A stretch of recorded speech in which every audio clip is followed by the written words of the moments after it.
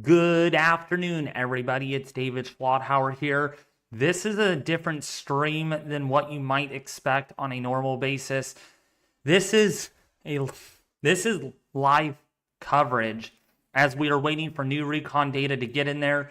This hurricane has exploded, which is why I am now not showing up for work today at my other job. And this situation has gotten very significant to where I cannot go to work at all. And the eye right now is extremely clear. If we look at this completely good, you can see a very circular, clear eye. There is no clouds at all down there. This is a very serious situation, and I could only imagine, I'm very confident that they're going to find pressures very low and winds greater than 160 miles an hour. That's why this thumbnail is the way it is. People might say, dude, it's not a Cat 5 yet. I am very confident this is a Category 5 hurricane, given that it has strengthened today a little bit. So we're waiting for the new mission to get in there, and we are going to see if they have found any wind maximum. They are going to be in there very, very soon, before or at around the 2 o'clock hour. They're already finding pressures down at 995, and this is as of 2042 or 1:42 p.m. my time. You can see how the eye has really evolved today. And we're waiting again from the plane to get in there. Look at how this has all evolved throughout the last few hours here. This eye really has cleared out very considerably. And right now it is very clear in most of the eye itself. Maybe some clouds here and there, but overall, this is 75% clear right now with no signs of it weakening. We're going to look at the current analysis here. Again, this is a different stream. Basically, we're live tracking this now. We're not really, we're waiting for the new advisory to come out from the National Hurricane Center. But as we go forward here, lightning has reached 200. We have 200 lightning strikes in the eye right now. 200 lightning strikes in the last 10 minutes. 10 minutes. 1, 2, 3, 4, 5, 6, 7, 8, 9, 10. 10 minutes. Lightning has been increasing ever since this morning, and it still is increasing now. So therefore, I am pretty confident that this is a Category 5 hurricane. This is a Category 5, the strongest you can get in any hurricane, at least in category-wise. But winds, I mean, look at that. There's a white speck. Look at all this white. You can't even see the cloud cover in it. This is what it looks like right now. This is considerable. This is considerable right now. So let's go and look and zoom in. We're going to keep an eye on these lightning numbers right here. Oops, no. So let's go here. Thereabout. So zoom in. And right now, there it is, 191 lightning strikes. And look how intense this eye is. These cloud tops are colder than negative 80 Celsius all the way around, completely encircling the eye. This is as symmetrical of an eye you can get, and really reminds me of what we had yesterday. Very similar, unfortunately, of what we're seeing here with Milton. Milton really showing signs of being a historic strength hurricane here in the Gulf. And remember, I had it up earlier. Hurricane Wilma was, I think, was the strongest hurricane in the Caribbean. That was 882. So if we're at like 890 millibars, doesn't surprise me at this time. We'll see if that happens. And this is not over the loop current yet. And also, there's no signs of an Eyewall replacement cycle, so everything here could scream the top of the intensity here. And actually, this is coming from Andy Hazelton, and I really want to read this to you all. This is serious.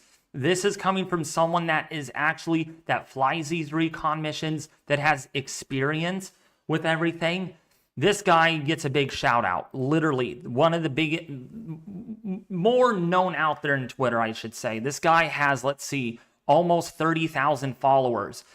So this afternoon's bout of intensification in Milton is pretty remarkable, given sea surface temperatures just north of the Yucatan are only about 28 to 29 Celsius, which is about 83 to 84 Fahrenheit.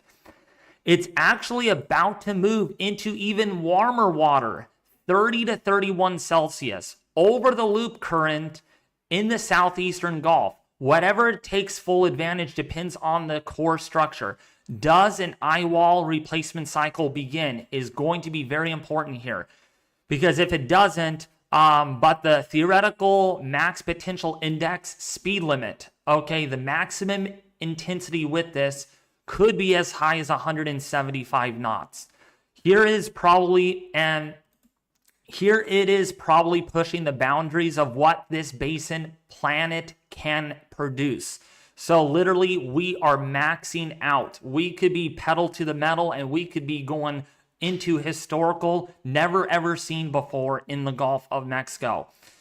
In other words, if we go to cyclonic, and I want to show you, actually, you know what? No, let's go, because we can zoom in here. I wanted to show you this. So for one thing, this portion of the Gulf is notorious for pressures as low as 890 millibars. So that is a pretty big possibility.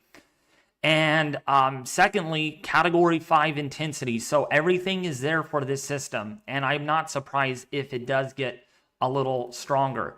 One other thing I wanted to show you too is the upper ocean heat content in the Gulf. Now we're going into more concerning territory here. The hurricane is going to be moving over this loop current right here where we have the highest upper ocean heat content right in here. So the hurricane is speeding off and it's going in this area. Thank goodness this is a little shallower here. We'll see what the hurricane does, but it is likely to turn northeast here soon. It's already kind of doing that, but it's going to be moving over this patch of extremely high upper ocean heat content, enough for a category 5 to sustain itself. And again, we could be in the record books of Wilma here, and we're going to wait and see from the Recon mission if that actually ends up happening. We are seeing so much lightning activity going on in the eye right now. It is not funny. It is not funny anymore. 200 lightning strikes per 10 minutes. That is, let's see. That's 2, 4, 6, 8, 10, 12. That's 1,200 lightning strikes an hour. So we're just going to wait and see what the plane actually finds. I'm really nervous. I am really nervous right now.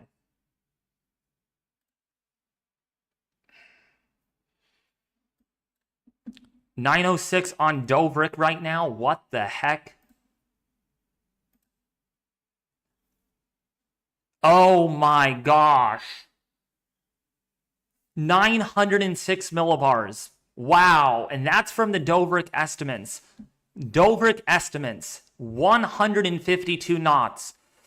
The strongest it has become in, I think this is getting up there. This is getting pretty much up there right now. It is 100.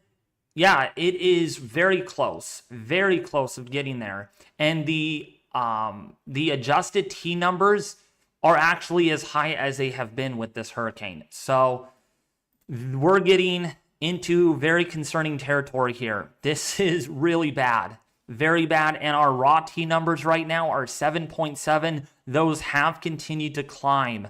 And with the eye warming based on this, that is why the Dovrik is going a little crazy right now. Really strong in the low 900s. I would not be surprised once again if they do find pressures lower than that. Look at how clear that eye is. Look at this, folks. I mean, come on. Look at how clear and defined that circular eye is. Very, very, very clear. I can literally draw the whole eye on this screen right here. This is what the eye actually looks like. And I'm using satellite. I'm not using radar data. This is really, really bad. This is really bad. So I only imagine what they're going to find. And at this point, I can say NHC went with Cat 5. What? No way they did not. They did not go Cat 5 again. Even before the plane got in there? Dude, they went above my intensity. Okay, now I have to update my thumbnail. I was ready for this. So, 665. So now I have to update my... Look at, I called it. I literally called it before they did.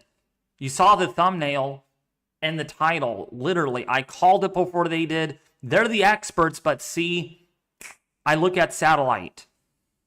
Milton back to a Category 5 strength. Florida residents should get their families and homes ready and evacuate if told to do so. Dude. Cat 5 again. Cat 5 again. Models again. Models. Did not do a good job on this today. And look at where we're at. Pressure again could be generous. I think it's lower than 918 millibars based on our Doverick estimates. Once the plane gets in there, I'm telling you right now, the pressure is going to probably drop. You bet this is going to be down into like 900 millibars, at least 900 millibars.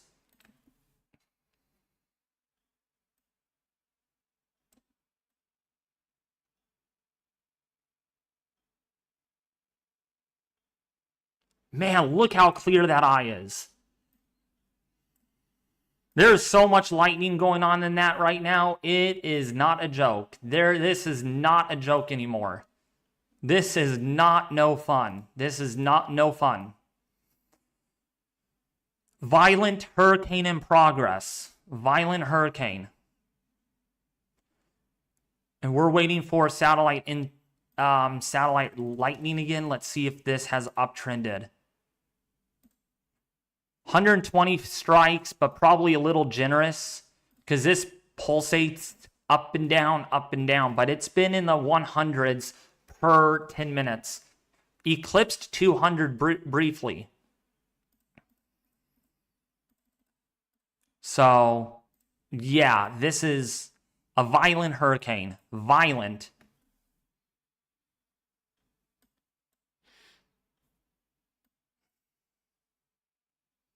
I mean, it takes a lot for me to miss work, and I'm missing work because of this. You stupid Milton. You all, I want you guys in the chat to say, Milton, you're stupid. Say that. Make fun of Milton right now. Make fun of Milton.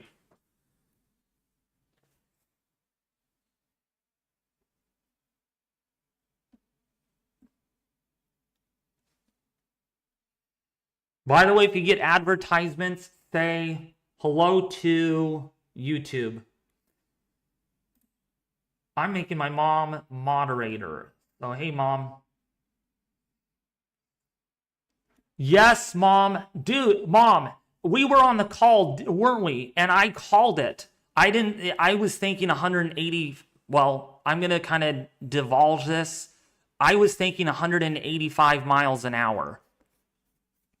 But we'll see what the plane finds. We will see what the plane finds. But it's 165 again. And we'll see. We will see if it continues. We will get a new update here very soon.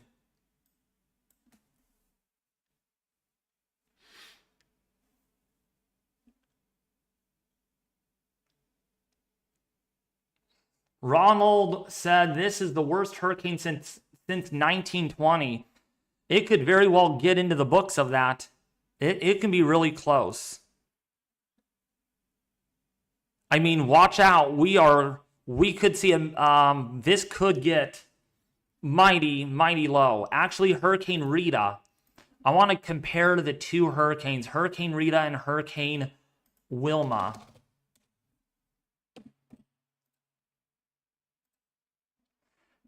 Yeah, so Rita, we'll see how low the pressure is when they get in there, but wow, it is very low. Very low, I'm sure.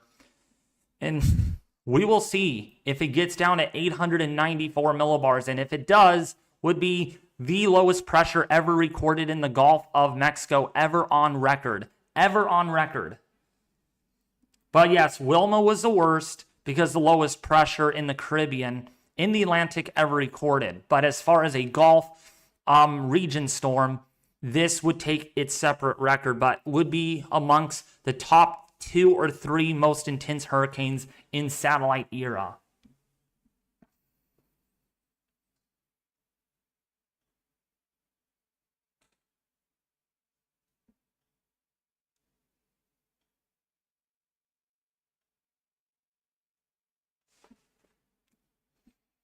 I did talk to my mom. They are getting prepared. She has family, or Charles's family is going to be over there visiting, staying with them. I told my mom that they could get you could get gusts between 60 to 70. That still seems to be the thing. Actually, you know what? Let me look at the latest NHC advisory.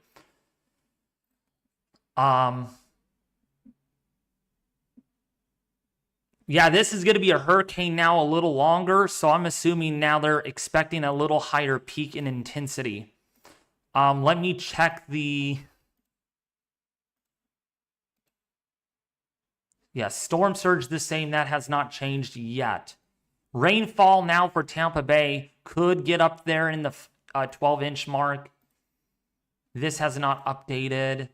Let me go to their discussion, see what they're expecting.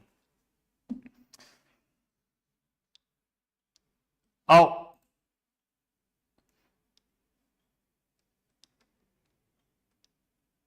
This pattern yielded a 140 knot from TFAB with several of the objective satellite intensity estimates between 140 and 145 knots. Milton again become a Category 5 hurricane with maximum winds estimated to be 145 knots. Another hurricane force mission is entering Milton as we speak.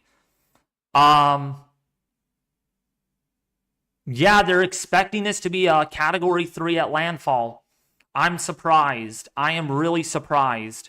That will really be important. And now casting is more than anything. Which, by the way, this will be a Category 5 through tonight. So through the next 12 hours, this hurricane could remain a Category 5. Now, it could get stronger than this based on the current structure. Now it's really pinning down of the exact structure of this hurricane. And that's going to matter a whole lot here. So we will get a new update here in about another minute as they enter the storm right now. And I cannot even imagine what they're going to find. I cannot even imagine. Take a guess really quick. I don't think it's too late for guesses, but how strong do you think the winds are that Recon will pick up on? I'm predicting 150 knots at least. 150 knots flight level wind. Yep, Vegas Aviation. Well, by the way, what's up, Vegas Aviation? How are you doing? All right, they are not in the Eyewall yet. I want to make it clear this is a huge wind max in progress, so we will have to wait for one more update from the plane. But so far, they have found 130-ish knots of wind.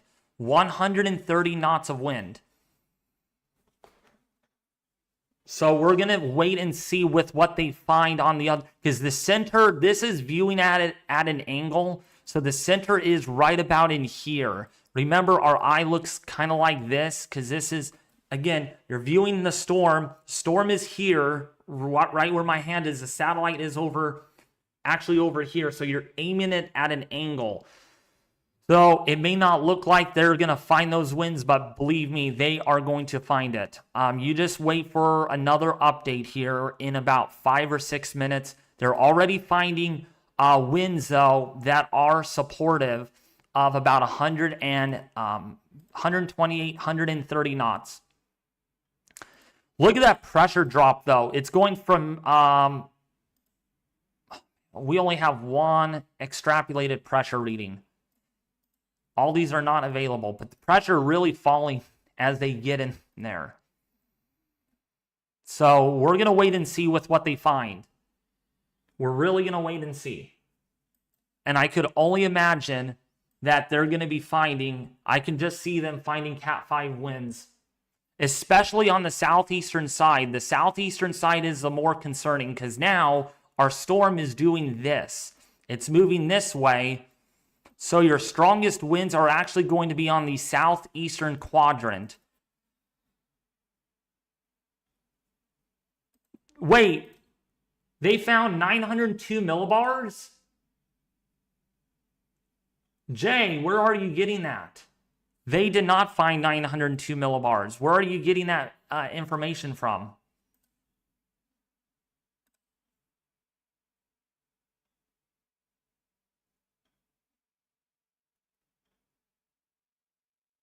We're just going to have to wait. We're really going to need to wait.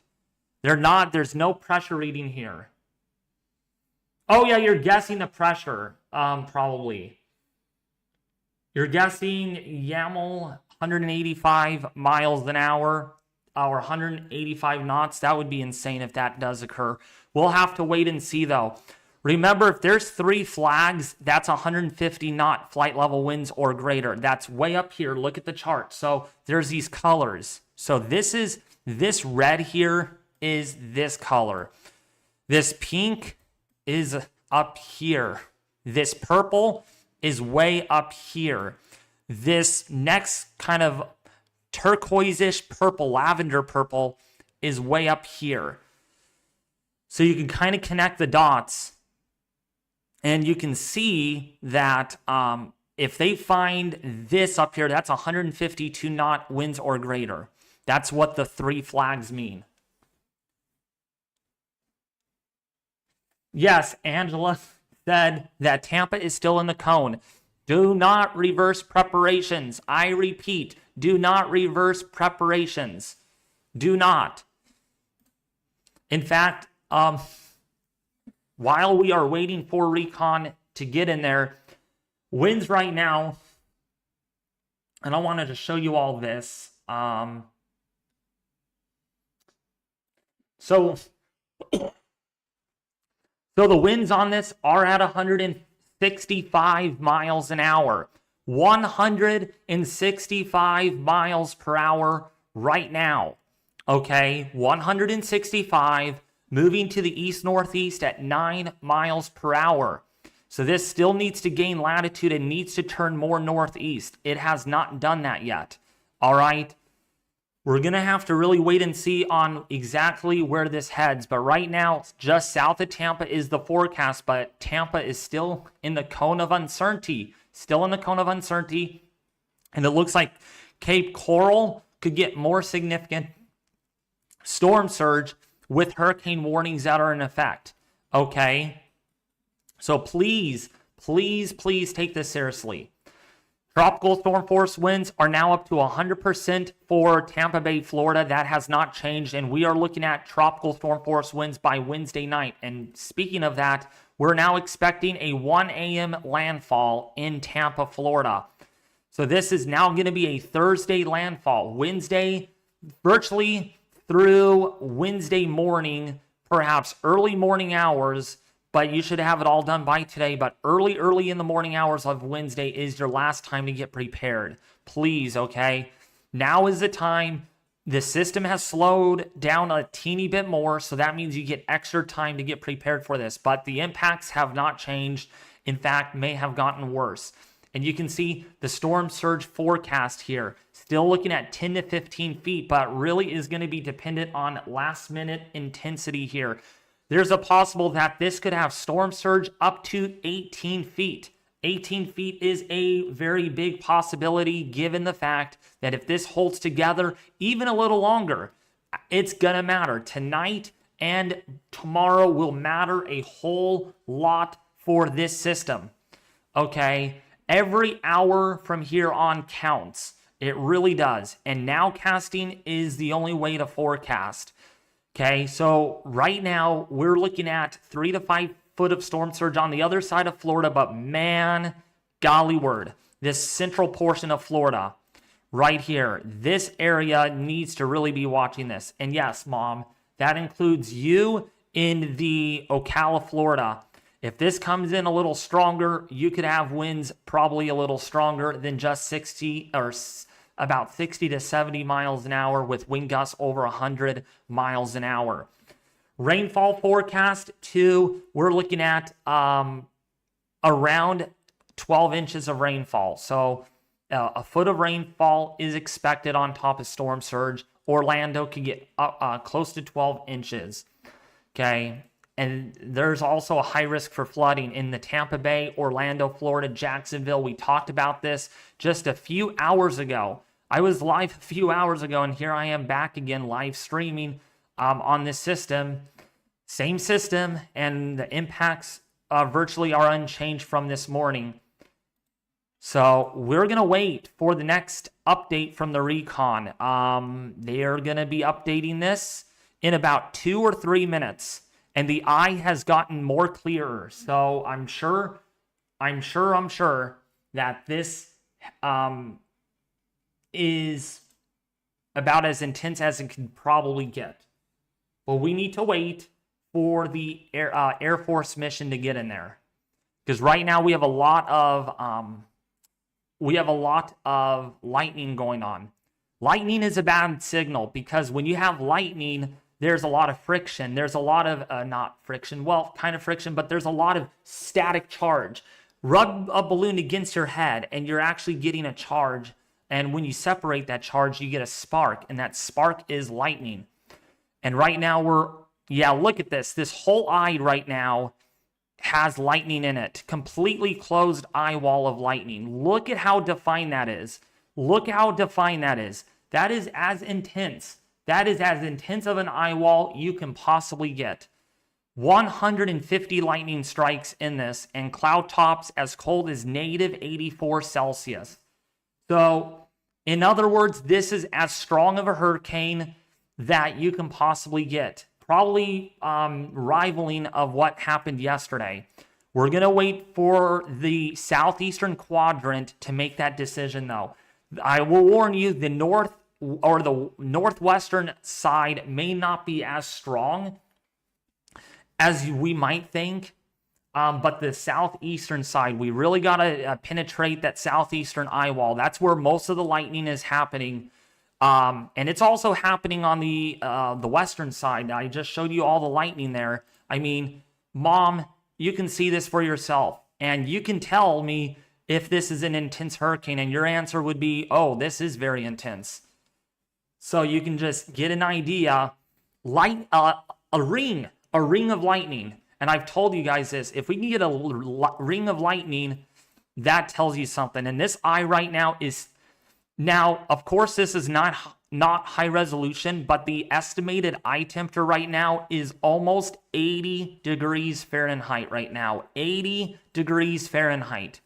Surrounded by a CDO of negative 115 degree cloud tops. So, if you want a picture perfect hurricane, this is the time to take those photographs of this hurricane and send them to Twitter if you can, or X. By the way, winds have increased even further now, 155 knots. 155 knot winds on this. And now it looks like the estimated eye temperature right now is about 18 Celsius. So Celsius to Fahrenheit. So 18 Celsius is 64, but again, based on this is an average blend of the satellite, it's probably warmer than that given that we have sky blue in the eye. Okay, let's see what they found. Oh my goodness, yes. So they did not get as strong winds here, but let's see what they found. 902 millibars. 902 millibar winds. 902 millibars. And they found flight level winds 155 knots on the other side. Holy macaroni. And I told you we had to wait for that southeastern pass. We had to wait for that. So 902 millibars. That's kind of, and Mom, I said about 899 millibars, did I? Remember, Juggernaut? When we were on the call, I said, man, this thing has pressure of at least 900 or 899 millibars. I was pretty close. And Juggernaut, you could even tell the chat that I was talking to my son earlier, and he was even saying it was 899 millibars. So, I mean, unfortunately, I've nailed this. I've nailed this system really well with the current satellite estimates. And wow, I'm just telling you right now, very intense system. And we will see if that pressure continues to fall. Yeah, look at this. This is as strong as you can get. Literally off the charts here. Off the charts. This box is way up here. This is literally beyond 152 knot winds. That's 155 knot winds right here at flight level. Yeah, so 902.4 millibars, which matches extremely well with our Dovrik estimates. Look at how close this is. The Dovrik estimates 903.4 millibars. Man, dude.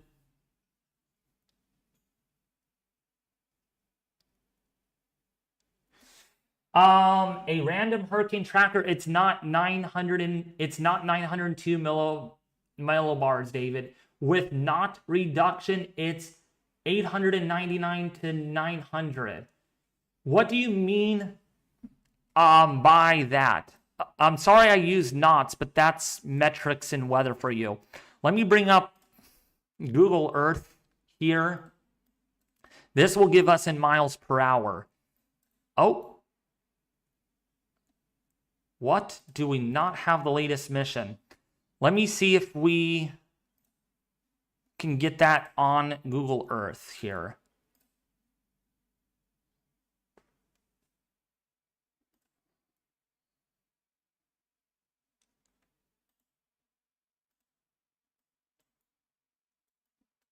Okay, so here it is. No, not that. Okay, so yeah, so wow, surface frequency microwave radiometer winds that are not suspected. You want to know how strong this is, everyone? You want to know how strong this is? This has winds almost up to 180 miles an hour, 176.1 mile per hour winds. And actually, you know what? I'm wondering if they're doing a special update on this.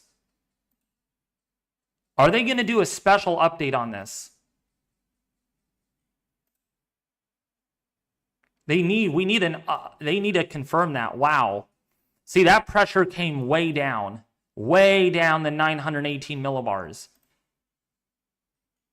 So the winds in this eye are about 176 plus miles an hour, almost 180. Holy freaking moly. And this is, if there's no eyewall replacement cycle, which let me see if there is any sorts of that. Now we have to really hope that this does an eyewall replacement cycle at this point. And I'm going to post this on Twitter. Again, this is what I do. I'm going to be posting stuff on Twitter right now on this.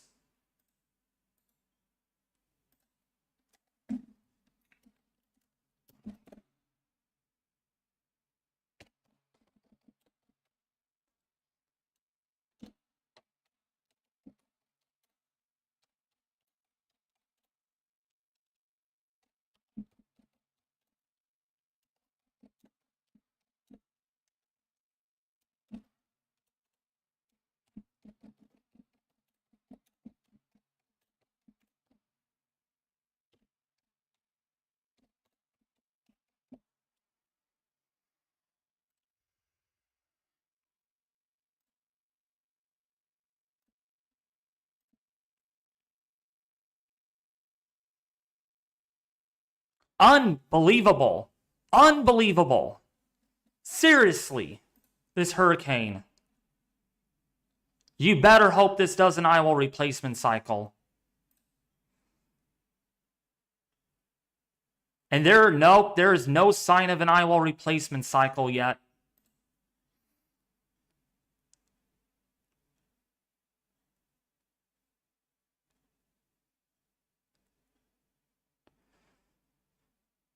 So, man, this is very bad. That wind field right there. Shoot. Shoot, shoot, shoot. Again, we're back at Monday. We're not literally in Monday, but man, the intensity is reflecting yesterday's. Nearly at the same time. Nearly at the same time. Oh, man. We have to hope this thing weakens, because that is full intensity right there. Very compact hurricane too, by the way. Very compact hurricane. So now the question really remains, what is this going to tell us? Which, by the way, surface wind estimates are up in that range of 175 knots. Oh, wait, no. Is this in knots? Yeah, that is in knots. Wow, that one side. Let's see. That's suspected. Okay, good thing that's suspected intensity. Wow, if that wasn't suspected, that would be 203 mile an hour winds. Man. Man, oh man, oh man. If it's picking winds up that strong potentially. That's not happening. It's not 230 mile an hour winds. It's definitely a category 5 though. Solid. Actually, it's a category 5 in both quadrants. In the northwestern quadrant and in the southeastern quadrant, most certainly it is. So, geez. I don't think it's not 200 mile an hour winds. There's no way it's that strong, but wow. In gusts, for sure it's 200 mile an hour wind gusts. That's probably what it picked up on. But we're going to see if there is any secondary wind max. And right now, there is no sign of any secondary wind max on either side right now. So this is going to tell us in the structure, if we get a secondary wind max, so if we see like a little pause or something that looks like this, like if we saw something like this and then goes up, then that would be a sign of another eyewall replacement cycle. But right now, as what it stands, at least from the northwest to the southeastern side, there is no sign of an eyewall replacement cycle yet until we get more data in from the mission. But the pressure did fall to almost 900 millibars. 900 millibars. That's very low. So this flight data is going to be important. Very important.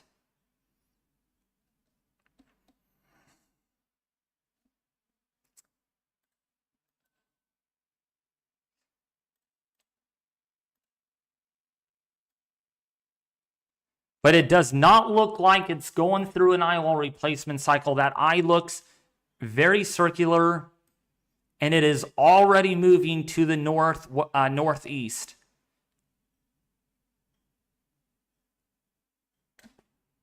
We're really going to see if that shear knocks it down a little bit, though.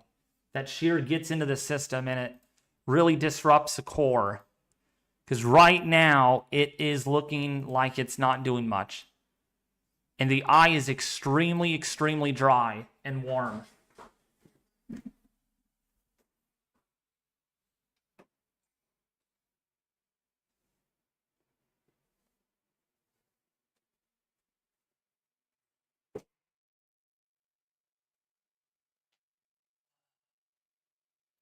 That's what I needed. That's the data that we needed.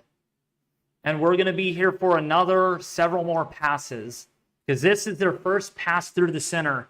So we'll see if the pressure has continued to fall on the other side.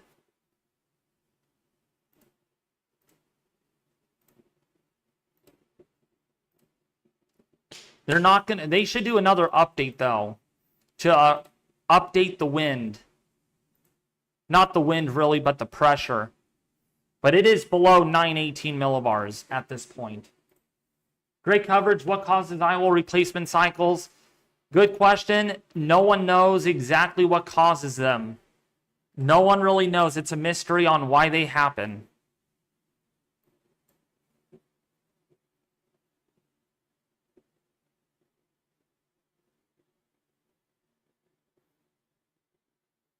But yeah, this is what we're getting so far before the sun sets.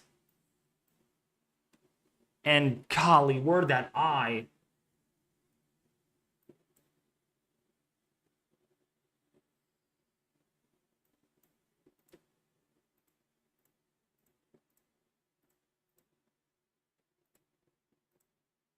There's actually 2 vortmaxes in this. That's why they found a double pressure fall. They found a double pressure fall of that. I would not be surprised if there's small areas in the storm that have sub 900 millibar pressure.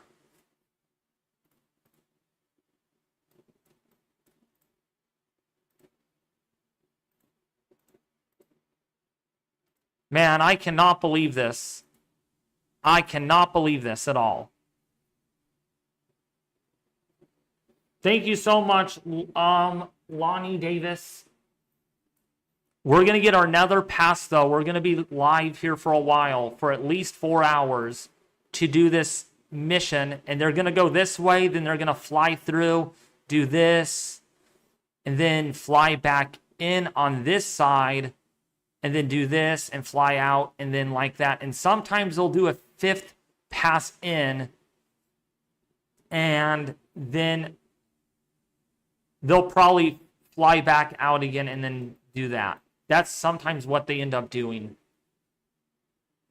Especially since they entered on the northwestern side.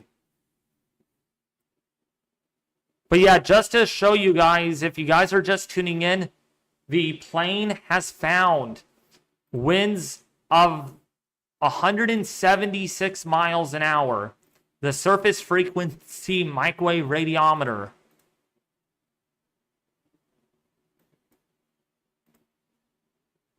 Which, by the way, the air temperature inside the eye is 74 degrees.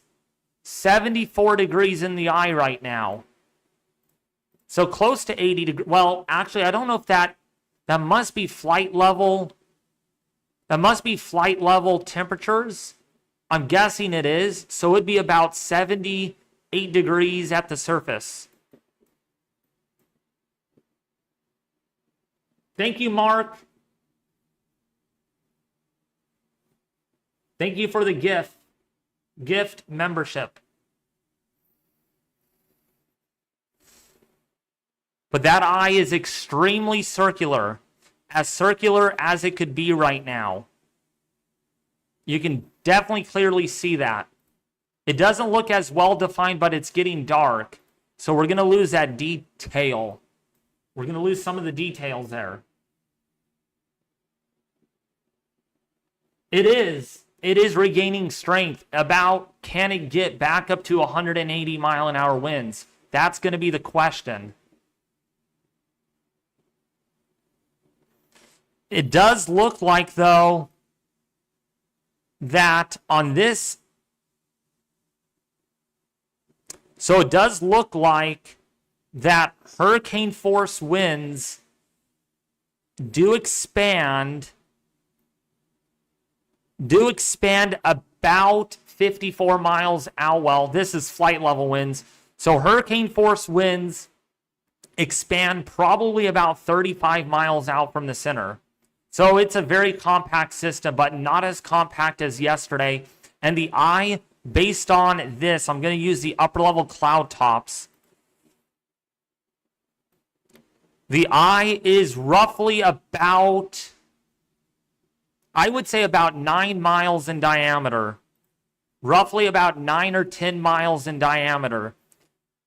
So it's definitely bigger than yesterday. Definitely bigger.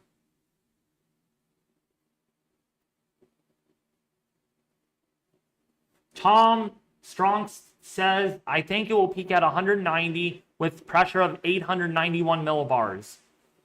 I don't want to go that far yet. We will see how quick it drops.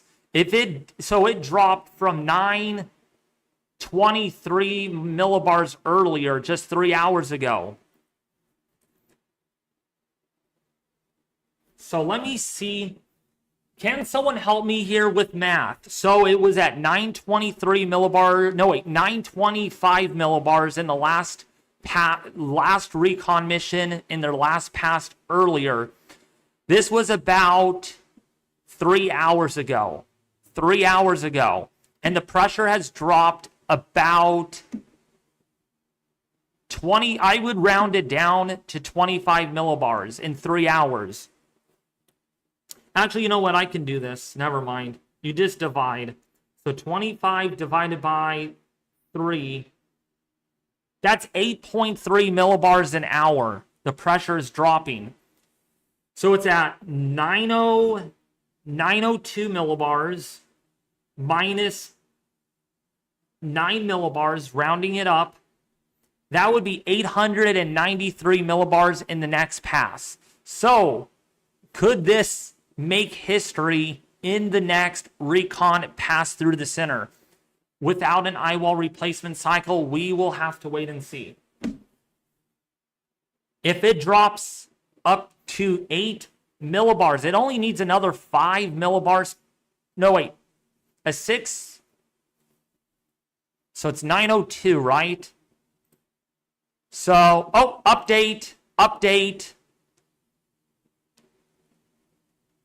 905 millibars, so it was not 902. So then that means 20 millibar drop in pressure based on that. So 905. So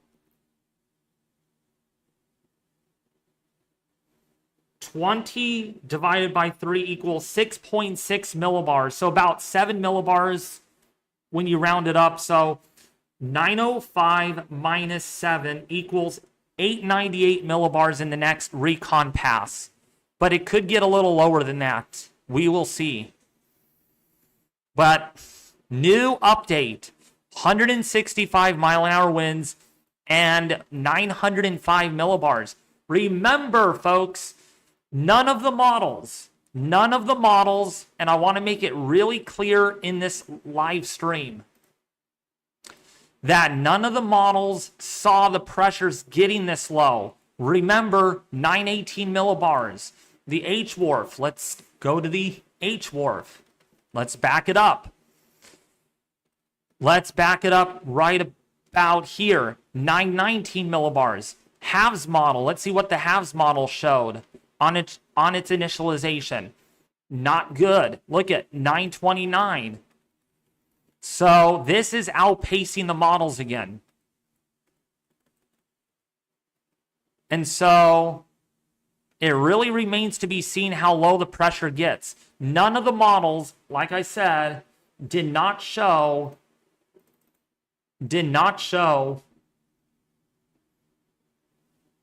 the pressure being this low at all. None of them. You can look through this all and look at the difference. The lowest pressure the model showed was the HMON, I believe. Yes, the HMON had it down in 918 millibars. And winds that did support Category 5 intensity. So the fact is, this is more intense than the 4 reliable hurricane models. So the question really remains, is there an eyewall replacement cycle going to happen? Because that's going to limit the intensity. That's going to bring it back down. And right now, they did not indicate anything. There's a little wind max here on that side of the flight level wind. Let me see where that would be in the storm, though, because I don't think that would...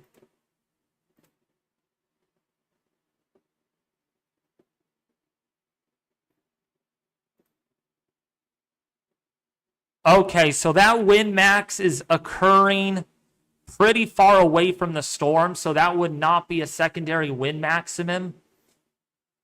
Wait, hold on. Okay, 70 knots. So it's somewhere over here is that secondary wind max. So it may not be anything that would be an eyewall replacement cycle. And there was 905 millibars.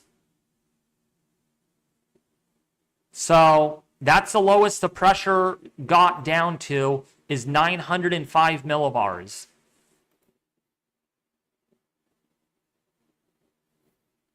So now there is still no secondary wind maximum on that southeastern quadrant. So I don't think there is an eyewall replacement cycle. What do you guys think? What do you guys think? Any experts on this? I know most of this, but I don't see anything here that suggests anything with a secondary wind max. If Justin was here, which I hope he is. Justin, you here? It already did one? Well, it could do another one, though. That's the thing, is will it do another one? And we're trying to find evidence of that.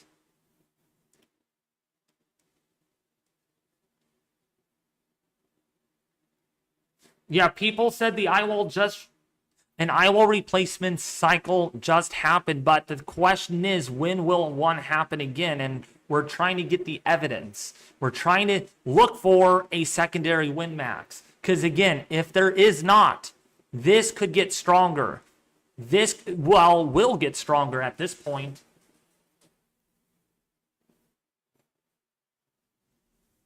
I mean, at this point, I would rather have an eyewall replacement cycle occur because that will bring down the intensity. But unfortunately, that would also expand the wind field. But right now at this point, just let's bring down the wind intensity. And this hurricane cannot, you know, because we could be in the books of a 180 mile an hour hurricane again. So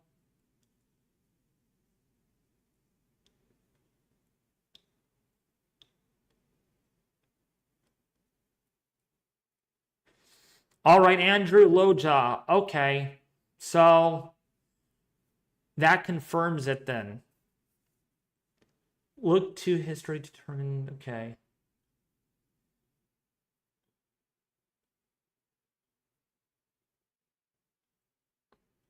I like you too, Freckled, very much too.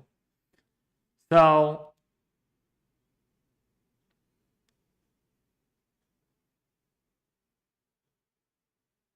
why are they predicting? Because, again, we don't know about because right now it's nowcasting. The longer this stays Cat 5 4, the more likely it could be stronger at landfall near Florida.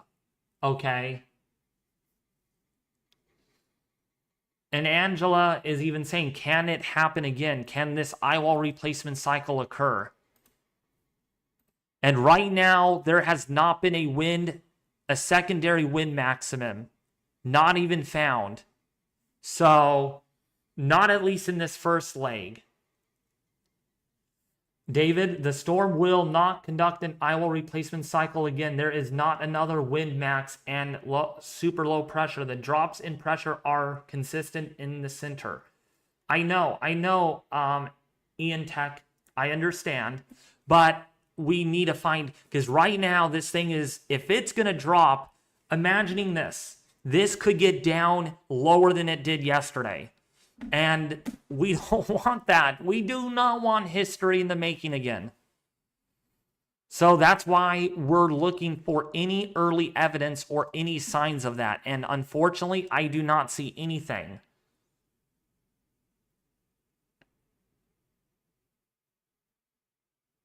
Looks like, though, however, the southeastern eyewall may be a little weaker because of that rain rate. As seen here, rain rate is a little lower.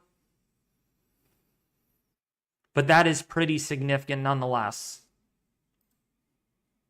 This is data that we do have to look at. This is aircraft is providing us the information, and this is free for public domain, so we got to use it to our advantage. You know, stuff is free. But yeah, assuming that there is no eyewall replacement cycle found at all, that's pretty troubling. The dropsonde did indicate winds up to about almost 170 knots at 868 millibars, which is really, really low. That's extremely low, or extremely high, I meant. Super duper high, literally off the charts here. And the maximum wind translated to the surface would be about 130 miles an hour. But because those winds are not far above the surface, I mean, Category 5 force winds are literally, yeah, this is like right above the surface. Never mind, like, seriously, like 8 meters above the surface. And they are finding winds that strong, so. And the reduction to surface would be, yeah, reduction to surface would be 100 and, yeah. So that's what we're seeing. It's pretty intense. And the hopes is that an eyewall replacement cycle happens sooner rather than later.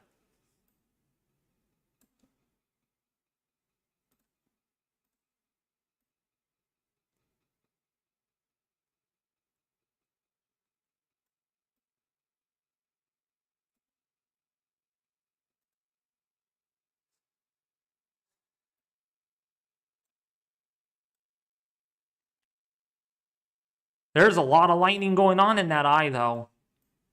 It's a little tornado. Or a pretty big tornado. That's what it looks like. It's a whirlpool.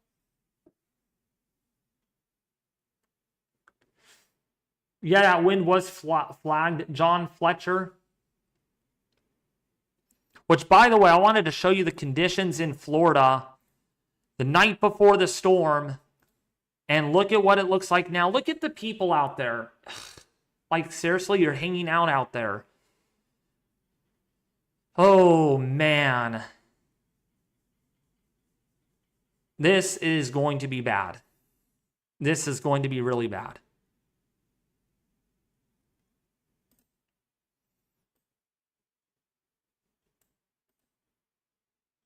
And here's another one showing the storm surge.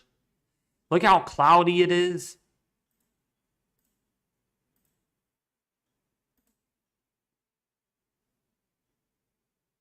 And is that all? Wow, that's all rubble. I bet you from that hurricane, all rubble along the street.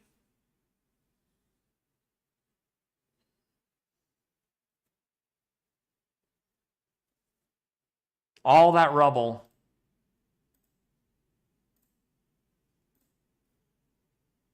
And here's another one right in front of the water. I bet you this camera will be wiped out. It's going to be gone by tomorrow. By tomorrow night, especially. And then we have another one up here. Nice rocks, looking good.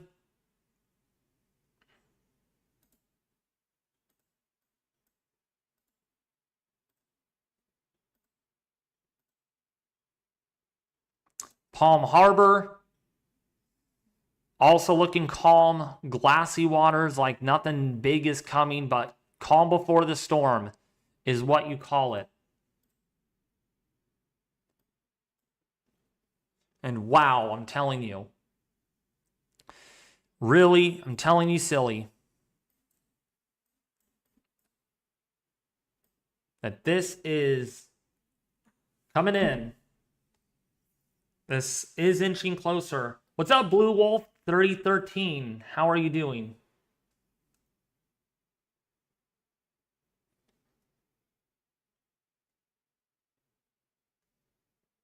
It's ammunition. Okay.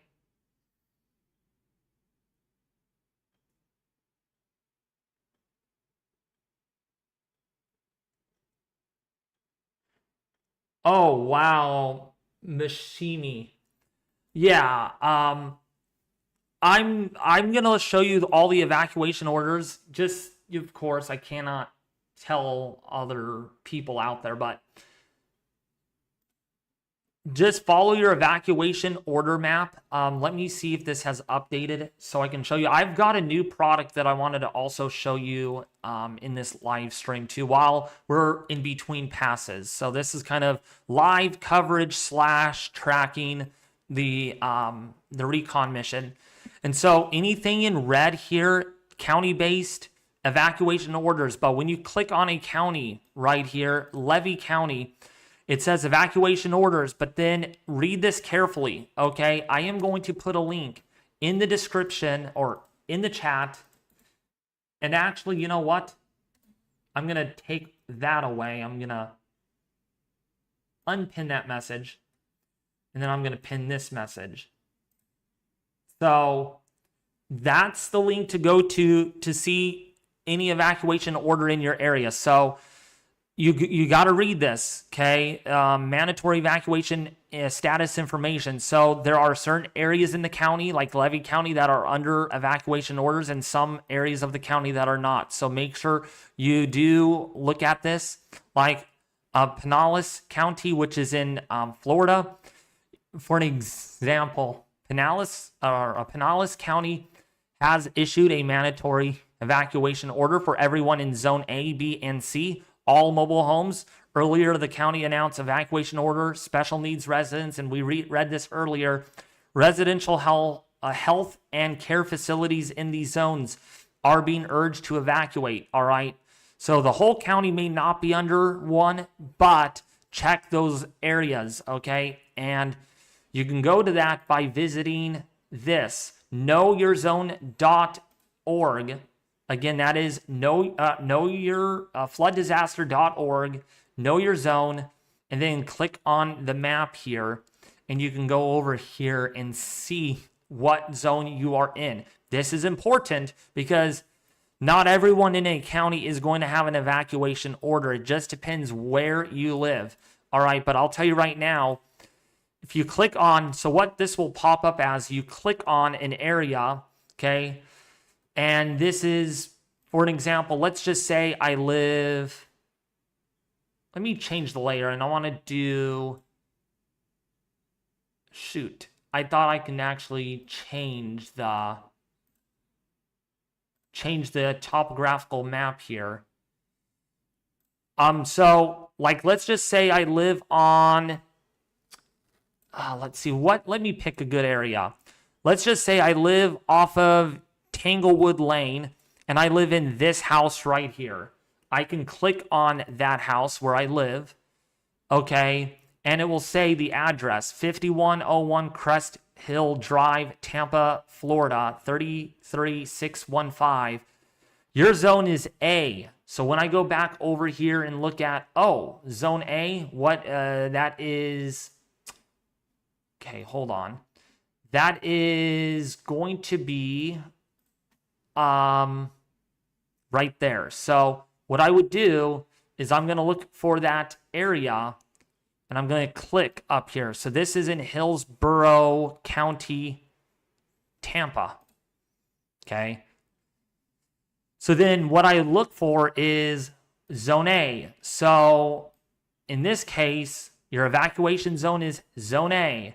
So when I look at and read this, evacuation zones A and B, and all mobile homes, this means this house right here is being told to evacuate. So you need to follow those evacuation orders.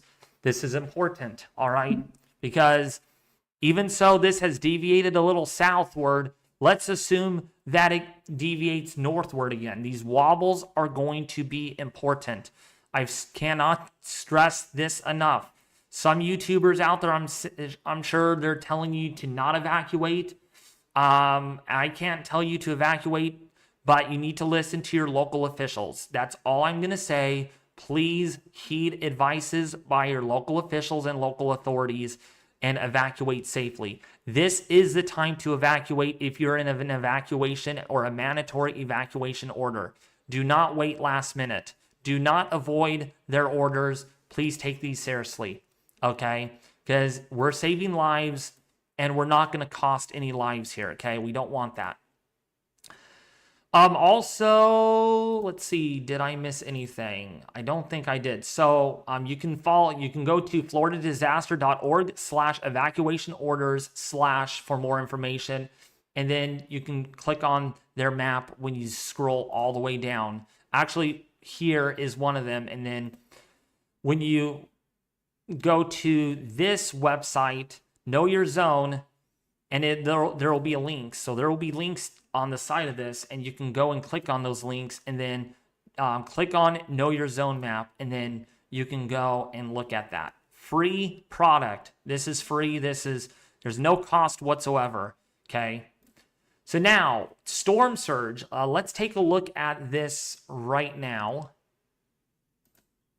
See if this has updated. Come on. So this is also a new tool that I like to use, Coastal Emergency Risk Management tool. And this is loading. This is taking a little while to load in, so give it some time. Oh no, come on, the website's down. Seriously, this website is actually down, probably because people are like flooding to it right now.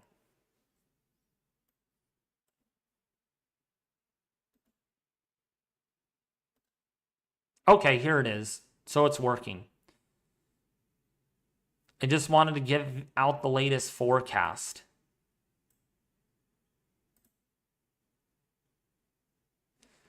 So this will look at the latest storm surge. Now, again, this is the latest NHC forecast. This has to load all the way in. It's going to take some time, but you can see these little estuaries right here in orange. That is, oh wait, no, these are wind speeds, aren't they? No, they're not. Never mind. Right here. So you can see these little estuaries where the water piles up. That is 7 feet of storm surge. That doesn't seem like a whole lot, but guess what? A lot of these areas are about only 5 feet above ground, maybe a little lower than that. So any little area here, because again, you're on this model, you're getting more offshore flow at first. So your wind is blowing like this, okay? And so the water piles up over here, okay? It's going to pile up in one area, maybe a little lower here, but also a little much higher over here. And look at some of these estuaries here could have storm surge greater than 7 feet. And then you go down here, this gets disgusting. This gets historical. Down here in Longboat Key, if you're in Sarasota, look at your storm surge map here. This is showing you storm surge up to 10 feet above ground level. 10 feet. This is generous. I don't know if this goes any higher. So I don't know if this gets any higher than 10 feet because it has a more sign, more than 10 feet. But all you need to know is that storm surge could be 10 to 15 feet in these areas. And there's the cone of uncertainty. Oop, I missed the track, but it was right here. So it is south of Tampa Bay, but this could wiggle to the north. We're not going to know the exact landfall until last minute. Okay, that's all I got to say. And let's see inundation depth, maximum inundation. Here is that map actually showing us this. So this is maximum inundation above ground.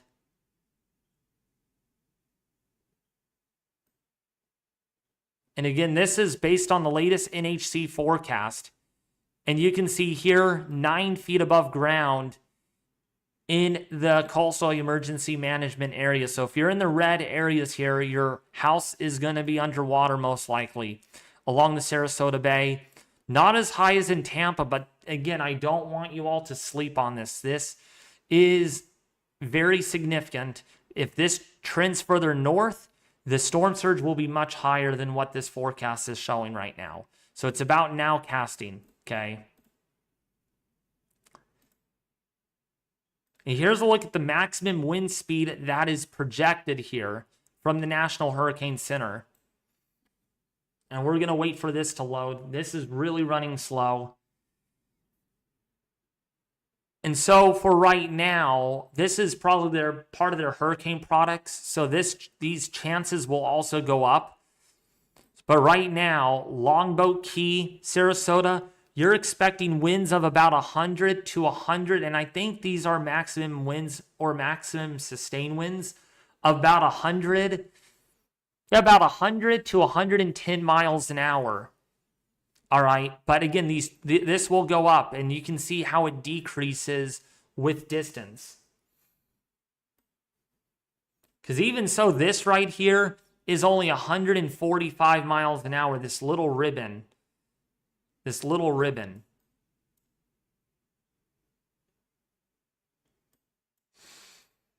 So you can also check this out too.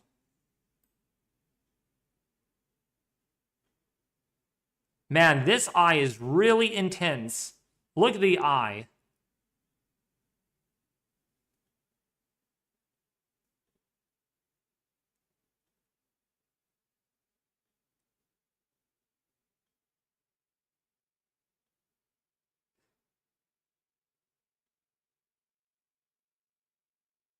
Yeah, so it's turning northeastward right now.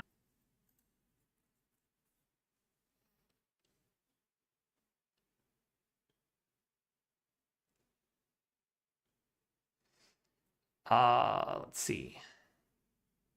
Where is our lightning? Okay, there it is. So let me update this to see if our lightning has gone up.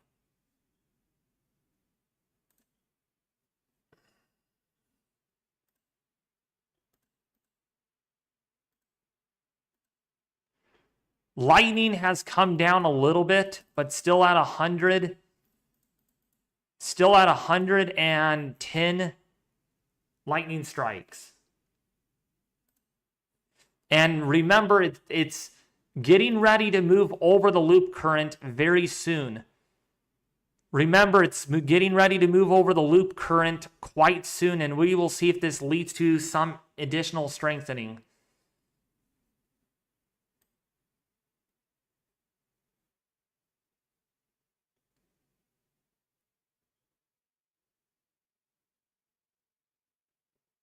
Golly word, look at that.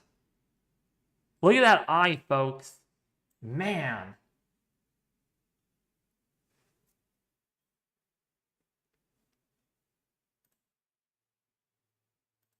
Holy macaroni.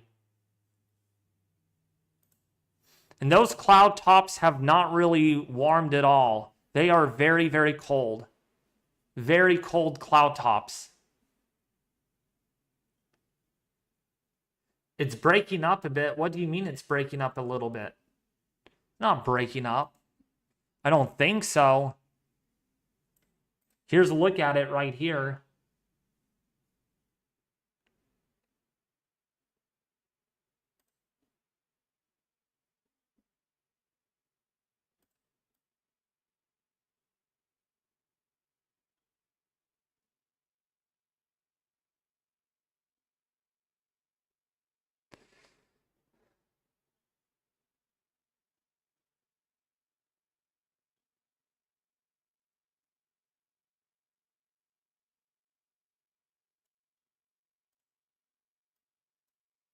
We're going to see from that plane if the pressure did drop anymore.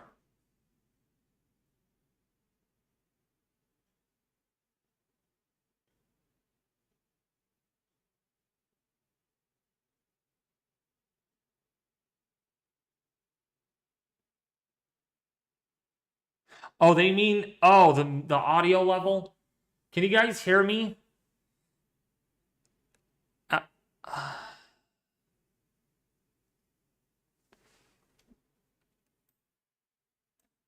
Am I fine?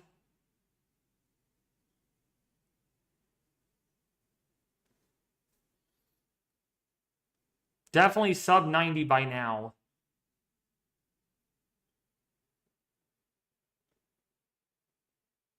Audio good? Okay, I'm good. If it did come down, if my audio did cut out briefly, I don't know why that was. Sorry if it did.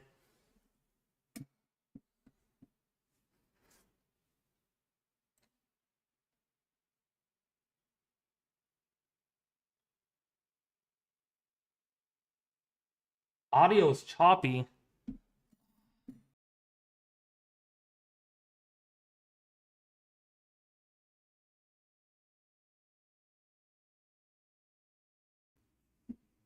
Testing, testing.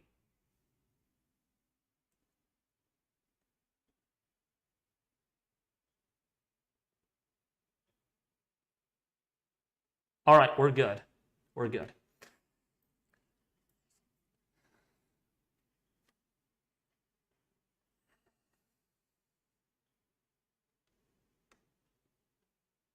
What's up, the Reaper? How are you doing?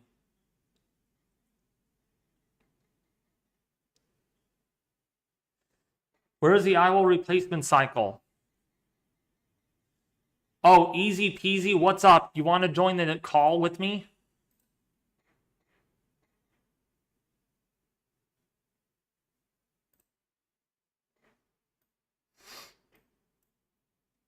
We're going to have a good viewer that joins here. I know, I can't even believe it either. This is pretty strong. Look at that. It's like a whirlpool. It really is. I just want to literally swallow that hurricane up. I just want to swallow it.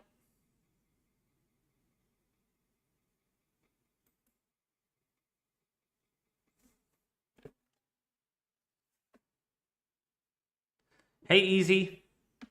What is up? Dude, this hurricane.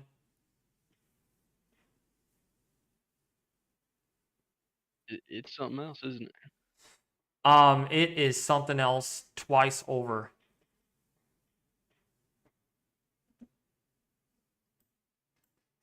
By the way, this is easy Cat 5 peasy. again. Yeah, it's Cat 5, yep.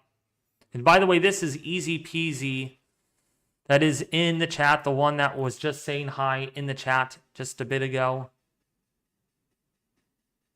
And the eye is very warm and is very well defined. What's up, Robbie? Thank you for the $2 donation. Welcome, welcome. How strong do you think this will be at landfall, Easy?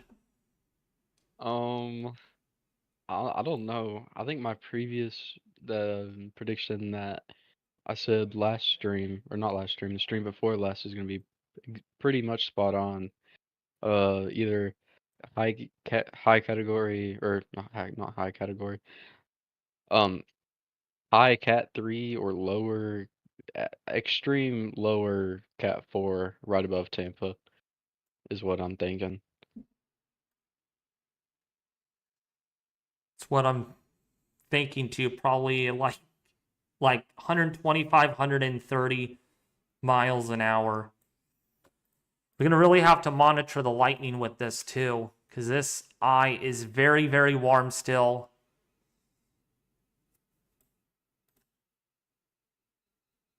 Gosh. Pretty symmetrical. Pretty symmetrical. Latest GFS is out.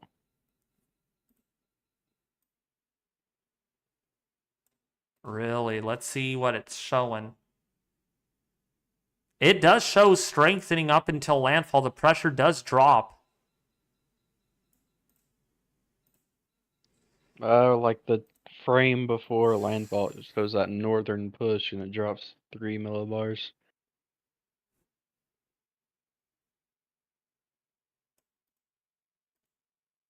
Yeah, it goes down to 957. Man. That still hits Tampa Bay, Florida. Right on it. Oh. Someone said there was an update. 190 mile an hour winds. Nope.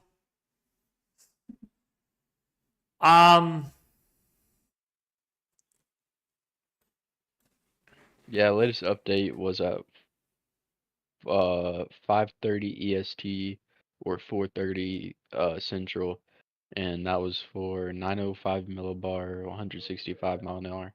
Yeah. Okay, so they did not update it. Don't trick me like that, people in the chat. Or someone that said that. Who was it that...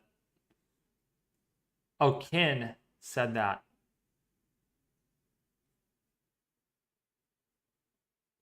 Why do you say it's 190, Ken?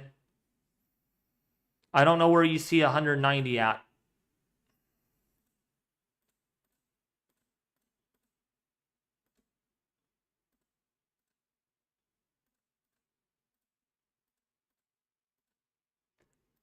If it's 190, that I don't want to begin to think about how strong this hurricane actually is.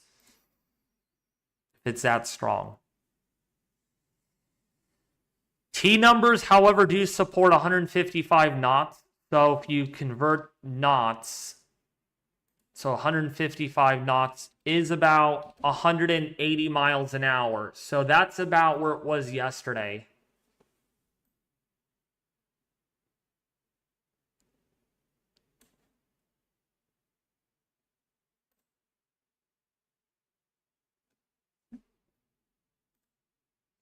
I'm super concerned about what impacts it's gonna have tornado-wise. I think Yeah. we might see like a mini tornado outbreak near like Orlando. Jeez.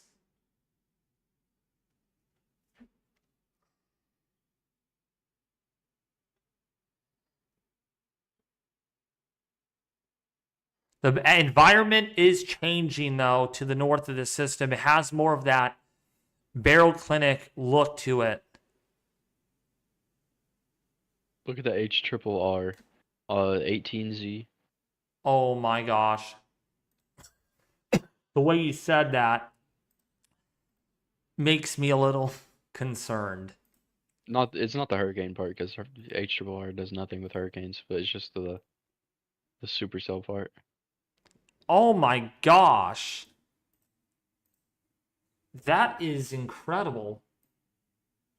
There are a lot of supercells on that.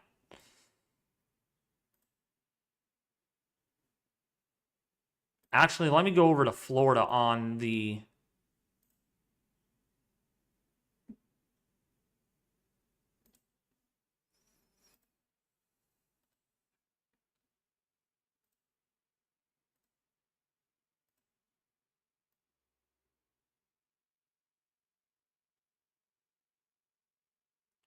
Yeah, so it looks like there are supercells that do pop up. That's going to be the thing with this. It does show that landfall quite similar to where the National Hurricane Center has it. Yeah, just right below Tampa. That would be really good for Tampa if it dropped below. Not necessarily completely good because there would But I be... meant like better than the alternative of going above it and then storm surge absolutely wrecking everything. Oh yeah, of course. That's one model. Let's see what the NAM is showing. Wow, that northern eyewall slaps Tampa Bay. Actually, we can go and zoom in. Tampa, there we go. Go to here. Look at that eyewall that just slams that area. Goes right over Tampa. Downtown TPA. You see the millibar thing that the name's reading? I don't want to know. Probably really bad. Yeah. It's showing an 8 millibar drop in an hour. Hey, that's possible, unfortunately. Yeah, and it's showing a 924 at landfall. I don't think that's possible. But you never know. Well, given the fact that the system is this organized, we'll really have to see. That's the thing. I don't believe the NAM, but it is not out of the question. It really isn't. And that's why, again, we gotta now cast this. Because if it is that low, if it's down to 919 millibar, that is complete destruction. That is complete destruction. That is 130 mile an hour winds moving into Tampa Bay, if that actually came to pass. Let me see what the Euro is showing, though.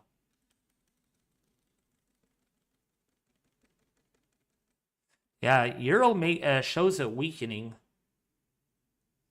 as it gets closer. Yeah, it shows an 8 millibar drop.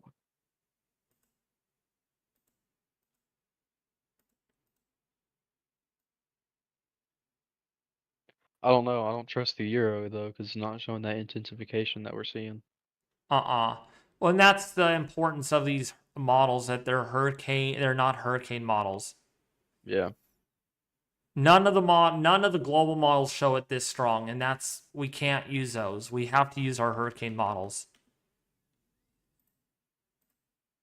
Even the GFS is showing this making landfall at 975 millibars, and it's only going to drop down to literally 977 millibars by 8 p.m. tonight.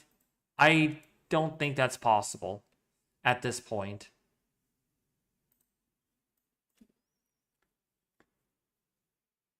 Models should be rolling in here soon. It's about that time. Our hurricane models, yeah.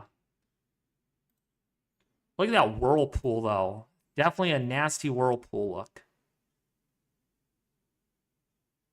Yeah, we still got another 20 minutes till another pass by.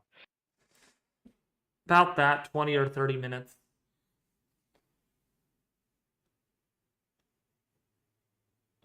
Stream is asking. Golly word, I wish they had a loop current water data here. So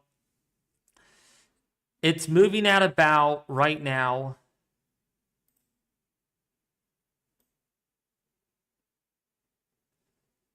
So it will be approaching the loop current probably in about 6, actually, probably in about 6 hours, it'll be in the loop current. But I want to make sure that... Actually, you know what?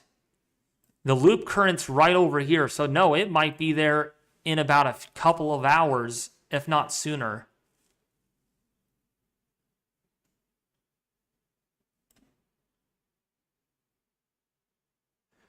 What's up, DJ the Broke? How are you doing?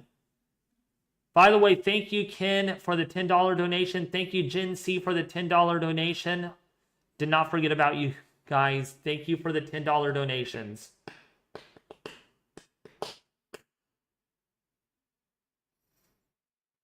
By the way, we are getting intense convection on the western eyewall again. A revigoration of deep convection. Just a little bit. Interstates are already starting to back up in Florida. I-75 has a 50-minute delay getting out of Tampa. Oh my gosh. Well, hey, people are listening to those evacuation orders. At least. Yes, they are.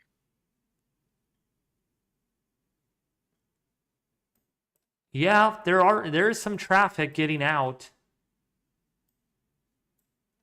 I'm surprised traffic is not as bad as it could be, though. I mean, it's only really bad in downtown Tampa.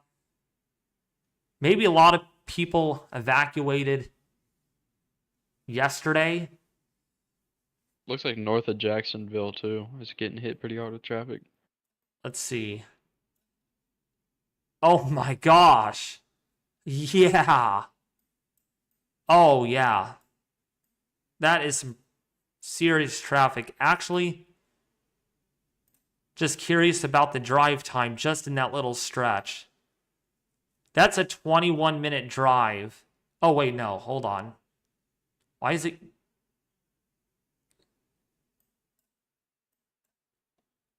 Why did it initialize on that side? Yeah, I can tell you. No, I don't like the fact that it's giving me that. Maybe because of the traffic. But yeah, 25 minute. what is it? 25 minute. Yeah, that's what it gave me too. Yep. In a 4.5 mile stretch. Oh, now that's significant.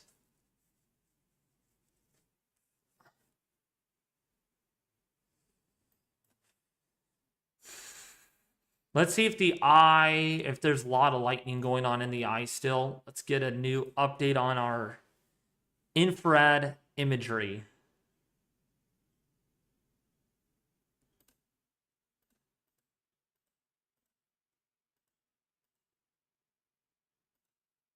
Yeah, lightning is decreasing overall. So the system may be starting a plateau. But that might revigorate once it goes over the loop current.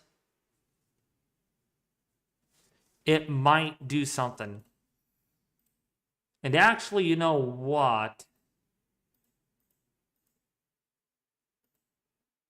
Let's see if the halves models.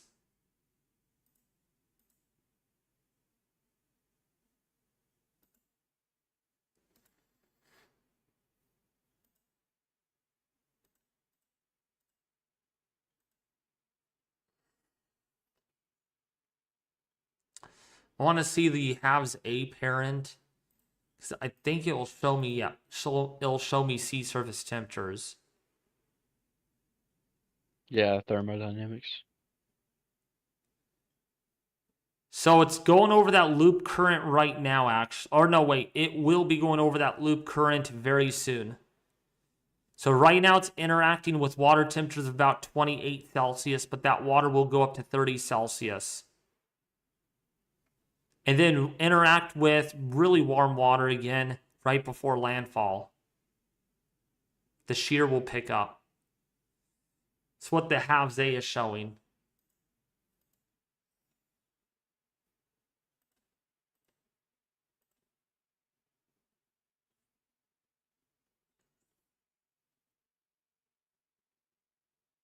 Justin!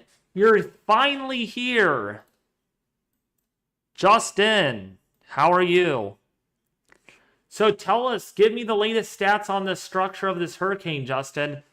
I was debating that an eyewall replacement cycle would hopefully get underway sooner rather than later, but I don't know what your thoughts are. I looked over all the data from the first leg, and this is what they found right here. This is on their first pass right here, and they did not find any secondary wind maximum. I think we are peaking. Okay. So now, Justin, I'm just wondering too, I mean, the system was very small yesterday, but I am really surprised that it peaked with its pressure down at 897 millibars yesterday. I mean, could that be happening right now? Could we be in the sub 900s? I want to hear your thoughts.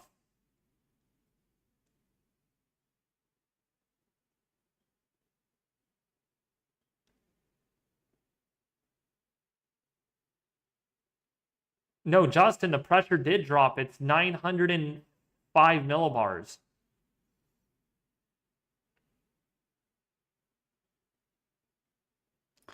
What? Oh, the Air Force. You know what? NOAA's out. I totally forgot about the NOAA aircraft. What the heck? Oh, NOAA's out there. Okay. I should have known that NOAA was going out there.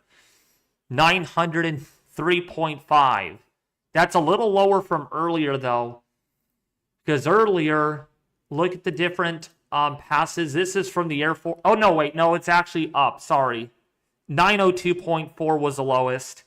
This is 903.5. So the pressure did go up. So it's peaking in intensity right now. But Justin, what are your thoughts about the loop current getting involved? Because people are climaxing. Oh, it's climaxing. Okay. Makes sense. So what are your thoughts about this loop current? There have been some questions about that. This loop current. And actually, Justin, the pressure might be a little lower than what this is showing, because look at this is 25 knot wind, so the center may be right here. I don't know if there would be probably 903.0 or something. I don't know. Because that's a big drop or rise in pressure in the outbound. So I'm wondering if it's a little lower than 903.5.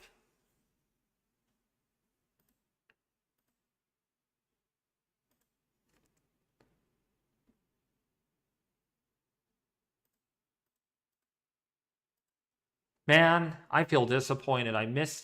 I totally missed that mission. I got the pass in there.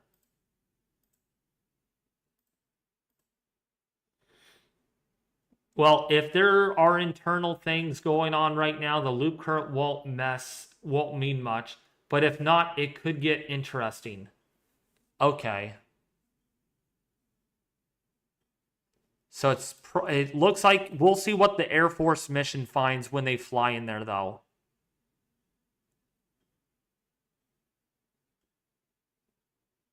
It's coming close to that loop current, though.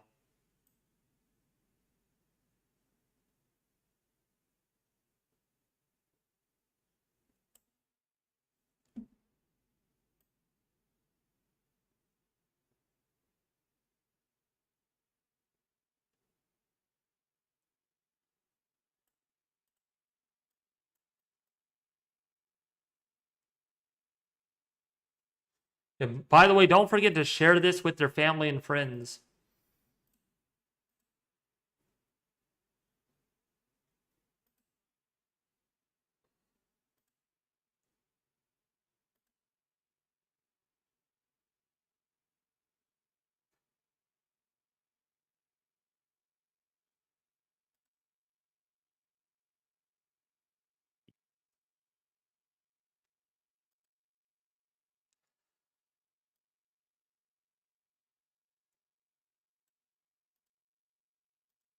It's what they find on the other side, though. What this Air Force mission will find once they get in there.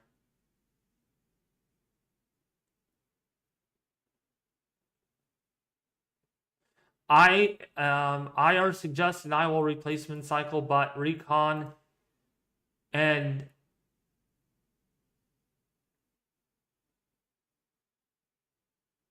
okay.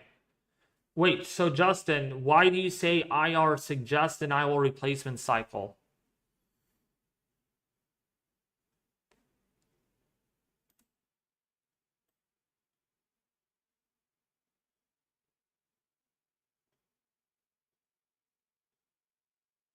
Interesting how this swings to the northeast, though. Easy. Yeah, I saw that right at the end there. Just slingshots. Have you looked at the latest intensity guidance? Intensity guidance. Yeah, well, intensity guidance. Well, we're going to wait for our 18Z runs to come in. Small moat on the western side of the core, along with a shrinking eye similar to yesterday's evolution.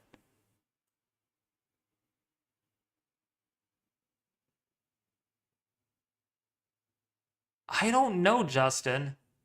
I don't know. Well, if you're looking at visible, that explains it. Yeah, let's see. Let's see this on visible.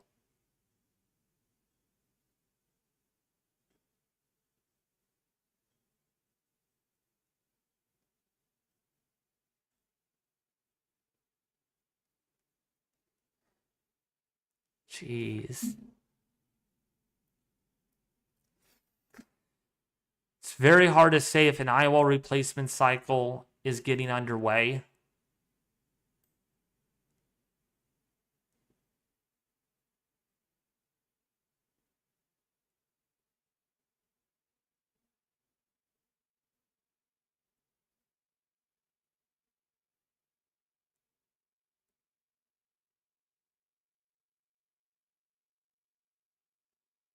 Not much banding though, huh, Justin? Not much banding at all.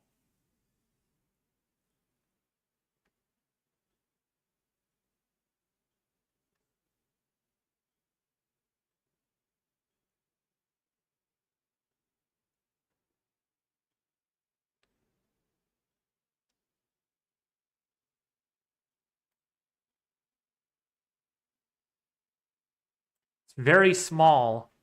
Eye is gotten smaller. Definitely smaller than it was earlier. Oh, I think there's an eyewall I don't want to say it yet. I don't want to say it.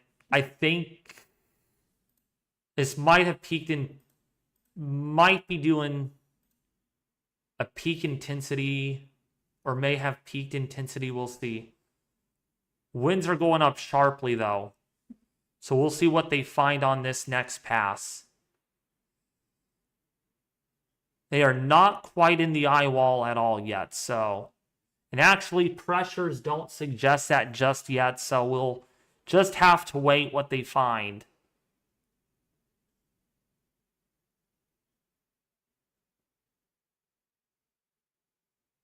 They have not found a wind maximum yet. Not at all. Here's the second pass. And we'll see what the Air Force or Recon, the NOAA mission, found. Yeah, see, very smooth on the other side. Maybe a little bit of a distortion here, but that's 60 knot winds.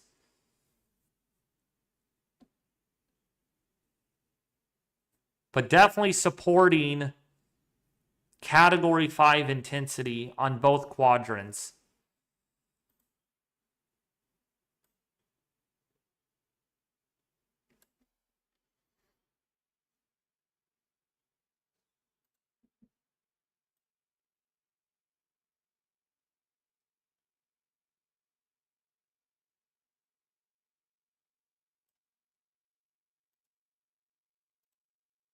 Gonna have to keep an eye on the lightning though. That's gonna be the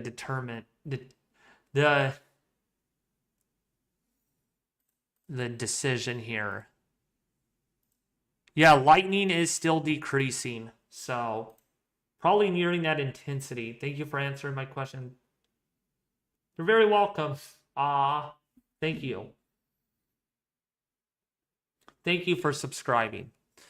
So the eye might, or the lightning intensity is coming down, so it might be plateauing here shortly, because we had a ton of lightning in it earlier. Which, by the way, Justin, we got close to attaining... We got close of attaining 200 strikes in 10 minutes. So...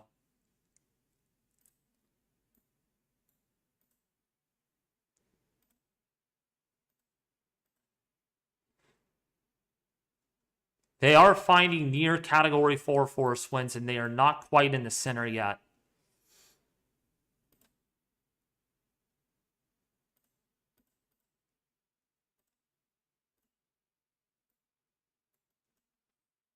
Thank you for the $5 donation. By the way, if you guys are new to the channel and you do like the live coverage of these Recon passes, please don't forget to subscribe, like, and share. It does help out a lot. Because we will be live here until these missions are done.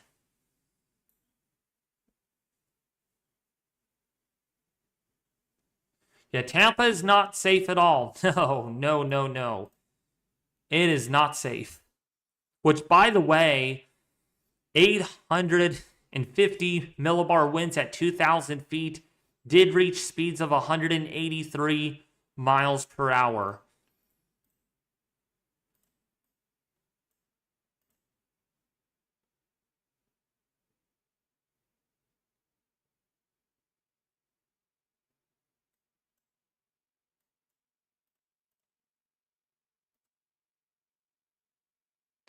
We're just going to have to wait for the next update because they're about to get in there. These hurricane models must be sleeping right now. Well, they're not rendering. They're not. They should start rendering. Yeah, why are they not rendering? That's all I'm saying. They usually render like 15 minutes ago. Usually it's like 15 to 20 minutes after GFS renders.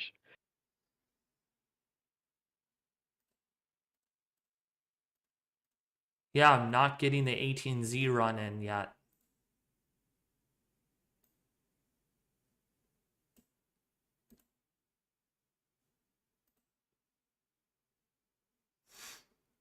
But yeah, the peak intensity will come down. But still could be in that range.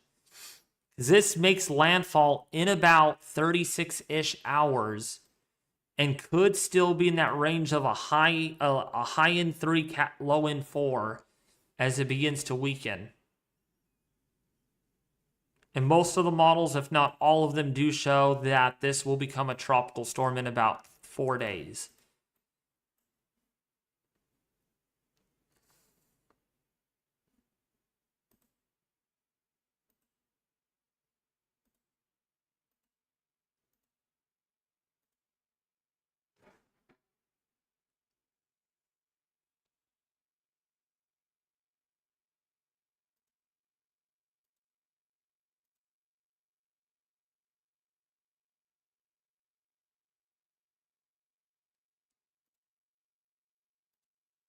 We need the pass. We need the mission in there.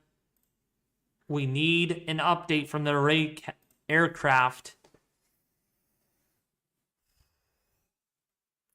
Should be like any second now. In 1 minute, at least.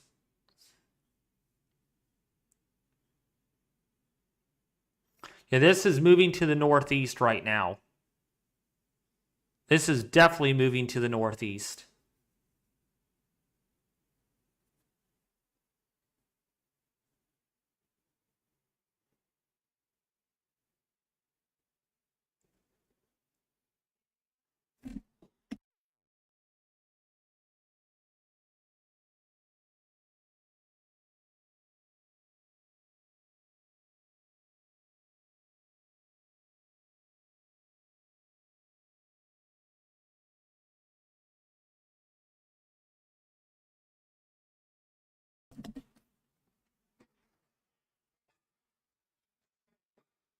Thank you for the $5 donation.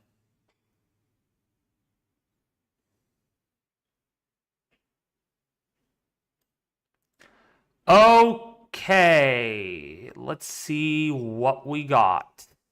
So the northern side, northeastern quadrant, it ended up being a little weaker. That's to be expected because the storm is moving to the northeast. The southern side is the strongest, typically. So let's see what the pressure is that they found. Yeah, pressure has come up. So it is not strengthening. It has stopped strengthening. Wow, I thought we were going to get into the 800 millibar range. Or sub 900s, I meant. But they did find winds of 153 knots on that southern side. So this is still a catastrophic Category 5 hurricane. I would not be surprised if they did a slight uptick in intensity. But I wouldn't be surprised if they did. So now we'll see what the dropsonde finds if the pressure did drop a millibar or two. So right now at the moment, it is not strengthening anymore.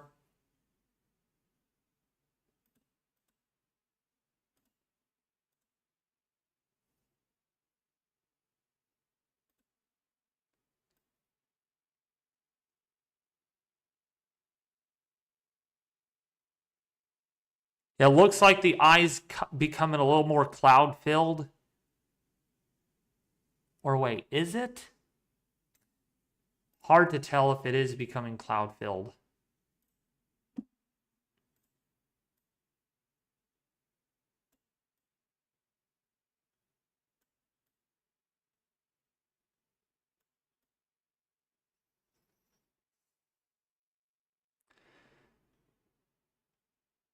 Still is pretty strong though.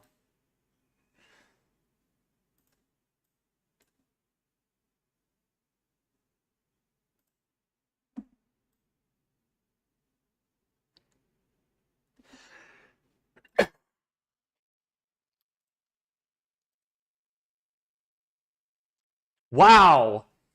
The satellite intensity estimates have gone up. We're at almost 160 knots.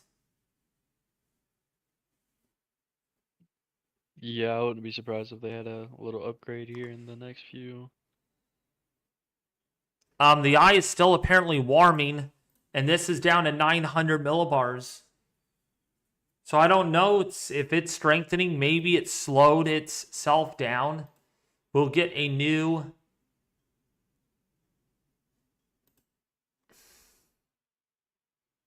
We're going to get Honestly, new... wouldn't be surprised if they upgraded it to a 170 or a 175 at this point. Yeah. We're waiting for Google Earth to update so I can tell you all how strong the winds are in miles per hour. Will Valdosta, Georgia justify get rain or wind too? So Valdosta.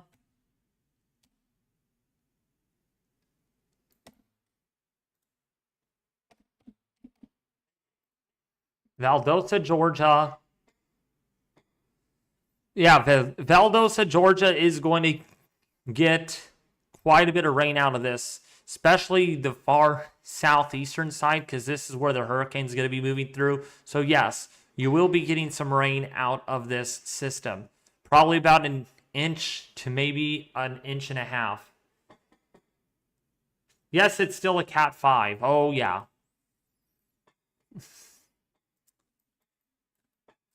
It is still a Category 5, 100%. Actually, if you kind of compare from the Air Force mission to the NOAA mission, pressure did drop. And they did find... Well, they don't have extrapolated pressure. So that only is going to work, I guess, with the Mission 16. Look at what I sent you on Discord. That's Hurricane Milton from space. Hold on. All right, wow. Peak surface frequency microwave radiometer winds reach, get this, reach 186 miles an hour, and those are not suspect winds. SFMR peak 10-second surface winds of 186.4 miles an hour. And flight level wind of about 181 miles an hour. So, and dropsondes do confirm it too, that the wind, that this could be, yeah, this may be upgraded to 170. So it could be strengthening based on the data. It does not surprise me. It only went up like a millibar or two. So it's not like it went up dramatically. We'll see if that... And now there could be slight differences in pressure fluctuations. So the pressure may go up 2 millibars and drop 3 millibars. It might bounce. Like the gravity wave, it might bounce. So I wouldn't say it's at least 165. It may get upgraded to 170. That would be in the 5. It'd be in the 6 o'clock. 6 o'clock Alright, hour. HMON has started. And Havsby has started. Finally. Finally. Oh my Havsby. No. What is it? What is it? I'll let you look. Make sure you're on 18C. Yep. Oh, wow. Jeez. That's assuming if there's an Eyewall replacement cycle. Oh my gosh. That is up by a millibar though. But the winds did increase by like 10 knots. Let me see the halves A. Well, it didn't get surrendered yet, has it? Nope.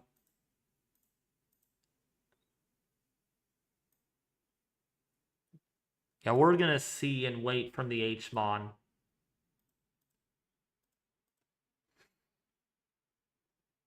Yeah, the halves B is pretty aggressive. That's a very compact system.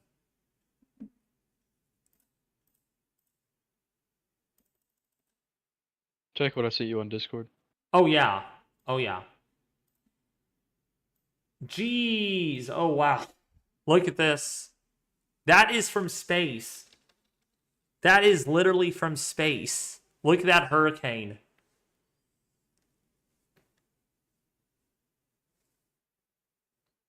Wow. Even astronauts up there are seeing it.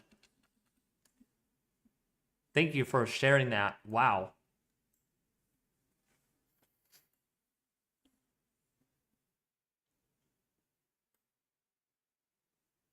Pressure wants to bottom out at 916 millibars. At 09 tonight. 09 Zulu tonight. Easy peasy. Oh, let's see.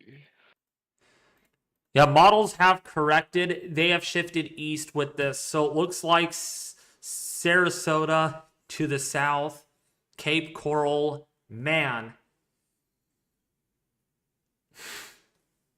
Havsby looks like it might be lining up for a direct impact on Tampa.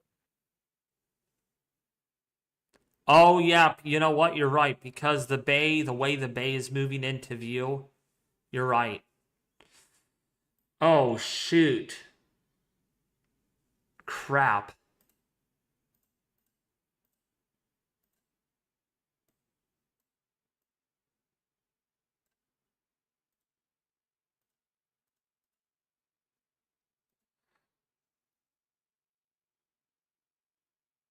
Havsay has started.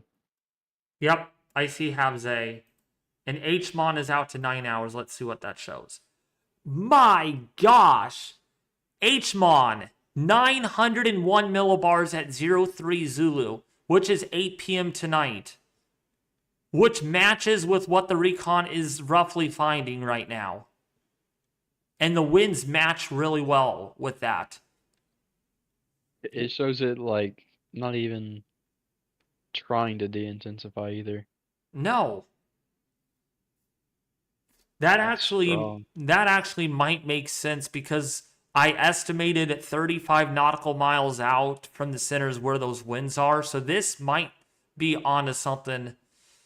Might be a little bit more reliable in realistic terms. I mean, this is really unrealistic. This is so compact. I mean, 15 nautical miles out from the center, which the plane clearly did not found winds a little stronger. Yeah, so the plane found Surface winds near hurricane force about 20 miles, maybe even 22 miles out from the center. So I think the HMON is a little bit more realistic.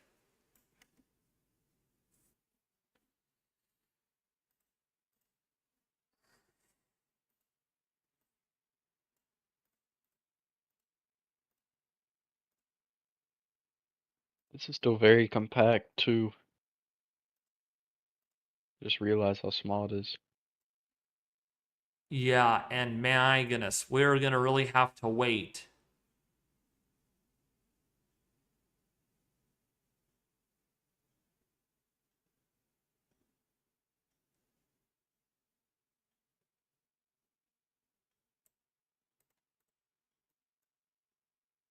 That NOAA mission should be getting in there really soon, though.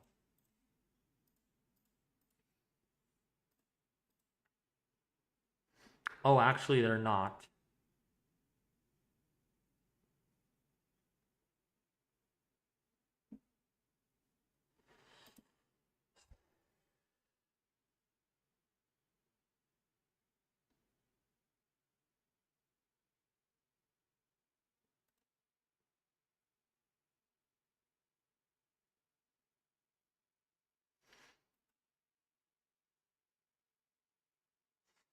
That is a very compact wind field, though.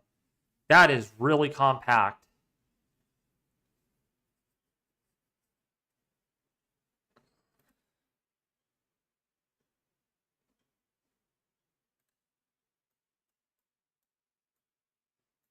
And I can't stress enough, they could upgrade this a little bit more. Gosh, dang halves day.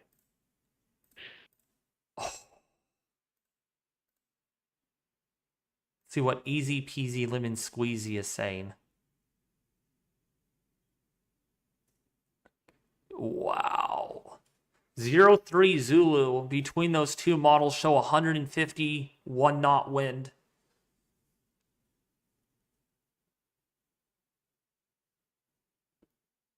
Weather alert, why 890 millibars? What makes you think that?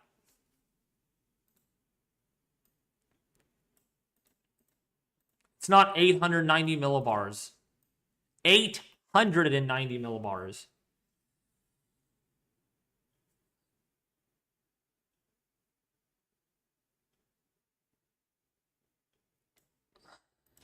By the way, if you are enjoying the lot, or well, not really enjoying it because this is some serious news, but if you're finding the content here very helpful, please don't forget to subscribe.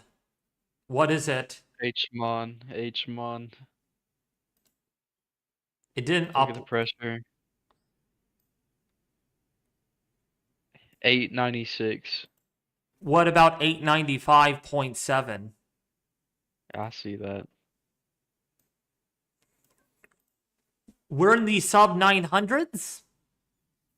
And remember the model data that they're collecting now gets put into the 0Z runs.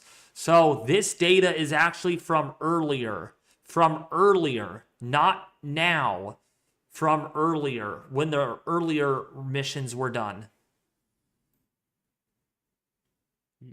I wanted to let you know that also, easy peasy. So this is not based on current satellite and intensity from the aircraft. Gosh, halves B. Look at where it's showing it's gonna go. Right towards Tampa. Yep. And it's stronger.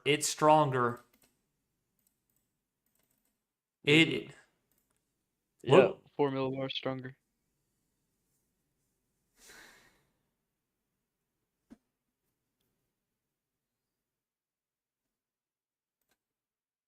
That northern Eyewall is gonna hit Tampa and Clearwater directly.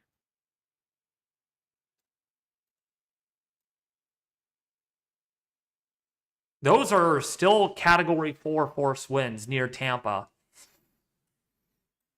Tampa Bay might actually be in the eye. Yeah, based on the way the bay is coming into view, because the Bay of Tampa is coming like this towards from top right image to bottom left.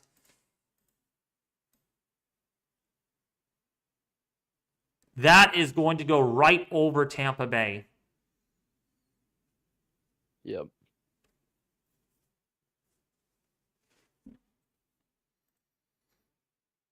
Oh shoot. We need the halves A and the H-mon to come through though. But wow, that H-mon. That H-mon sub 900 millibar system, which by the way, if the H-mon comes to be correct, this would be stronger or as strong as Rita. I want to make it clear. Actually, would be almost as strong as Wilma with pressure. And would be as strong, if not stronger, than those two systems. Compared to the previous 12Z run, the H-mon. Mm-hmm. Look how like south it is. Oh, Look I how, know. like, It is. It's a lot further south. and also the intensity is like just crazy. 16. A drop. However, though, it was much stronger. Actually, it's stronger closer to the coast, so it makes sense. And so the wind field was a little concerning on this run from yesterday. We'll see if that changes.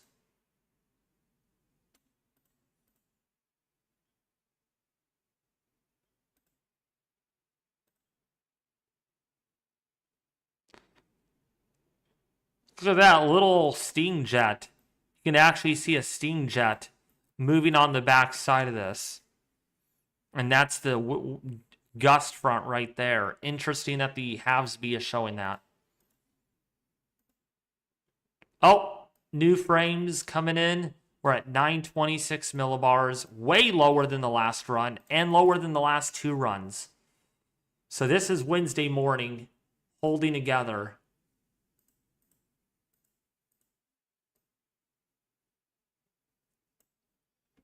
I'm really wondering about this H-mon run.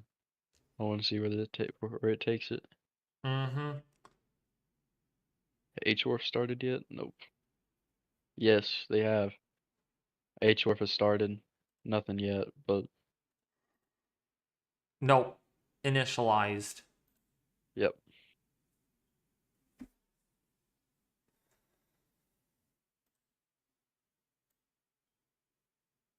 Man, every minute on this system is going to be really important. Thank you, Christy S., for the $100 donation.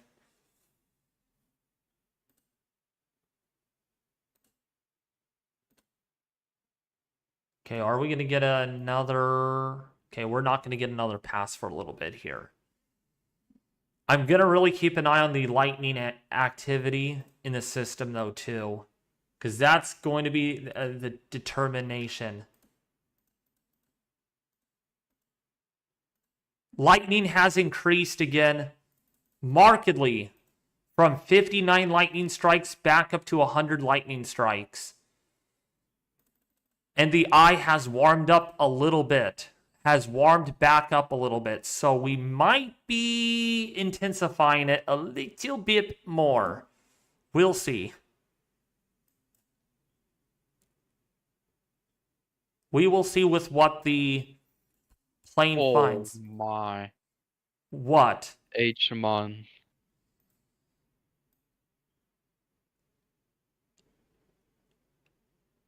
What do you mean, oh my? Just the northern track it's taking. This is going like way Oh, above Tampa. shoot. It's going right for Tampa. Beeline for Tampa. And yes, this is a lot stronger. Oh my gosh. Easy peasy. Look at the 06Z run from last night. On H-mon? H-mon, look at the 06Z run. Yeah, oh yeah. Look at, and then go over the next few model runs and look at the uptrend. Look at the huge uptrend. 06Z 953, Next run 925, and now this run 904 millibars. Very, 904. if you notice, it's more organized as well. It's like that wind shear is like not even hitting it. Oh shoot, yes. Wow, that Oh, northern eye wall though. Wow, that northern eye wall. I want to check. I want to look at the GFS and I want to look at the wind shear with it.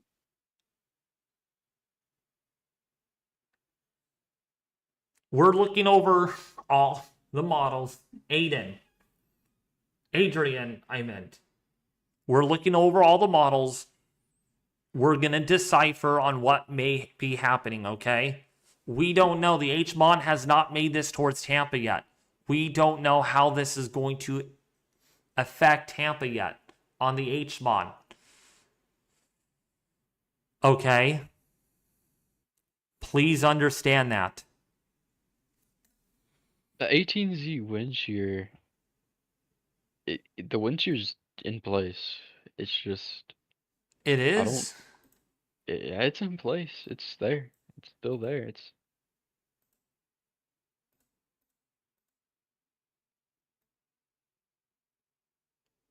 The southern storm, though, there is some dry air that gets in there, though. It starts.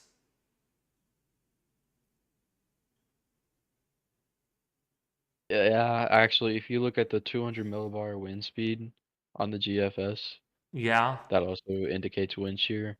There's basically nothing there. Let me see. What do you... It's all, are you... Okay, so are you using the 200 to 850 millibar wind shear?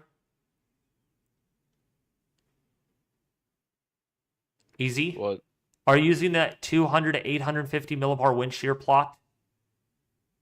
Yeah, I use that and I can see it is present on that. But if you also look at the 200 millibar wind, it's like almost telling two different stories. Yeah, I see what you mean.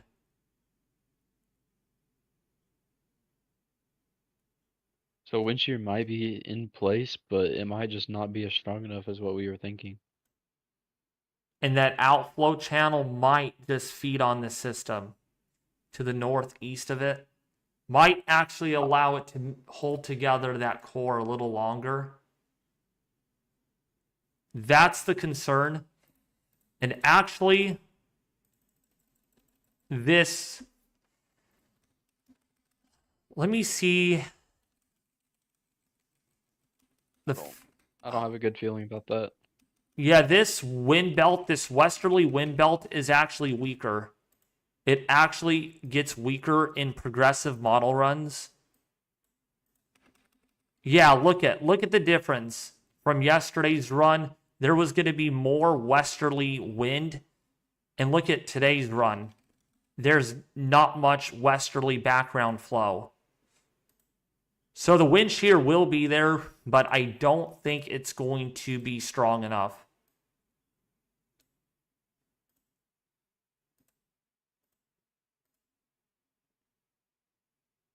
Let me see, though. I'm going to take a sounding. Yeah, shear is only 20 knots.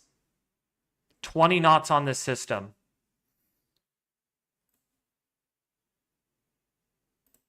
Easy.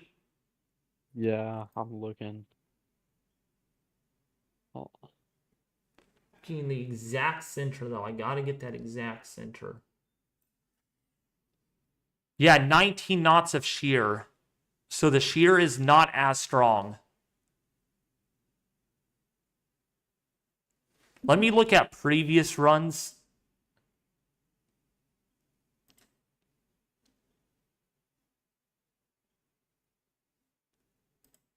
I wish...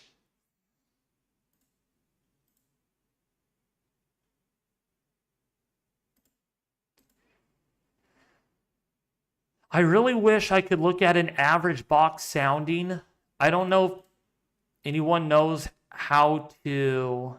where you could find that, because I know other people look at average box soundings on the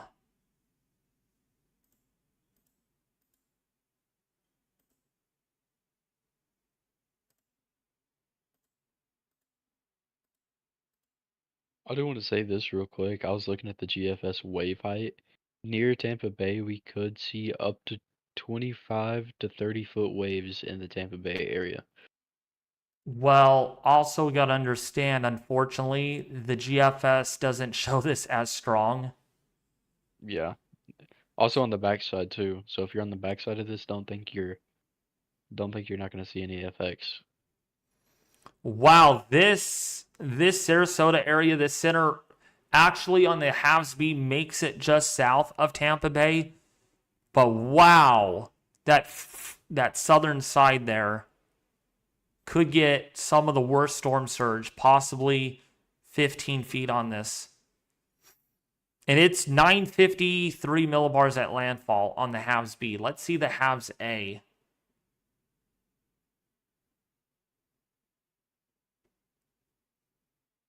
I know I sound like a broken record, but you might want to take a look at the H-Wharf.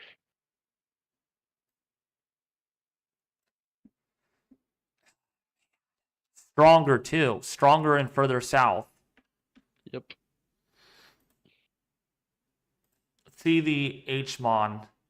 Oh my gosh. HMON wants us down at still at about 930 millibars right before it hits Florida. Yeah. And it does not look like center still erodes to the south though. So there's still that erosion. But it is deeper.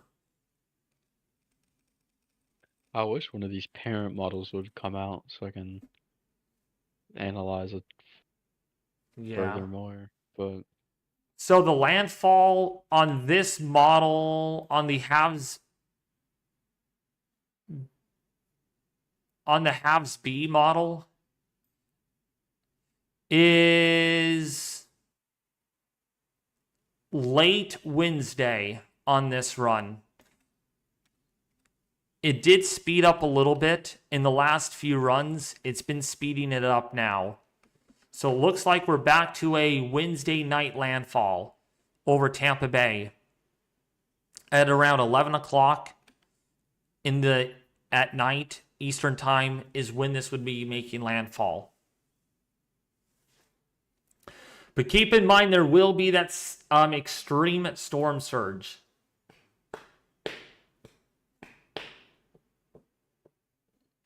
We need to get the Recon in there, though, again. Let's see what it's showing. Oh, no emission is en route into the second pass of the system.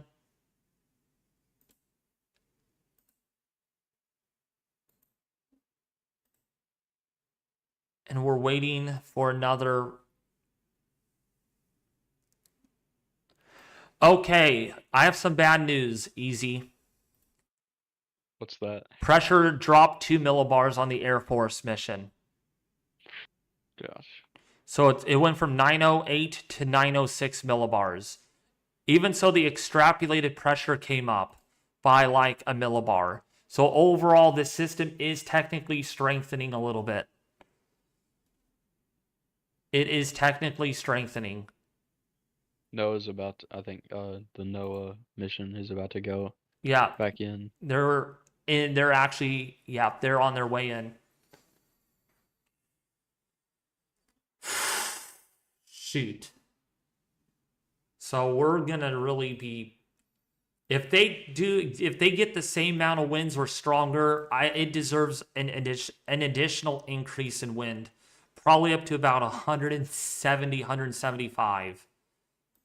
Yeah, and I realize that the pressure is very important, but I'm also looking at when these hurricane force winds start because it gives a real good inside view of when, like how compact this really is with the winds. Uh-huh. Because if you look at the previous pass through, I mean, you're only looking at like I don't even know, maybe very compact. That's all I'm not gonna estimate because I don't want to make myself sound dumb, but very compact on the last run. So Mm-hmm. we just gotta look out for that. Also, let's see. Um,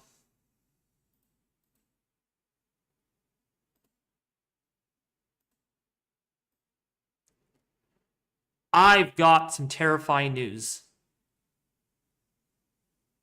And that is System makes landfall in the 940 millibar range in Tampa Bay. Way stronger on this on run. On on the what H1? H-Mon. Way stronger on this run. Okay, 1 second. Wow, that Sting Jet. That Sting Jet is going to be phenomenal. Oh, by the way, if I missed the donation, I should have read that out. Thank you, Teresa, for the $25 donation. Sorry if I missed that. Thank you, Divine, for the $5 donation. Yeah, Sting Jet is when you actually get colder air, when the system interacts with colder air and it descends. And can I actually... Darn it, your stupid HMON model. Can't even... I want to see the Sting Jet in progress. It's about to start hitting those warm waters again. That's why I think it's deepening a little bit. Yep.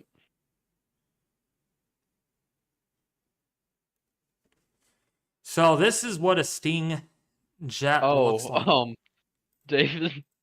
No, no, no. You're laughing. That's an evil laugh. That sounds like a bad laugh. Look at the end of the GFS run. What?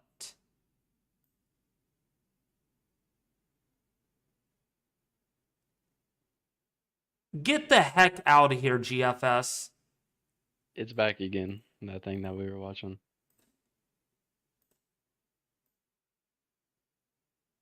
We're in La La Land, by the way, guys. So don't think this is actually gonna happen. This is way too far out. This is what you call GFS La La Land. Also, keep in mind that area, though, the congregation here of this big monsoon gyre needs to be watched at the same time. It's about, can something form within that? There's a lot of thunderstorms. There's a lot of divergent flow in that area. So we're really going to have to see if that actually pans out.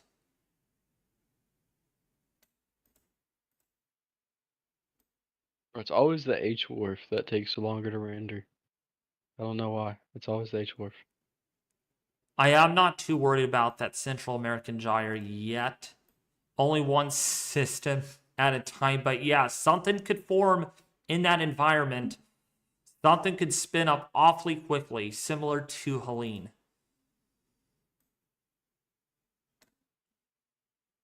That's still like 250 hours out, though. Yeah, So. I know it's La La Land, but it's something that whole monsoon gyre mischief. But a few days ago, it was picking up on that same exact system, if you remember. Yeah. But it was picking it up to go straight back to Tampa. Give me some cone action.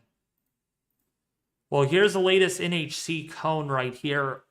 And right towards Tampa Bay. And still the models are north of the NHC or right on top of it. So Tampa Bay is not in the clear. Not in the clear. Please, Bruce Jackson. Thank you for the $2 donation. What's wrong with Freckles?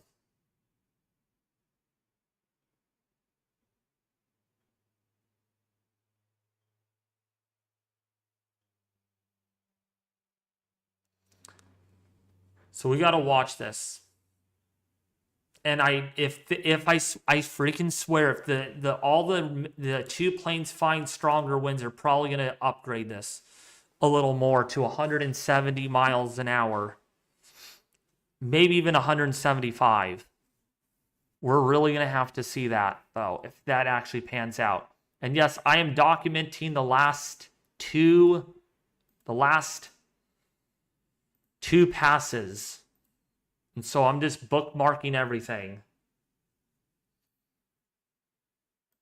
But yeah, the H-Mon has this making landfall still at 2 in the morning, which is what the NHC kind of predicts. So the H-Mon could be onto something really big. Really, really big. And I mean, look at those winds. I mean, that is near Category 3 force winds.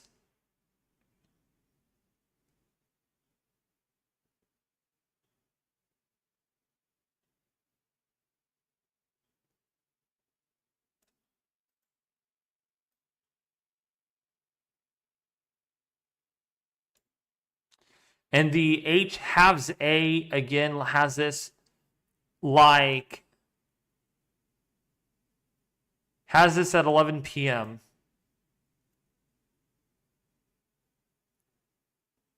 And you can even see the steam jet in place here.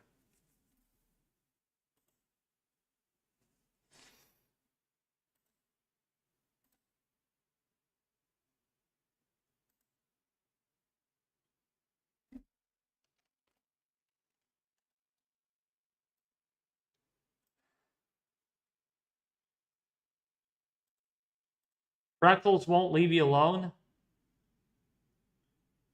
I think Freckles 83 is fine.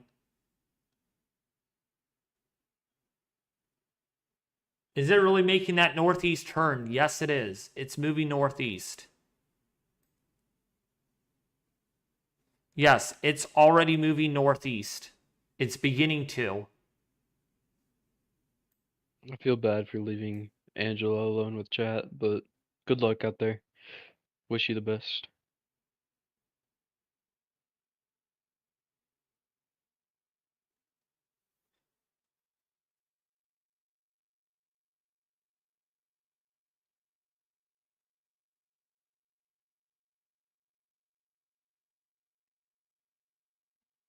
Mission 17 is going through now. Oh. What? Mission 17? Yeah, I know. I'm seeing this. I'm seeing this in real time. Mission 17 is en route. In fact, we're going to switch over to here, and we're going to run...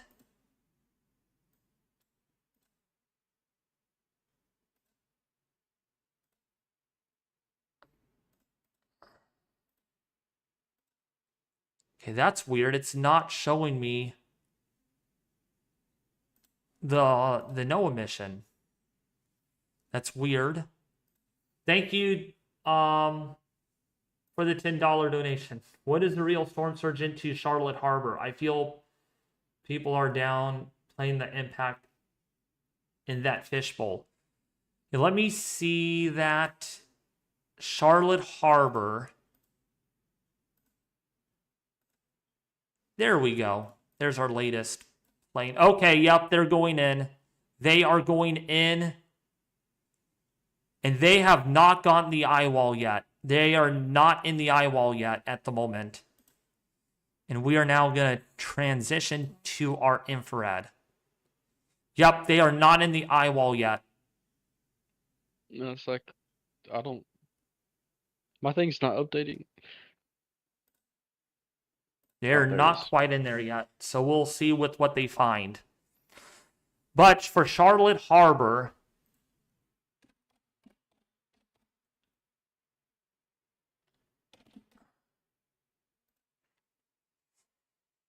So for Charlotte Harbor, which is...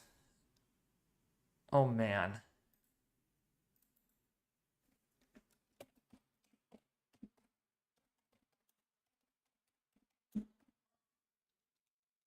Oops.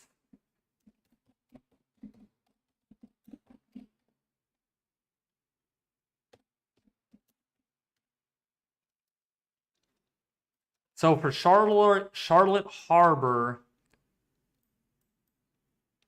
oh my gosh. Expecting to get some big impacts. Wow, what did this plane even do? Just looped around.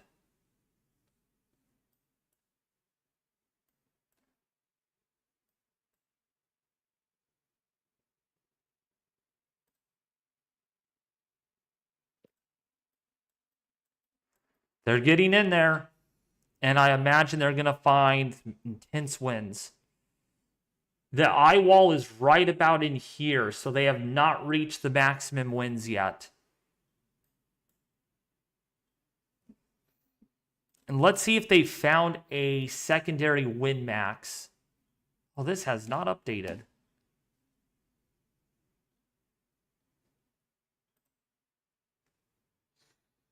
Yeah, if you have Radar Omega, you're lucky to have it update. Let me see if the lightning has gone up, though. Well, SBC outlook tornado probability 5% for anything below Tampa Bay. Well, there's a risk. So, 5% of seeing a tornado within 25 miles of any given point of anywhere below Tampa Bay going towards anything below Tampa Bay to Orlando Beach. Or not Orlando Beach, Daytona Beach. Yeah, the lightning is still pretty extreme. About 100 lightning strikes per 10 minutes. So this system may have strengthened a little bit more. So here's Charlotte Harbor near Punta Gorda, Port Charlotte area. I feel like Charlotte Harbor is like up there in North or South Carolina. I don't know why that is. Maybe the name. But yeah, Charlotte Harbor could be in some big trouble. Serious trouble, or will be in some serious trouble at this point.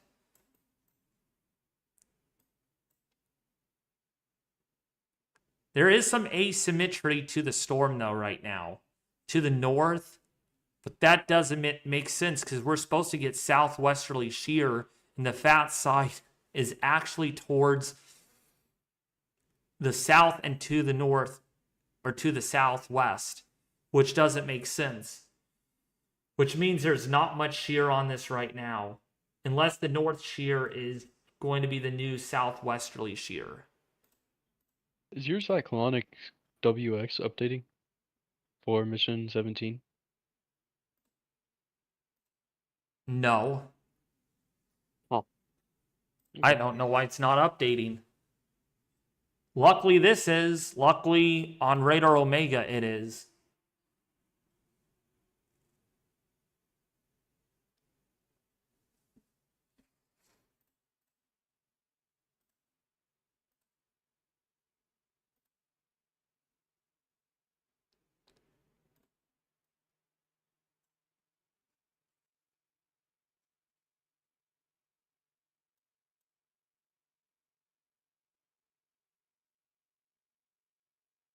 We're waiting for that next plane. Next plane. 1 or 2 more minutes, we're going to get an update.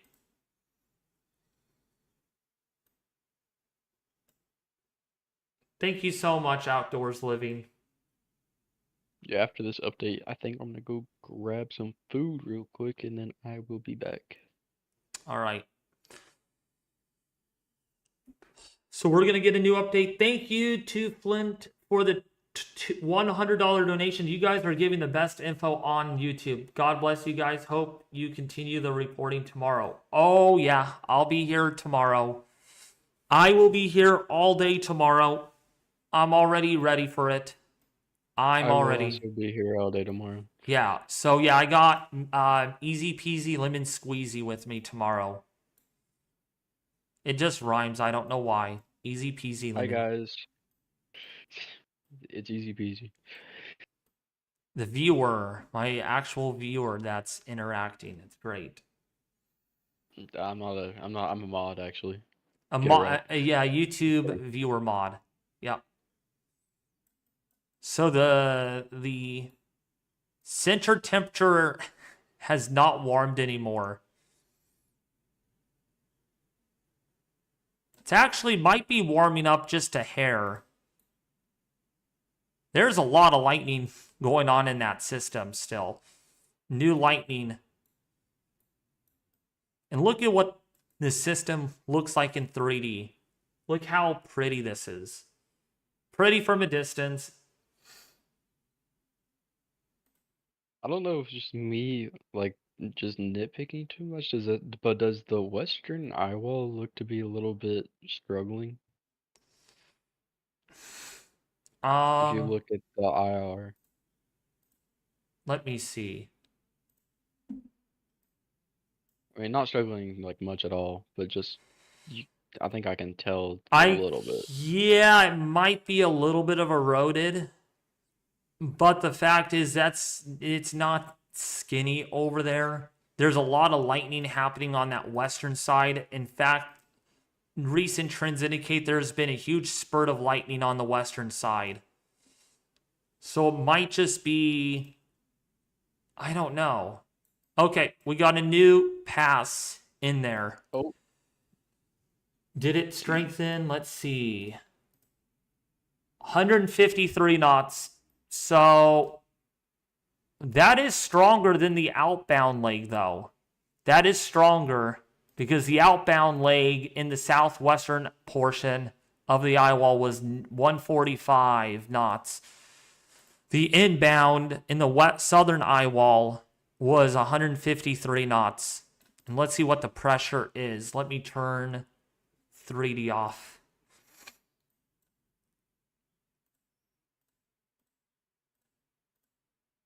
Okay, pressure continues to come up. So it is not strengthening anymore. And in fact, the wind max is weakening a little bit on the northern side. Could be a touch of northern or westerly shear. So, thank you, Shelly, for the $50 donation. Again, you all, thank you for the donations. So, yeah, the system, the center, we'll see what the dropsonde finds, but the system has stabilized. It is not strengthening anymore. But that's just from the Air Force mission. We'll see what this, not Air Force, that's a NOAA mission. We'll see what the Air Force shows. But there is a consistency here on the southern side that there is a serious wind max. Alright, so I think Cyclonic WX has lost. I don't know if it's just lost connection to the server or it's just not updating data anymore. But there hasn't been a data update in around 20 minutes. Yeah, might be an issue with their website. We are not getting surface frequency microwave radiometer winds, but I can tell you it is in the 180 range. So I don't know if they're going to up it in their next advisory because the pressure has come up. It looks like that northwest eyewall is actually stronger. Wait, no, it isn't. No, it isn't. I lied. It's weaker. Yeah, it is weaker. Yep. Which is interesting because the southern eyewall would get weaker if there's any southwesterly shear. Which I wish Justin was in here. He would tell me the dynamics, latest dynamics. Thank you for the $2 donation, Carlton Sutton. So right now, the eye is about as warm as it is, so it hasn't strengthened much. We'll see if this persists, though.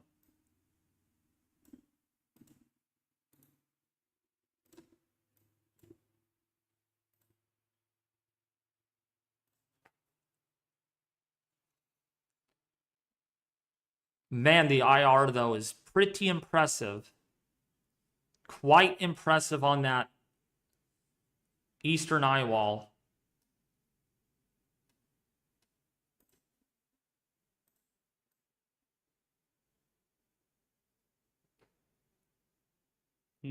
Looks like it's gotten more. It looks like it got more compact. Little more compacted. It has on that southern side.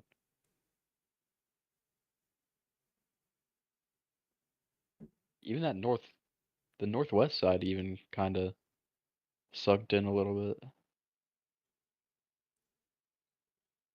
It does need to turn a little bit to the right or left. Right now, the latest bearing is aiming this towards Punta Gorda, Florida, Charlotte Harbor. It's on that bearing right now. It's aiming like right here. In the recent...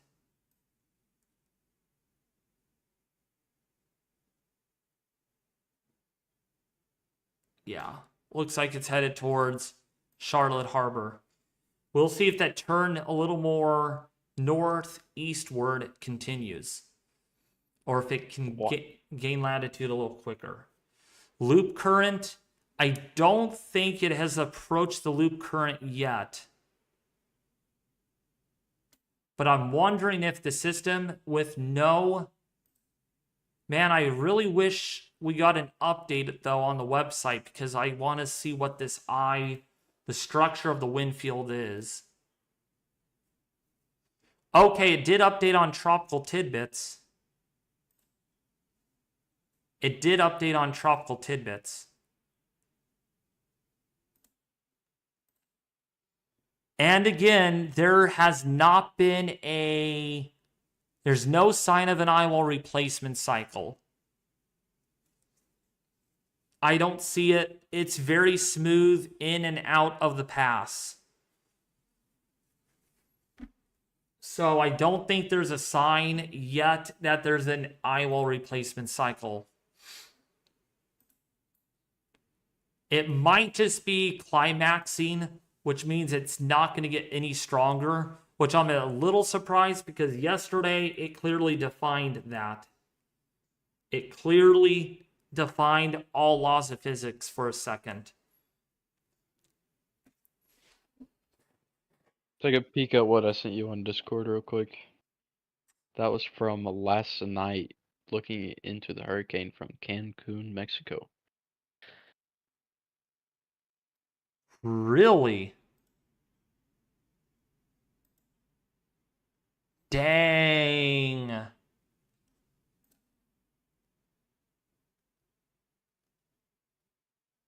I think it's a video. It should be a video if you click on the link. I don't want to... Let's see. I don't want to get... Yeah, it has a video of like a lightning, of the lightning associated with it.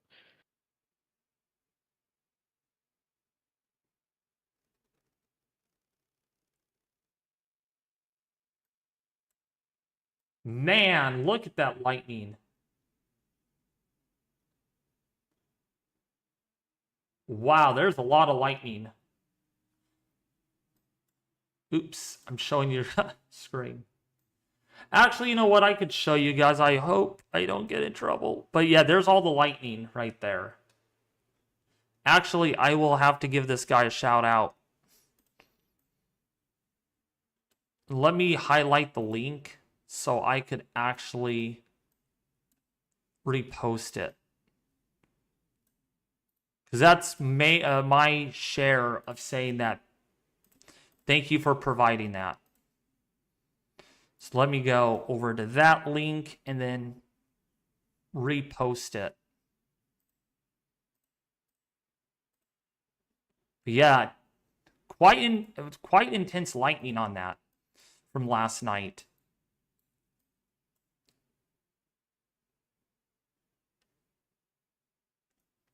What's my X name? So it's at Weather United 1. So you guys are wondering what my X handle is. It's at Weather United 1. This is it right here. Man, almost to 2,000 followers on it. That's incredible. That's quite incredible to see. Growing everywhere. Growing everywhere. Have you looked at what the H-Wolf is saying? Did it even get that far? Let me check. Yeah, it's that far.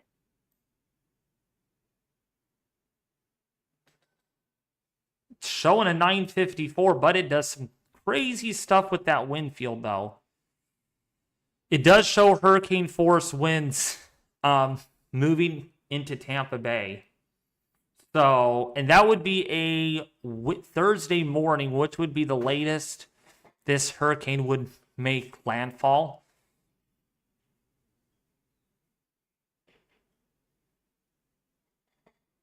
We're going to see what the 0Z runs show. Well, I won't be on at that 0Z time frame. I'm going to need to get a lot of sleep tonight.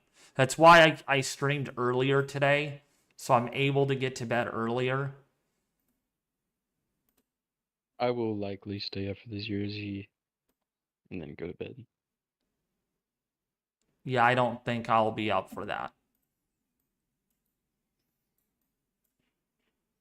But yeah, look at this eye, by the way. Pretty impressive eye. You can see the whirlpool effect. Doing nice, good whirlpool.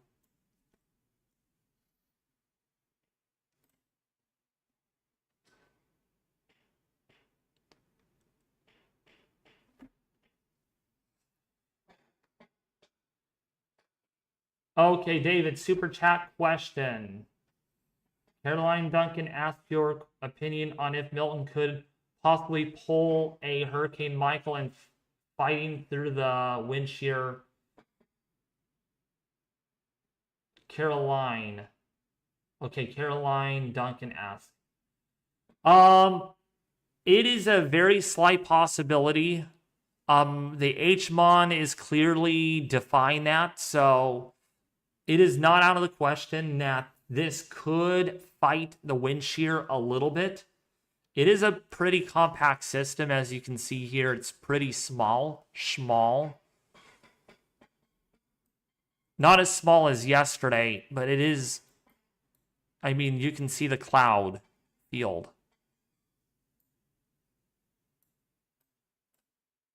And it doesn't surprise me if it is a Cat 4 at landfall at least. A Cat 5, no, not going to happen. 100% no Cat 4, a Cat 5 at landfall. But it could be a low-end Cat 4 with 130 mile an hour winds. But regardless of intensity, it won't matter very much.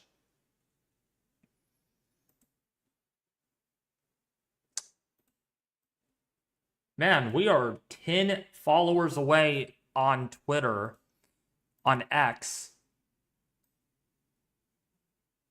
Thank you guys very much.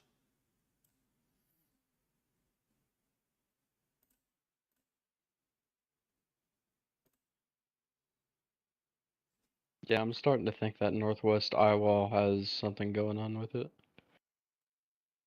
Let me see the infrared. IR. Either it's just thinning down or it's starting to lose. Let me see.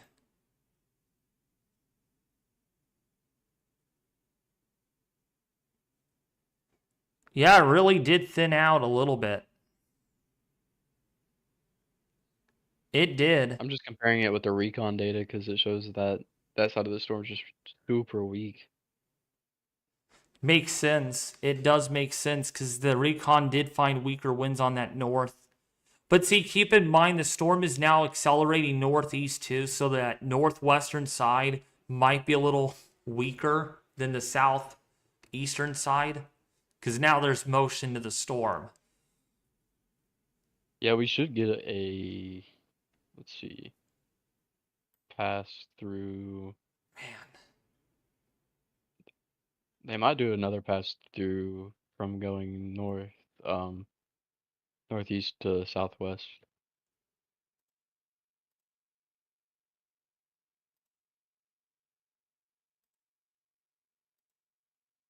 Oh, What? interesting. Did you look at the Air Force mission? It's like they backed out. He backed up. Let's see.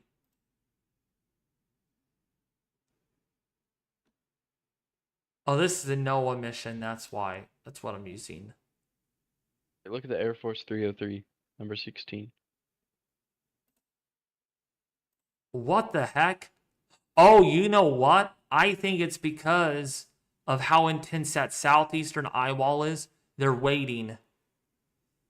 I think they're waiting. I don't know.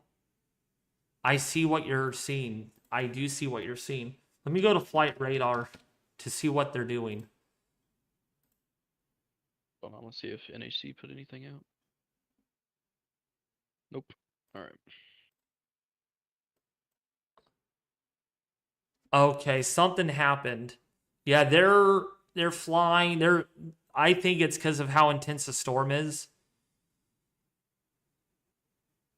They're just flying in loops. Yeah, it's not a rescue mission because if it was, they would be flying more tighter. I think they're in a They'd be holding flying a lot pattern. lower too. Oh, maybe they're going in now. We'll see. Are they flying a lot low? No, they're flying at 10,000.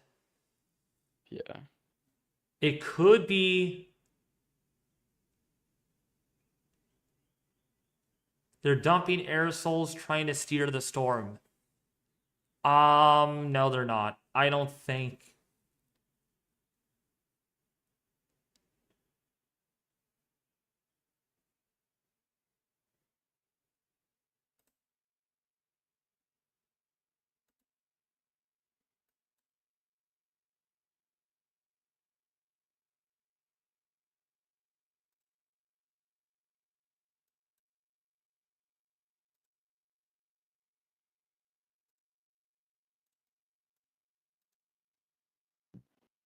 And let's see if they're going in. Let's see if they turn around again. We should see them turn around up here. Wow, if they are actually turning around though, that's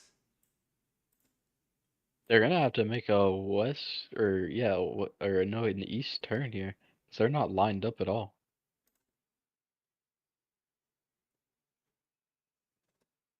I'm The waiting. eyes already moved.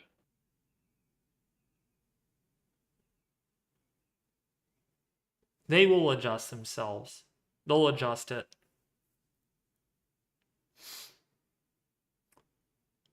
Are they?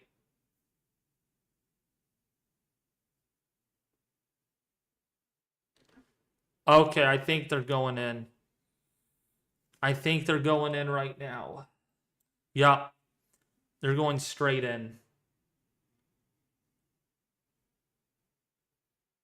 So it's probably a holding pattern because of the lightning or some weather event that made them not feel comfortable just going straight in.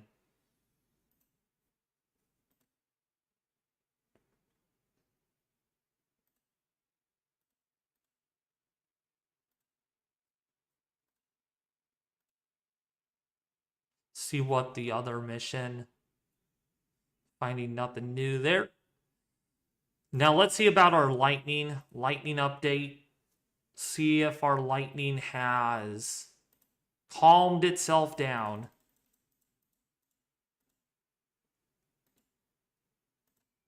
No, still getting 100 lightning strikes an hour or in 10 minutes.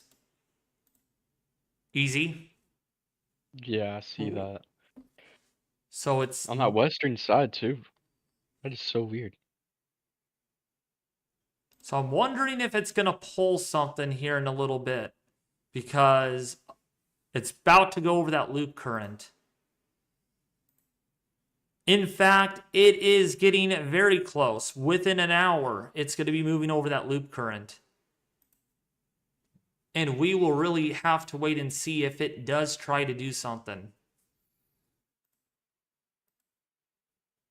Because they have not found an eyewall replacement cycle yet. I wonder if it'll start once it goes over that zone. That's what I'm thinking. Cloud tops have gotten cooler on the northeastern side. Northeast, okay. Let me see if there is anything. T numbers are coming down though. Down to 7.4. And I don't know why that would be. I mean, the eye maybe, yeah, the eye is actually cooling a teeny bit. But that might change really quickly once that eye moves over that Gulf Stream.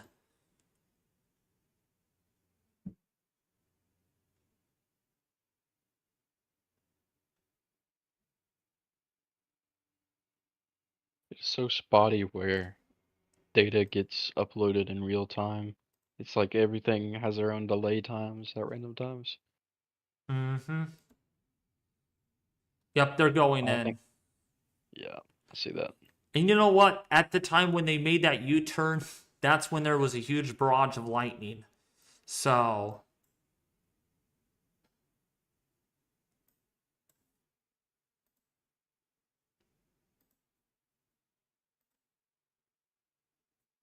All right, NOAA's turning to the left. They're going southbound.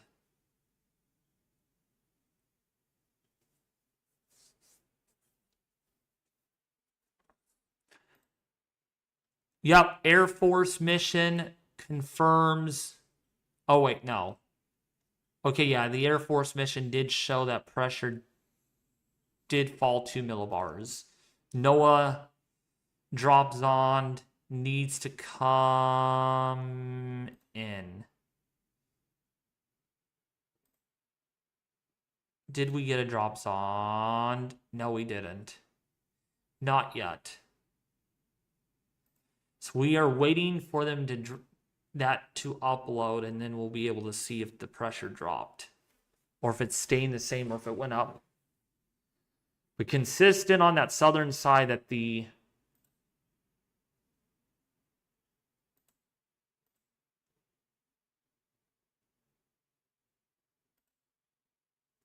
system has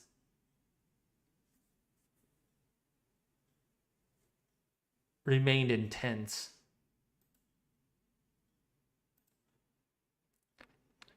Actually, more specifically, the pressure may have dropped because it was, yeah, it did drop a millibar from that special update.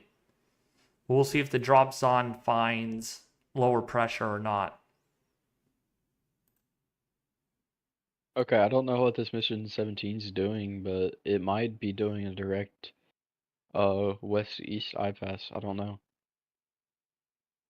No, And that will be they're going in. They're going in. on 17? Oh, that's the Air Force mission. Oh no, wait. Okay, no, it is. Yeah, that's their flight pattern. So they're gonna fly in from the western eyewall out the eastern eyewall. They do their mission different. They do their mission differently than the Air Force mission. So the Air Force mission does northwest, southeast, southwest, northeast quadrant passes, whereas the NOAA mission does southern, northern, western, eastern quadrants. Yeah, Actually, that'll be very interesting on that east side. Yeah. Because that's kind of Storm's motion. Fat side is on that side.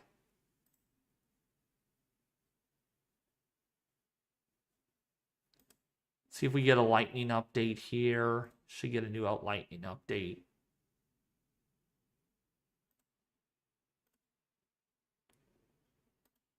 Whoa! 130 lightning strikes. We have gone up. We're still increasing on lightning on this. On that west side, too. On that west and southern side. Right where we're seeing that little weakening. Juggernaut, no. You're not out of the woods, especially on the HMON model. Going pretty aggressive, by the way. Which, by the way, Juggernaut, pressures get down to 896 millibars by tomorrow morning on this hurricane. 896 millibars. Which isn't surprising because of the Recon found pressures in the 903, 904 range. So this is quite accurate. And the pressure could drop a little bit more by tonight. That's what this is indicating, especially if it goes over the loop current properly. This could get a little bit of a climax. All right, we should have another advisory from the NHC here in around 15 minutes. Oh, yeah. It's what they say then. I bet you they keep the winds the same, which I would not understand why, because they found winds over 170 miles an hour. Yep. And let's see. So we really got to watch this very carefully over the next couple of hours while they're investigating this. I hate when they do that. They're gonna do the next full forecast advisory at 3 a.m. All right, so my mom is asking, what should we expect in Ocala? I'm confused. Well, based on the latest advisory, or based on the latest models right now, it looks pretty bad for your area. I mean, Ocala's right here somewhere, and you have winds of about 45 knots, so that's about 60-ish miles an hour. But keep in mind, you could be witnessing hurricane force wind gusts. My intensity forecast has not changed for your area. I'm still thinking up to about 70 mile an hour winds and gusts up to about 100, maybe 110 miles an hour. Hey, Megan. Hey, Gonzo. Megan the Gonzo. Oh? That's, yeah. I like to nickname my family a little bit. No, I was looking at the 2-day graphical tropical weather outlook for the Atlantic. It looks like they highlighted a new disturbance, or else I missed it.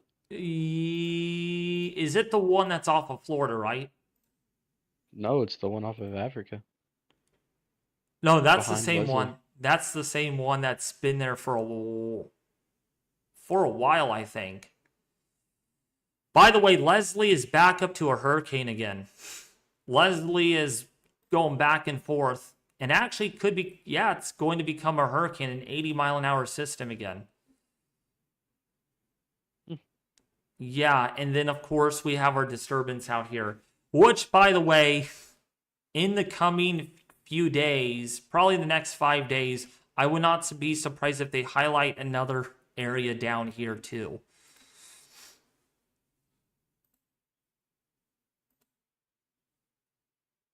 See how my sister reacted. I told you that earlier, Megan.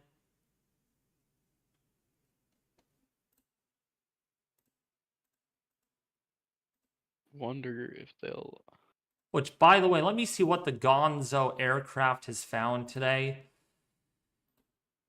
It's far. Alright, I think they're also going to update the peak storm surge forecast map at 8 o'clock as well. Oh, really? Either they're going to do it at 8 or they're going to do it at the midnight forecast. I don't know. Okay. So let me see what the dropsondes have shown here. Wow, there's a lot of moisture on that western side. Wow, it is very moist. There is no dry air at all, according to the Gonzo aircraft. So that dry air is well removed from the hurricane, according to this. And any dry air would probably be found on dropsonde. Let's see. Starts getting dry at 24, but it's pretty moist from about dropsonde 22. Dropsonde number 26 is very dry, though. Very dry. You can see it there. And this will be put into the 0Z models.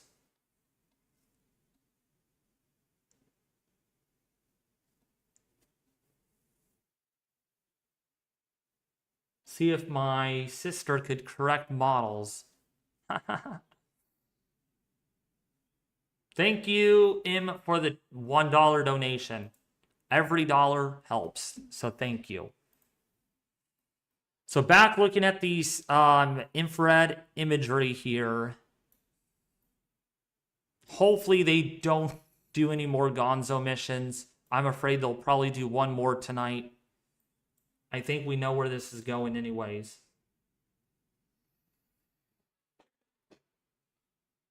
Has the track updated?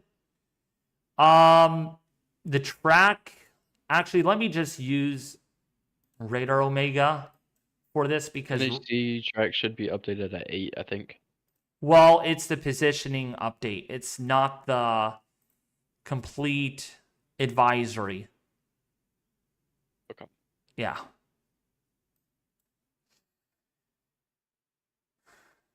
Gonzo's going Gonzo. Sorry, bad joke. Oh my gosh, Megan. Yeah, that plane is there to get atmospheric conditions in the upper levels. Thank you for the $10 donation, Victoria. I do appreciate it. So this is the track forecast. Latest one. So if you're very specifically wanting to know the exact landfall potential, let me turn this off. Let me turn it to that. So then, there we go. So Sarasota could get a direct landfall right here. You can see Siesta Key, Longboat Key, Bradenton Beach, Lorraine area, Bowling Green, Frost Proof, Melbourne. Right here is where the center passes, but the cone of uncertainty is outside of Ocala. Actually, Ocala is much further north than I thought. So, actually, your area, Mom, could have winds of... Oh, my dad's here. Hey! Wow, we have the daughter, we have the dad, we have the mom over here. Hey, Dad, how are you doing?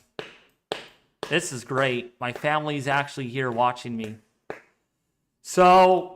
Ocala could get 40 to 60 mile an hour winds with gusts still in hurricane criteria. So, yes, hurricane conditions are possible in the Ocala area, which, by the way, I have your location here. Your estimated location for our viewers. Peter Moss lives south of you, and then Murdoch Livy lives in the Crystal area.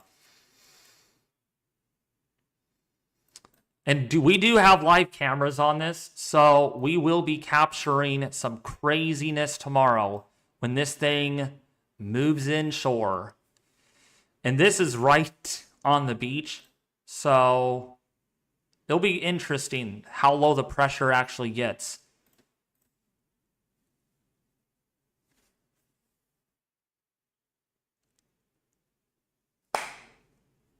It's great to have the family here. It really is. Supporting me, watching me, what I do. And yes, Dad, I know I'm an adult, but I did call out for work today.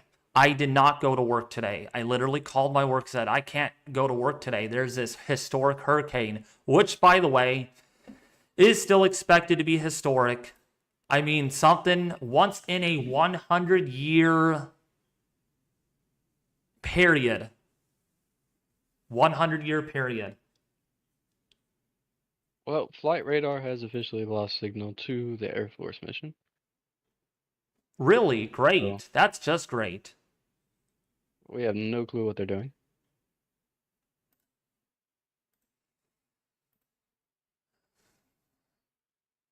Okay, the Air Force mission. Oh, they're getting in there. They're gonna get in there. Here we go. Yep. Let's switch over to our other mission right now. Oh, and they just did. And they found winds are weaker on the southeastern side. So this, yep, system is not strengthening yet. But they did find 138 knot winds on the southeastern side. Actually, the last leg they did, oh yeah, it's a lot weaker. You know what? They did not miss the center, but I know what you're talking about. They had to recenter themselves. They had to go a little more north. Easy. Yeah, I told you they weren't lined up. I don't know. I don't know if I mean, I trust them, but I don't know. Might wait for a little bit. Interesting. Pressure's at 907.2. Yeah, so the pressure from the last pass did not... It did go up, though. It's going up. It's not dropping anymore. Versus the I'll first be back pass. in a second. All right, sweet. So yeah, the pressure is not dropping anymore at the very moment. It is weakening slowly, but we will see if there is an early sign of an Eyewall replacement cycle. I don't think... Actually, there might be a second wind maximum developing. Let's see. I'm going to wait for them to get the whole pass through to determine if... Wait, this has not updated. Okay. Oh, wait, no, it did. It did. All right, yeah, they're starting to find a second wind maximum now. That might be the early onset of an ERC. We will see what they find on the other side. If they find a double wind maximum on either side of the center. Thank you for the $20 donation. Man, we're almost up to $500. Thank you. John Taylor Tucker. Wow, we got a verified user here. Someone that has, let's see, someone that has almost 300,000 subscribers. So thank you. Thank you, thank you, thank you. I do appreciate this. Yep, there's an Eyewall replacement cycle about ready to begin. I think we are starting to see signs of that. The Eyewall is rapidly cooling again and weakening a little bit. So we may be in the early stages of another Eyewall replacement cycle. If that is true, we should see a double wind maximum on the other side, which explains why the pressure has not fallen any more than the first pass. So it could be, I'm not very much sure. Actually, you know what? Let me go over to... Let me go over there to their tail Doppler radar. If they deployed anything yet. Let's see. Okay, yeah. This is... there it is. There it is. Might be the early beginnings of a secondary Eyewall. Might be beginning to show up. Right here we have a partial formed northeastern Eyewall. This eye looks primarily intenso. And that's on the latest. I think that's on their first pass through the center, showing that there is some concentric bands being found. So we go down to the surface. If that's being found, maybe it's not. It may not be quite the beginnings. I need to actually see, though, on here.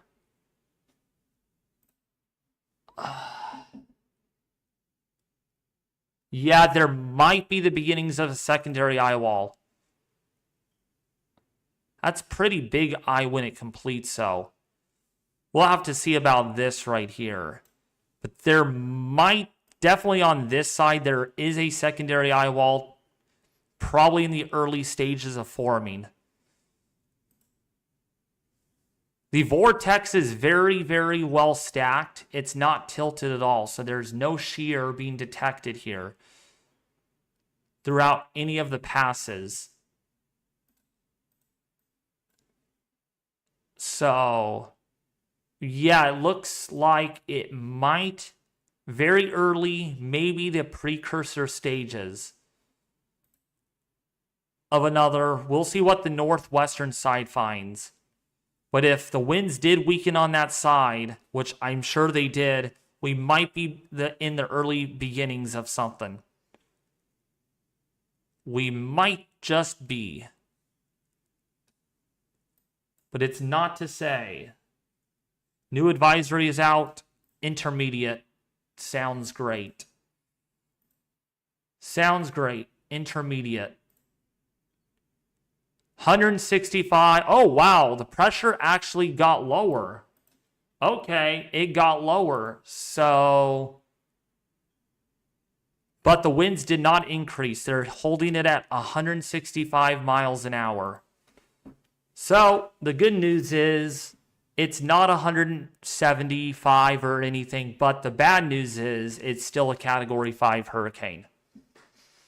And again, really close, really, really close to that sub 900 mark. So, yeah, the system, well, if you base it off of 100% of the NHC, they're the experts. Technically, this has not weakened. And maybe that eyewall replacement cycle is still to be determined. Oh, was that a new update that we just... Okay, no, that's the same thing. But yeah, the pressure has not fallen anymore.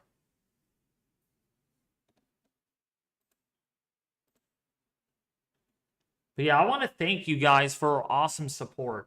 Wow, 1,200 likes on this live stream so far. And if you guys are enjoying, not really enjoying it because we don't want to enjoy this, right? This is not good news for Florida.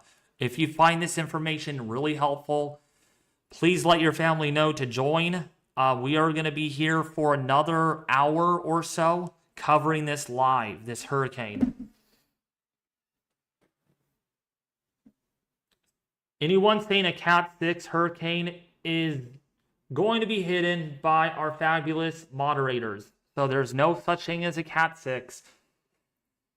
Now is not the time to joke around and say this is a Cat 6 because there's no such thing as Cat 6 hurricane.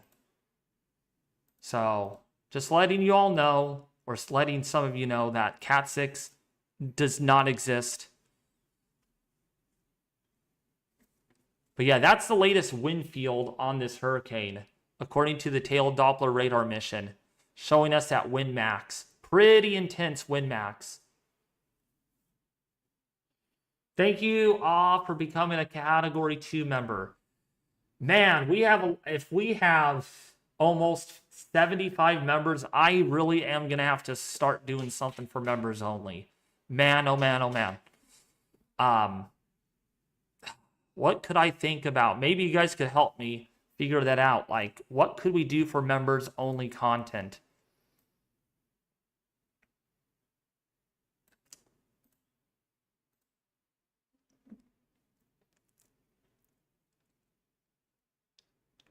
$902 millibars is bad. That's very low, Courtney Vagan. That's extremely low in central pressure. That's almost into the sub 900s. I mean, think about I mean, I mean, think about Dorian. Dorian was a Cat 5, stronger than this system with wind-wise. Actually, no, it was stronger, but yet it was 9, what was Dorian, like 909 millibars or something? It's like 909. Let's see, Hurricane Dorian. 910 millibars. So, yeah, this is still below the intensity of Dorian. It is still below the intensity of Dorian. Even so, it has weakened a little bit. I mean, weakening at this point is an understatement. I mean, pressure has gone up, but maybe the wind field is expanding. Because the lightning is really intense, and if it stays intense and it holds together, see what the lightning is doing. Nope, 100 lightning strikes. And it seems like that eyewall, that primary eyewall, is very intense. Quite strong on the southwestern side right now. Very strong. You can see all the lightning right there. So that's a bad signal. That's quite bad, actually, because that means the system is not weakening. And I bet you it's weakening only a little bit because of the different water temperatures. But once it gets over that loop current, I would not be surprised, despite of a possible ERC going on, that's still to be determined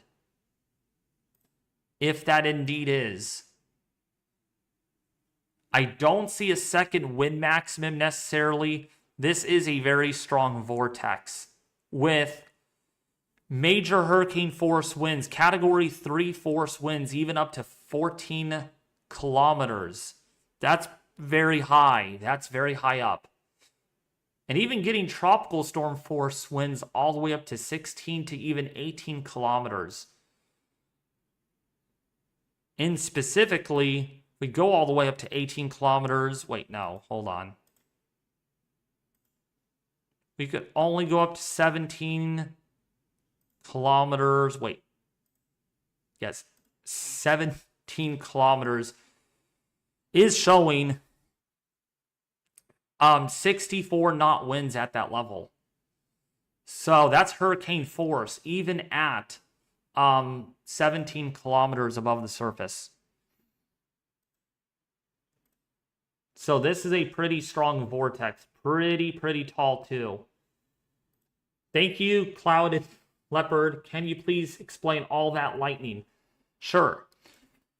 So as you know, lightning is caused by a discharge in the atmosphere. Okay? So when you get a lot of lightning like this, you're having ice crystals, clouds, cumulonimbus. Think about an eyewall, folks. Everywhere you look, everywhere, all 360 degrees around you is a supercell-like cumulonimbus thunderhead.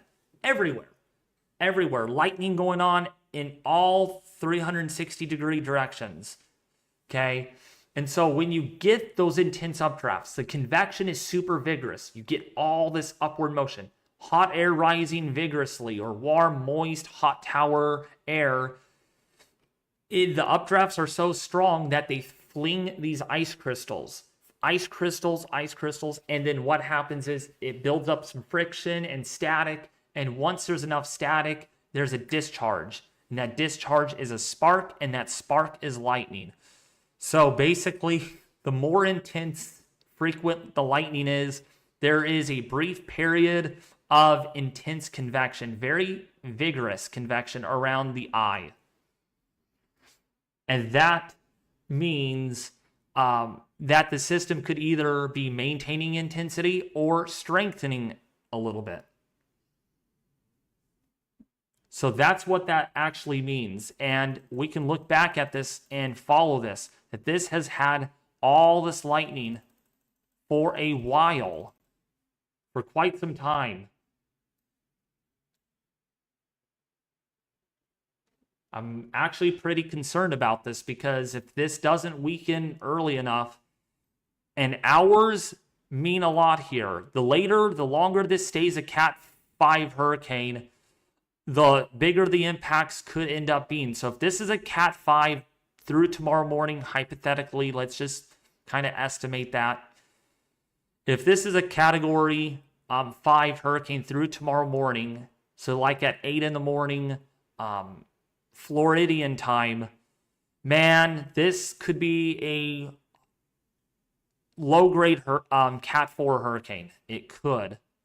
But right now, the eye is moistening up a little bit, and there's some there's not as much drier air in the eye. So it could mean that the system is not strengthening anymore, which it seems likely.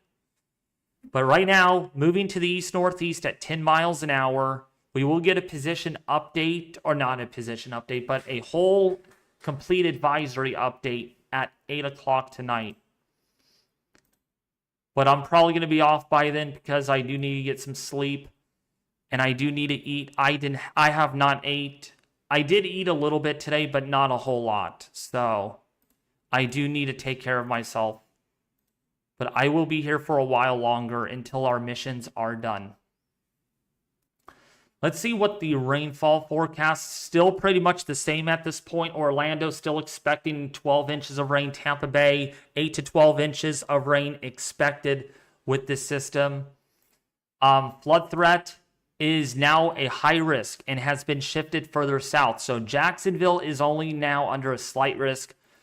Ocala, Florida, I believe that is right up in here, is under a high risk for flooding. So Juggernaut, if you're still here, which most likely you are, there is a high risk.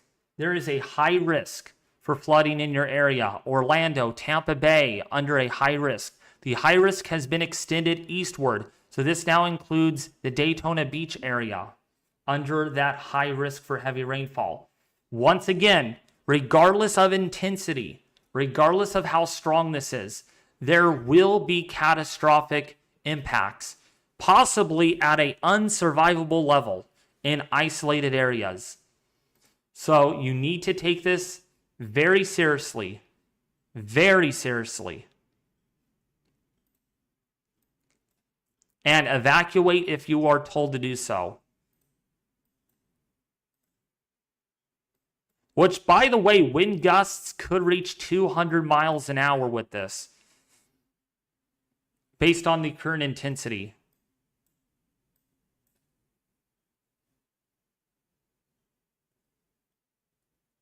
Yup, pretty much PM.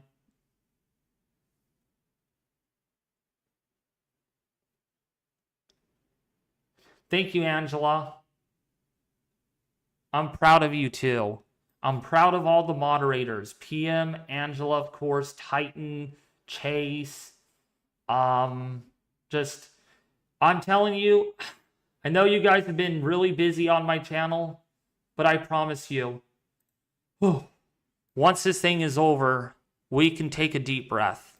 We can literally take a good, awesome breath, because I'm honestly tired of tracking this system, but I'm still going to track it because it is life-threatening.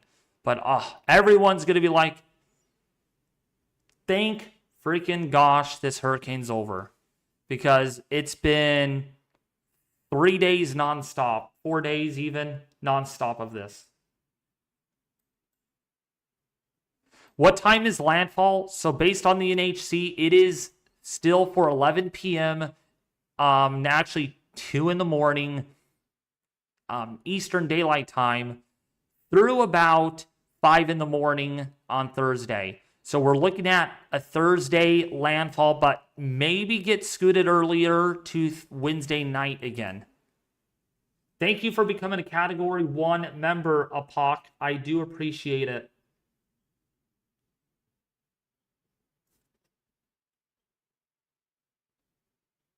But yeah, I want to give you all mods a shout out. Tomorrow, you'll be put to the test because Yeah, probably 12 to 15 hours. Gonna be a long day. Gonna be a long day. Tracking this. Quiet now.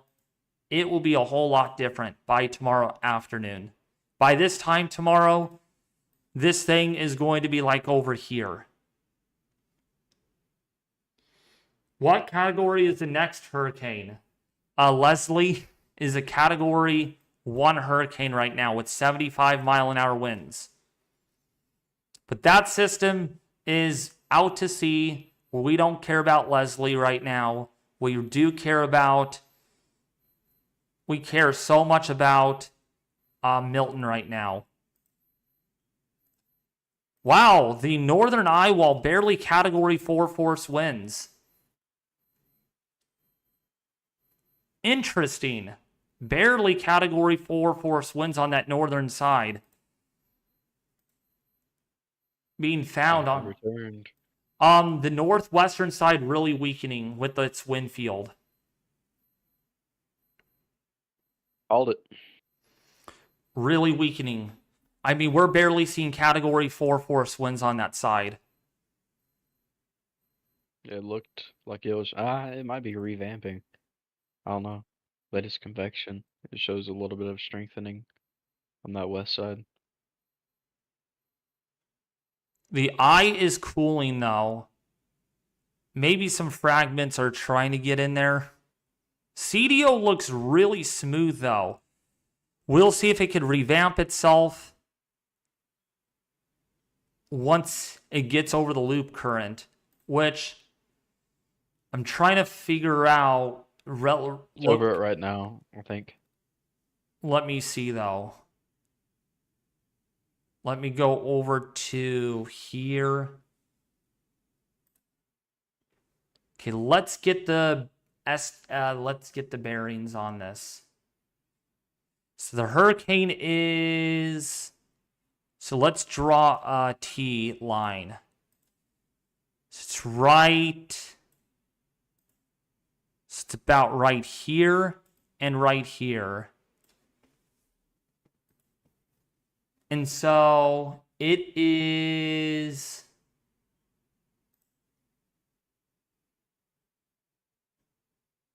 Very interesting. Not over it yet.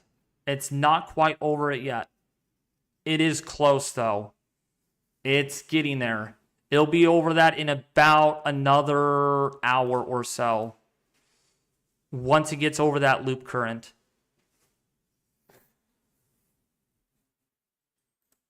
And we will see if the system rebounds a little bit.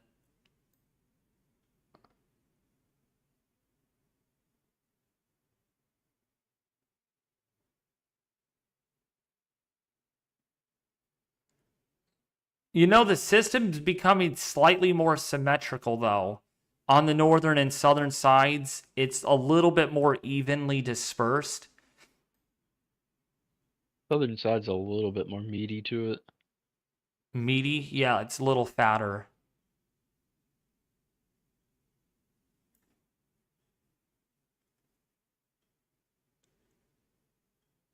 What's up, Sun Waves? Advisory get What is put it? out? Yeah, the That advisory. come out? Yeah, 902 millibars and winds of 165. Which I thought it would be a little stronger, but it's 165, which is pretty strong enough at this point. I mean, that's still Cat 5, so. Yeah, I think it's using up the whole category numbers at this point. The top end. Aero Force, what's up? Aero Force, how are you doing? It didn't drop speed. No, it's moving pretty good right now. If anything, it'll be gaining speed, I think, over the next few or couple, maybe probably early morning, it might pick up some speed.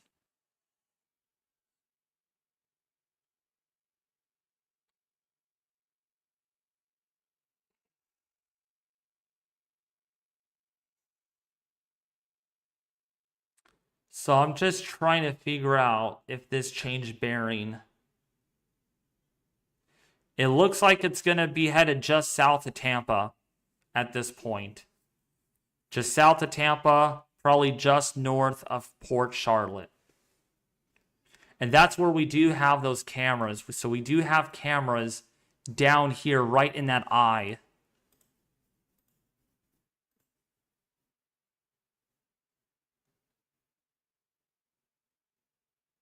David looked very closely. There's a very creepy smile. Where? I don't see a creepy smile.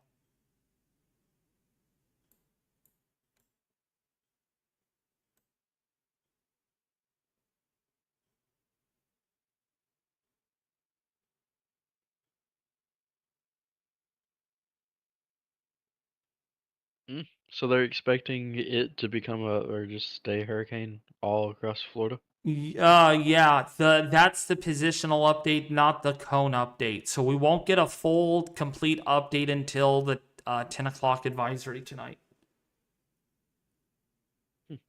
Two people see it. Oh, three. Nope, two people see it. I don't see it. I don't see the creepy smile.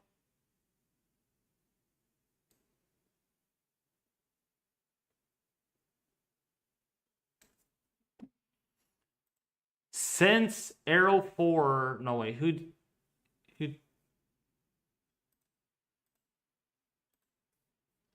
who detected it first? Oh, the Titan. This could be the Titan hurricane. No, I'm just kidding.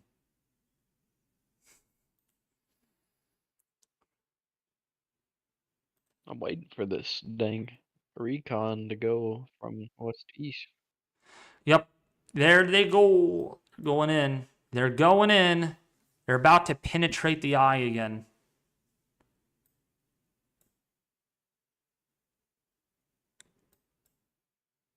I think I left right before this one. See what it did.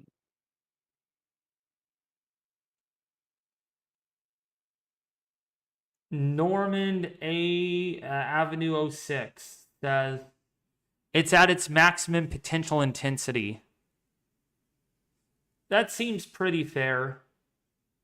But what are your thoughts about the loop current? Normand Ave. What are thoughts about that? Do you think this could take advantage of the loop current? What are your thoughts? And that latest Recon mission from the Air Force mission, is that like a second dip or what? Where? Where are you seeing that? I'm just looking at that MSLP flight level wind. There's like it didn't go straight up like the one before. Like at the 2352Z, Let me see. like right before that, it like dipped a little bit and then it went back up. And of course it went in the eye and then back out the other eye, or the other side. That's the two passes through. The latest NOAA mission did not find any secondary wind maximum, but the Air Force mission did. And we'll see if this is consistent between those two missions, if they found. Might be seeing, might be seeing ERC maybe. That's what I was thinking. Okay, so they did not find the wind speed maximum on the other side. So we'll see if this changes in the coming passes. But I don't think they. It's hard to argue about if it is or isn't. Going through that Eyewall replacement.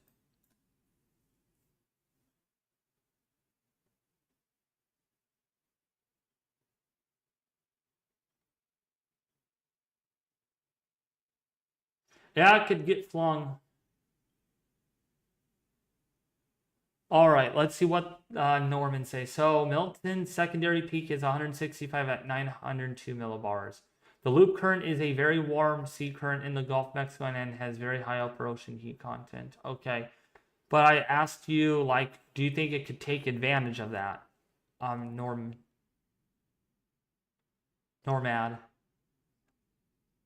Am I missing something, or did it go through all the way? What is it? Did it go through all the way? No, it hasn't. No, it hasn't. No. I was about to say, line 36. What did I miss? Oh, B is saying Eyewall replacement cycle about to start. We'll see about what they find on the other side. This I don't seems see it happening in the next few. I don't see it happening in the next hour, to be honest with you. no. Maybe overnight.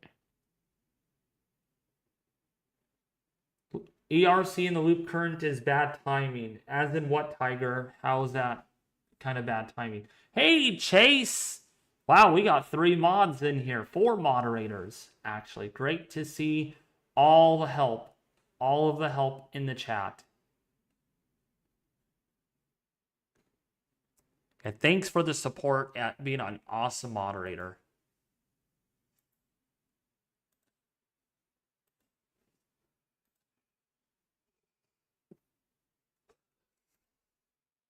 We'll see if they find a secondary win max, which I think they are past that second. Or no, if they find the primary win max, which they did already, at 120 knots on the western side, which is quite interesting because that's where all the lightning is happening.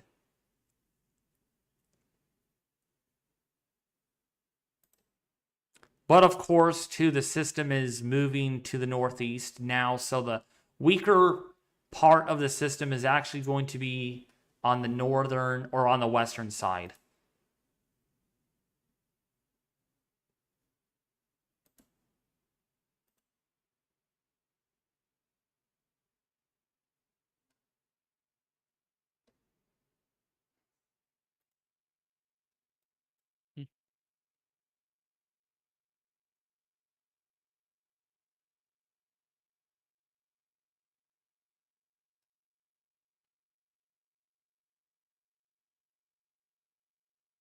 Eyewall replacement cycle looks like it might be happening the moment Milton crosses through the loop current, which will probably spare Florida, but destructive winds are still expected tomorrow morning. That, yes, a couple of people are already starting to say it might be doing an ERC. We'll see on the eastern side. I want to see what NOAA finds in their western side once they fully penetrate.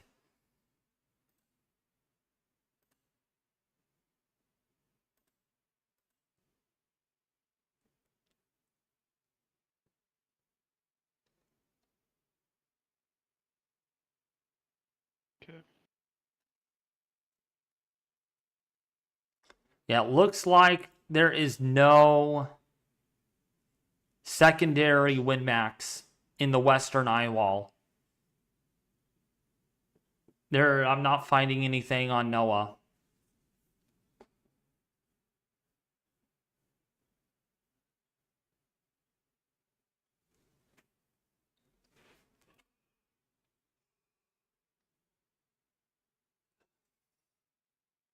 The eye is not warming anymore. I'm Johnny. Leslie and Milton have a 90 mile per hour millibar difference, or 90 mile per hour and millibar difference. Did not even think of that, Jackson. Wow.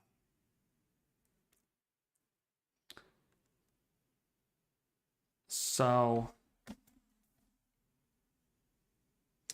me see if people on Twitter are, if they got any microwave imagery yet. If we got any signs.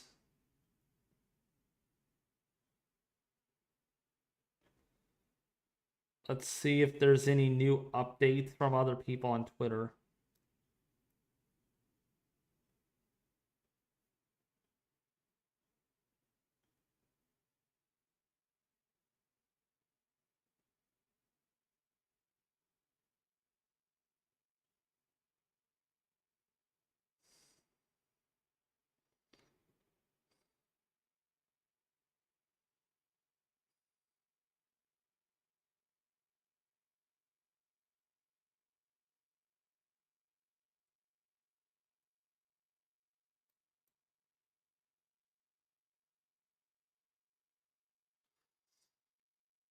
Oh my gosh.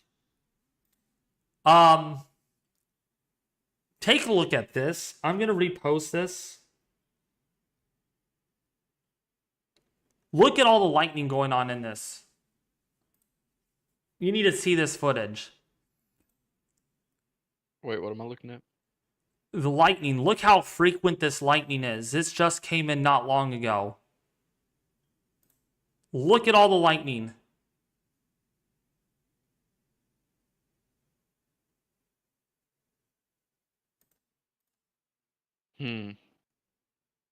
That's not good.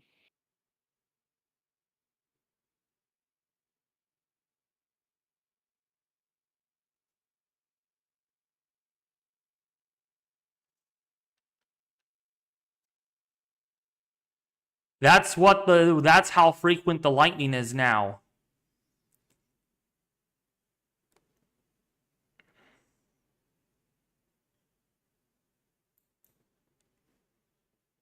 Dang. That lightning, I'm telling you. All right. Let's see what they found. Okay. Eastern Eyewall has winds of 135 knots. And the pressure has come up to 911 millibars. So, pressure is definitely coming up. Pressure has come up a little bit. So, it is not...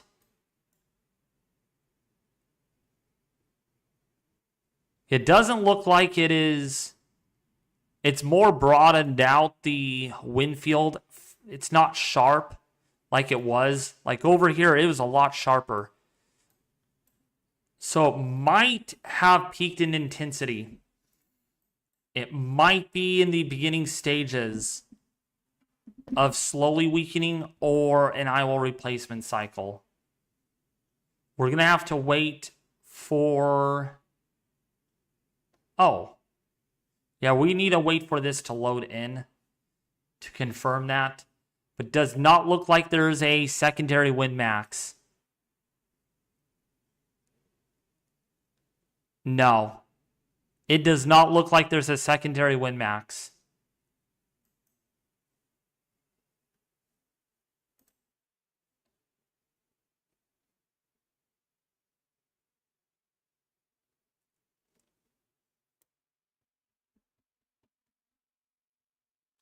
Will it get stronger?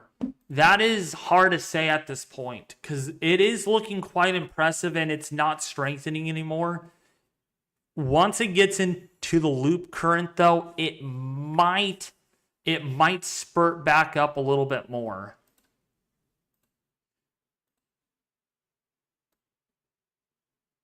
Oh, this eye is really cooling.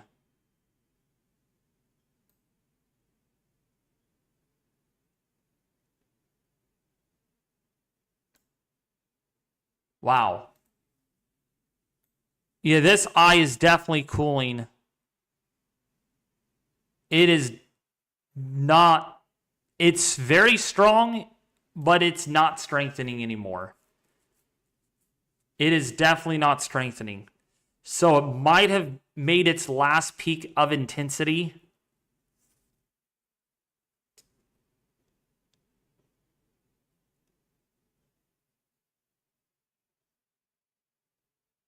But it's short-term intensity fluctuations are the thing. I can't help to notice if you look at the IR, it looks like it's condensing down though. What is it? Like the whole, it just looks like it's condensing. Like I just can't help to notice. On what's condensing, sorry? Just the whole system.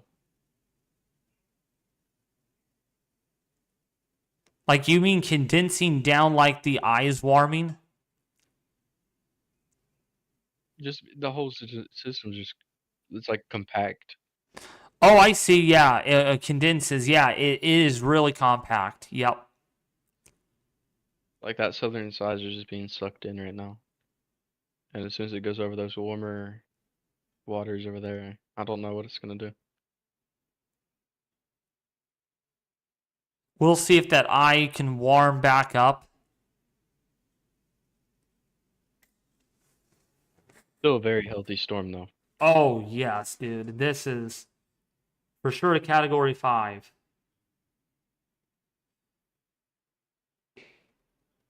Maybe back down to 155. I'm trying to figure out.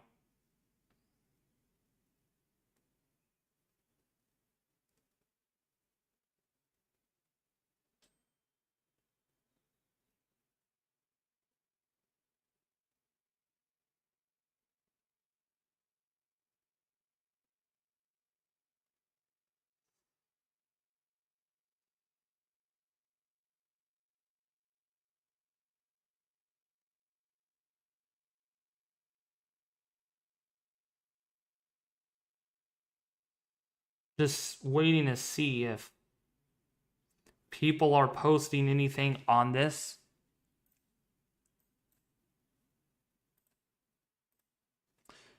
If this indeed is, oh yeah, that eye really has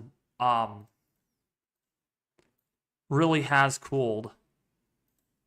Definitely not like it looked like earlier. You can see the color. It's definitely warmed up. Or cooled down, I meant, sorry.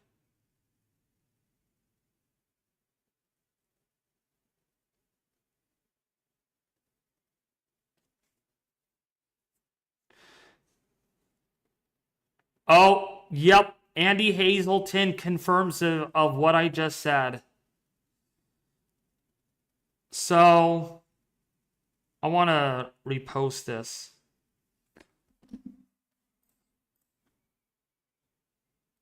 So, it confirms with what I said. I kind of knew something was going on because the pressure had stopped falling. So, this is what Andy Hazelton says right here. So, seen signs of another eyewall replacement cycle beginning in Milton based on the Cayman radar. Some hints in Recon data as well, with the pressure coming up from earlier this evening. We'll see if this ERC has time to finish before shear increases later tomorrow. What? Later tomorrow? That's not good. Easy. I'm seeing that. By later tomorrow. I thought it was going to increase by late tonight or early tomorrow morning. Hold on, I'm looking. Parent models have gone in for the half A, half B. There is a secondary eyewall forming though. Right here. So you can see there's a primary eyewall and here's the secondary eyewall right here, clearly evident. So it could be another onset of another eyewall replacement cycle, and we will see how the storm responds. This is beginning. Wind shear isn't going to be a problem until around 5 p.m. tomorrow. Neo Music, what? It's a merger. How is...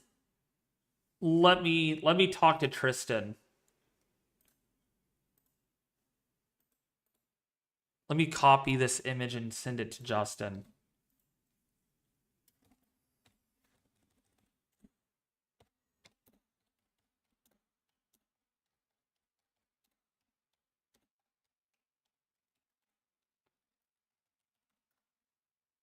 I'm going to contact Justin. And I'm going to contact Pat's path predictor.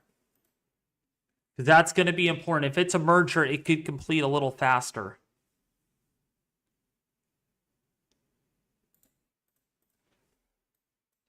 it looks like wind shear is going to be a huge problem around 5 p.m. tomorrow for the hurricane. 5 p.m.? Yeah, Okay. so right on its approach.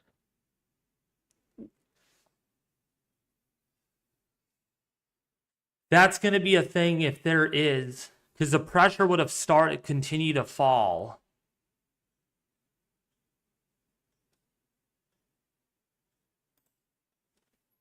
Is this an Eyewall merger cycle? I'm going to ask Andy Hazelton.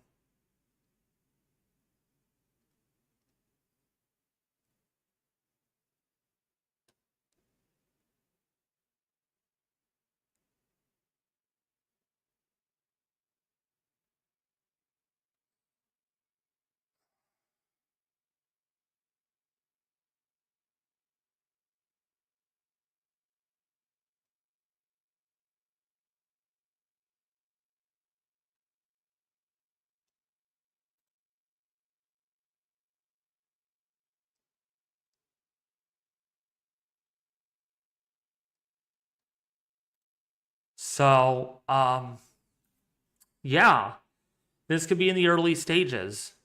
This could be in the early stages. Because you can tell the eye is cooling again. It's not warming. And Dover estimates have come down a little bit. So we will see. Man, 2 Eyewall replacement cycles happening on this system. You know what's funny though? What? Not really funny at all, but the halves-B shows basically like eh, that exact scenario.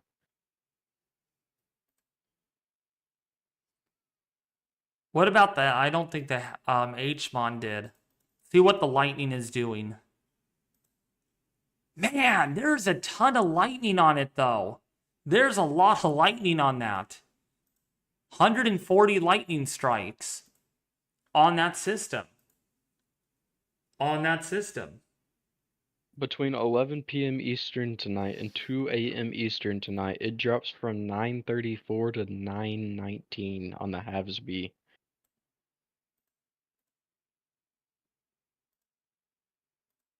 I'll tell you, for that to happen, the Eyewall replacement cycle really needs... It would have to finish pretty quickly. Yeah. It would have to finish by, like... 10. So like in the next hour. So, the Eyewall replacement cycle could have started... Man, the plane's been in there since what time? Since the 3-hour mark. So, I'm wondering... Actually, could complete within 12 hours. And if it did, it would be done by like midnight tonight. If it's a merger, someone said it's a merger. And no one wants to communicate with me on Discord. I think Pat is live, though, I'm guessing. So that's probably why. You know what? I'll be right back. Oh, no, he is not live.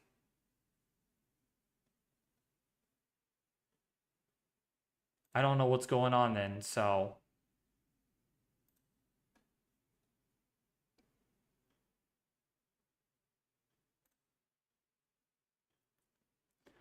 Oh, here is someone that's getting prepared.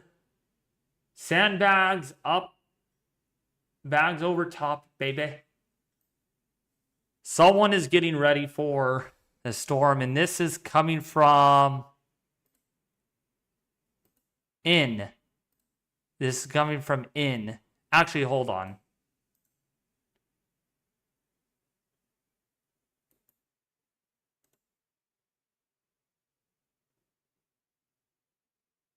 I don't even understand that username, but yeah. Good job. I'm glad you're getting ready for the storm.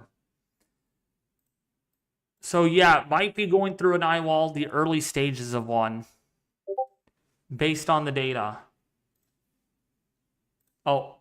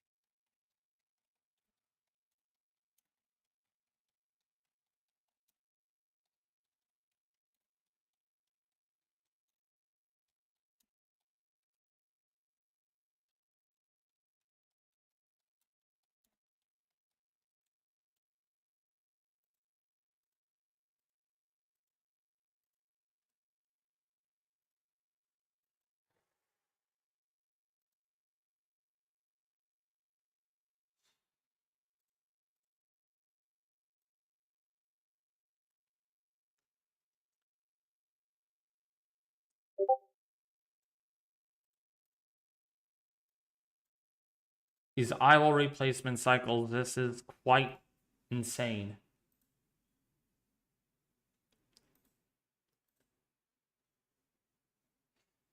All right. Nothing much has changed with the advisory. Just as I said, always, folks, make sure you're prepared for catastrophic impacts. Not tonight, Johnny. How often do eyewall replacement cycles occur? Yeah, that's Discord. Sorry. If it continues, I will have to turn it off.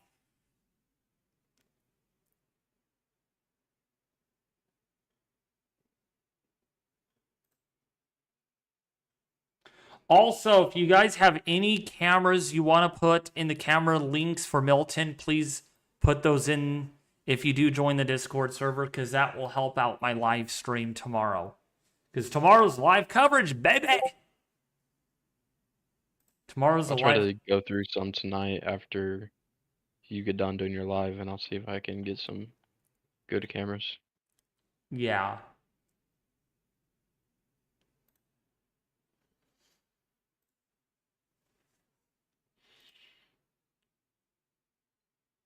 Man, if this completes the Eyewall replacement cycle, it could get... Oh, yeah, the pressure on the latest fix from NOAA is at 910 millibars. So it went up 6 millibars. Easy peasy. All right. All right. So it has definitely come up. However, the latest dropsonde still indicates that there is winds almost 180 knots. Not far above the surface. In fact, was this a recent drop pass, wasn't it? Oh, this was earlier. Yeah, this is the maximum winds that were observed.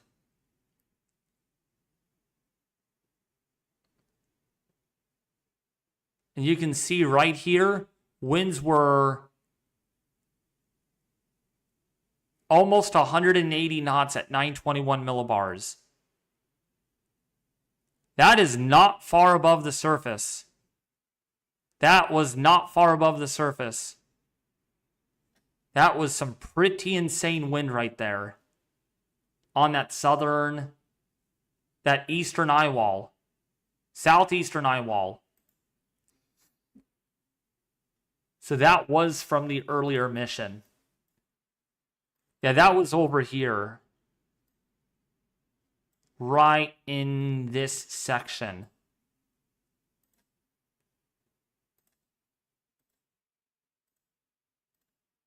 So that 180 was believable, perhaps. But that was earlier. That was like right before the second pass. But that does go to show you, though, that is pretty intense pretty intense. I'm hoping to get...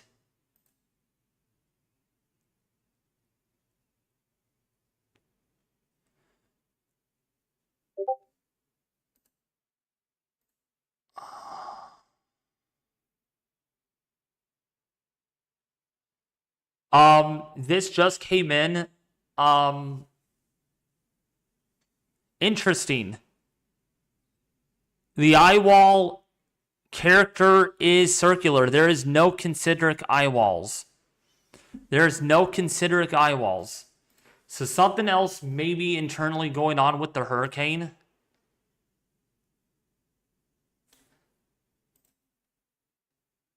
I'm going to see if I can contact Lava Command.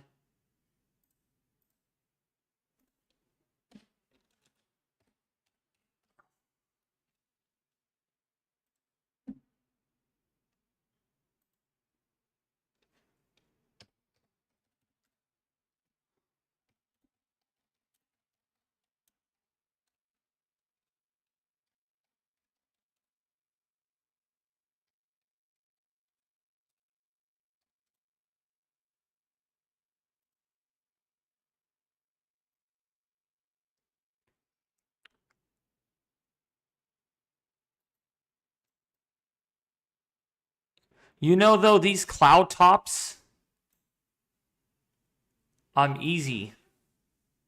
Yeah. These cloud tops are cooling again, though. So it gives me two mixed signals if it is an eyewall replacement cycle, even beginning. Justin says it's not. There's a big moat region surrounding the whole eye. It could be there's so...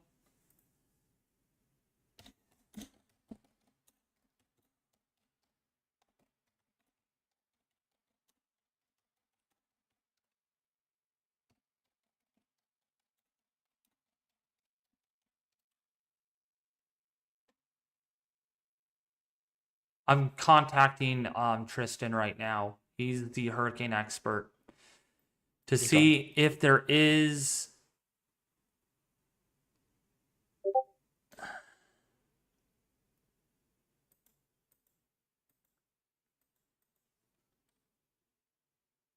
Okay, so Mexico radar does show two eye walls. Mexico. Man, look how many tabs I have open. Mexico radar, let's see.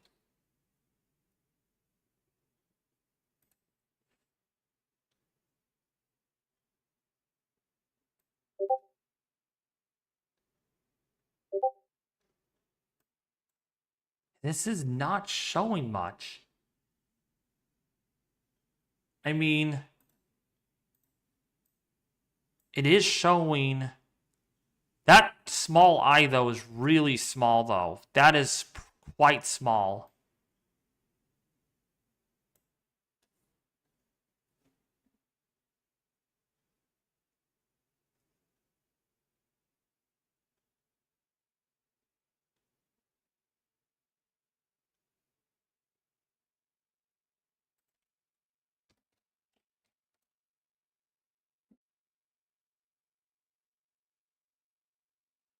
All right, Tristan does not agree that there's a second eye wall forming.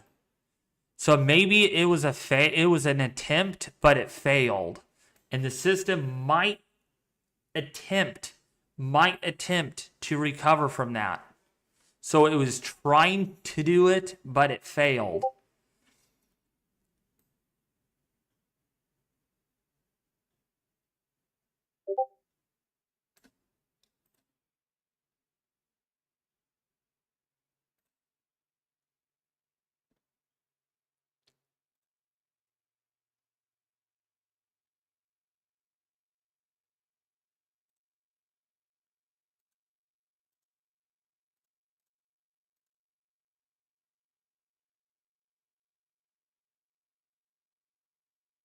Sorry if I'm silent. Let me see.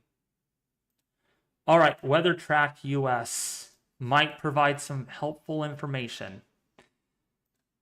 Let's see what he says. Look how many tabs I have open. Yeah, I see that. Way too many. Southeast Eyewall dropsonde has 160 knot surface in Milton. That was from earlier. Yeah.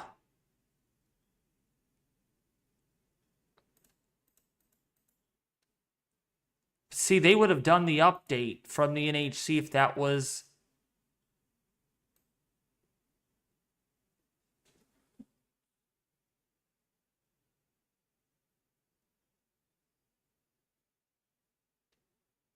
I need someone to really watch this eye, though. If that's warming, it might be attempting...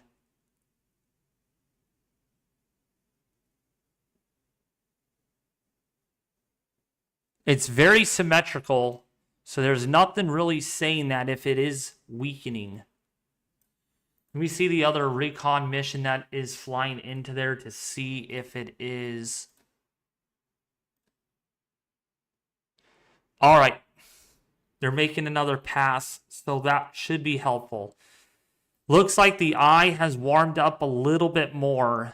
There's some green pixels showing up, so it might have attempted but failed. But we won't know for sure for another hour. Or it might be starting to take advantage of that loop current.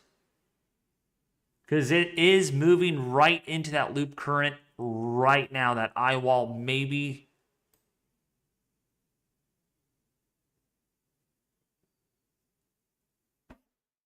Yeah, there is some deeper convection that's popping off on the western side again, so we may need to watch that. Air Force Mission 16 is heading from the southwest to southeast, or northeast. Yep, that's what I'm seeing right now. Got it on Radar Omega. 180-mile-an-hour wind doesn't sound like it's weakening. That's from earlier, though. And I want to make sure that is recent or if it was not recent at all. Because... I'm interested in seeing if we lose signal again when it enters the eyewall on flight radar. That was not too long ago, though. That was like a little over an hour ago, so... It might... We'll see, though. It's a NOAA mix. mission's just turning around. No, they're not. They're going northwest. Northwest, okay. That's what, okay. Are they gonna do northwest to southeast? They're going to go... Or northeast to southwest? Yeah, they're going to come in out of the northeast, yeah. Yeah, the Air Force mission it's different. They believe in their east, west, north, northeast, southwest, northwest, southeast-ish, yeah. Yeah, Andrew Church said yes, 185-mile-an-hour winds. Yeah, but I don't know if that's... It did not make it into the advisory, though. They would have upped that intensity if it was realistic. Yeah, we have lost signal to the Air Force. Well, on Radar Omega. Aircraft. Yeah, but on flight radar. Okay. So that just goes to show how strong this thing is.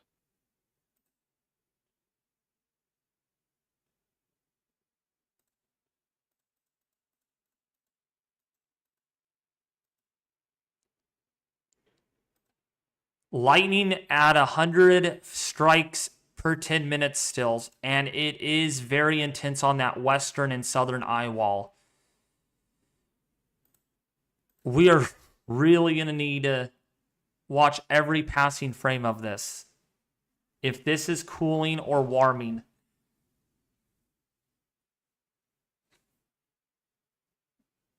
I need to see... We got more deeper convection going on that west side.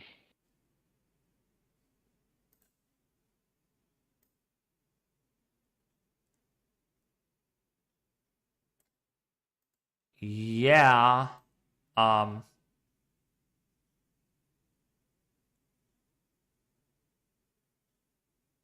it's trying. I don't know what cycle it's in. If that an attempt of an eyewall, it might be moving. It is moving over that loop current right almost about now. And Do we you see will that slot that it's trying to cut off on right. that south, Yes, on that west side? I do see that. I wonder if that was its attempt. You know what? It could have been. Because it's connected. You got to pay attention to that in like this upcoming frame. If that holds, then that might have been it. We need to keep an eye on the eye temperature because the warming eye means it's strengthening, the cooling eye means it's weakening. Yeah, I got windy up.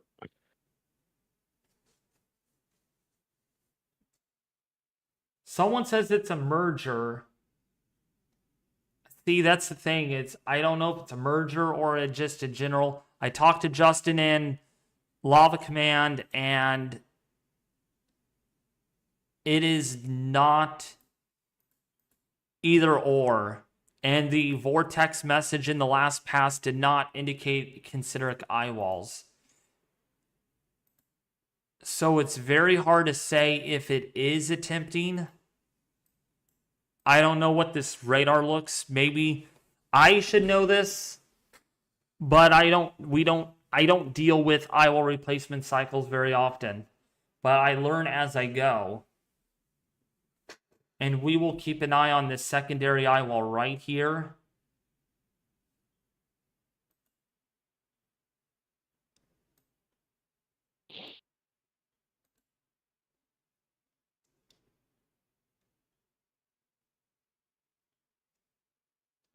So you guys can look at that and be like, oh.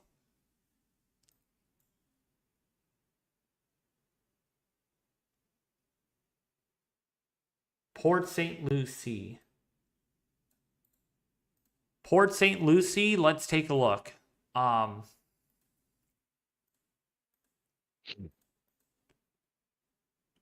Oh man, and my thing crashed. My radar Omega keeps on crashing on me.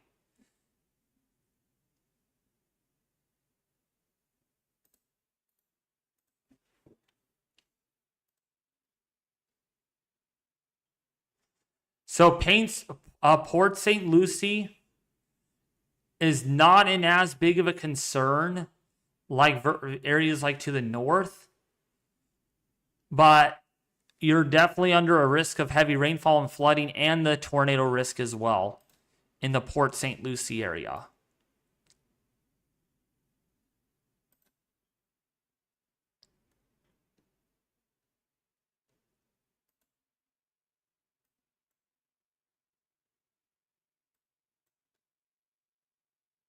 Okay, they're about to penetrate the eye again.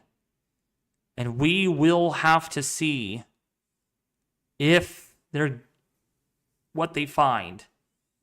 Because Eyes they're at 2 Celsius right now. 2 Celsius. Yeah. On that west side. 92 Celsius, right? Wait.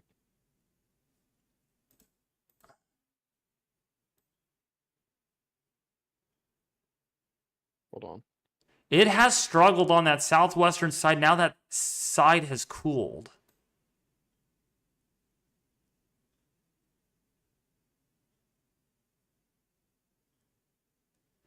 However, there's a I think the lot. eye's warming. I'm really watching it. If that deep convection on the southwestern side can close off and get this cooler overall.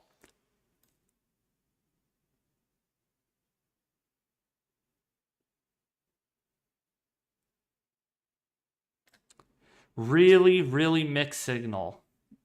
We should get another radar or satellite radar update in 2 minutes. On Go 16. Mm-hmm.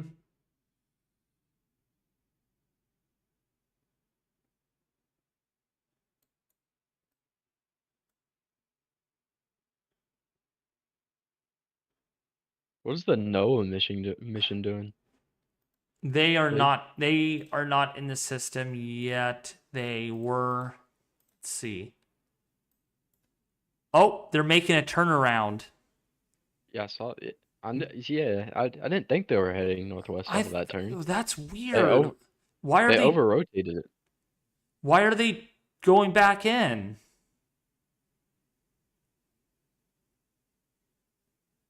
Wish they were on flight radar so I could check their altitude.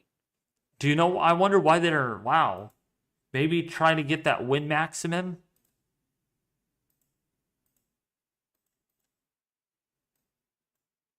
Let's see, let's see, let's see. Gosh, and they're not even in the eye yet, and they're getting hurricane force winds. We'll see what they find over right over here. What they see in this little moat. You know what? I think that eyewall, that secondary eyewall, is eroding away. That drier air is coming all the way around it.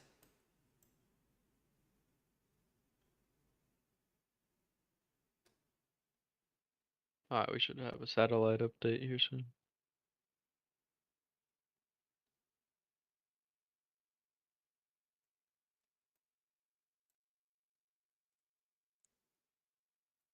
There is some erosion to the south eastern eye.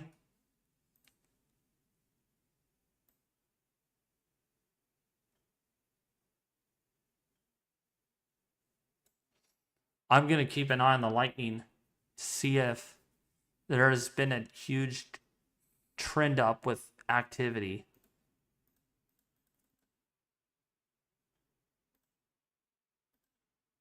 $140 lightning strikes. Man.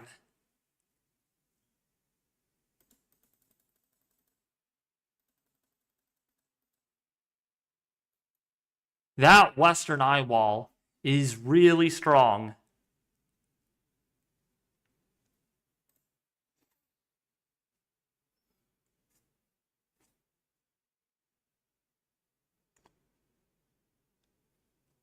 I'm wondering if it's now getting into that loop current and it may be trying.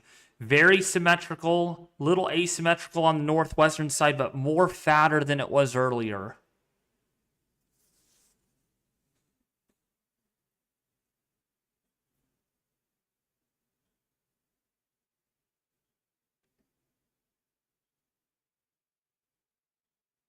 Am I going to stay live for the next NHC update? We'll see. Probably not because I need to eat.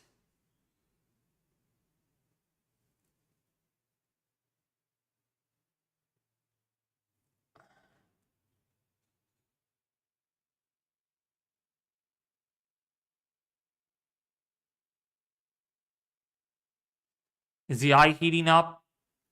Not quite yet. It hasn't cooled anymore, so maybe it's reattempting. Yeah, it's at 2 Celsius is the warmest point.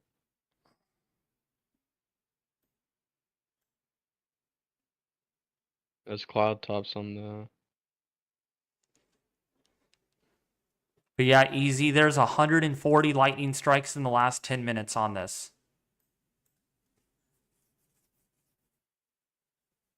yeah, that's not good. Not good.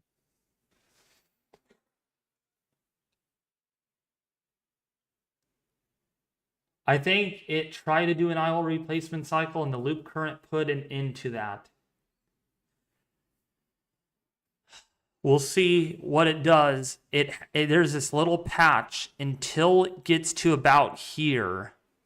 What is it going to do until it gets here? This little small loop current that it's moving over.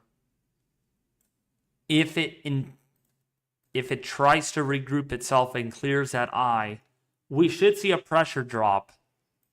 Yeah, it cleared the eye. Latest satellite and deeper convection is now on the west.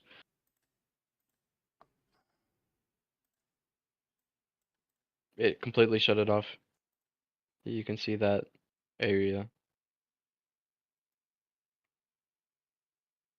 It's still a teeny bit warm on that western side, warmer than the surrounding. I see that, but it cut it off, so It's I'm thinking it might just it should cool down a lot.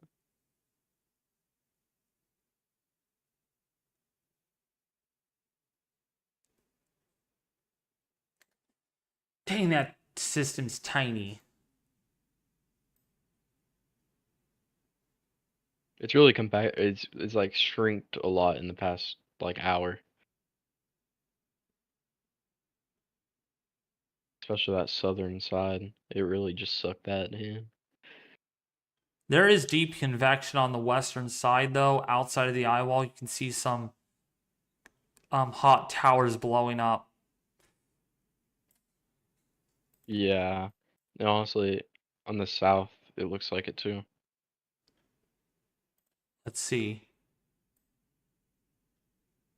Yeah, some hot towers in that band. Paul Wilson, thank you for the $5 donation. And we just cracked $402 in this stream. So thank you for the support. Thank you. Oh, I'm so tired. I think my adrenaline is actually kind of out of my system finally. It broke.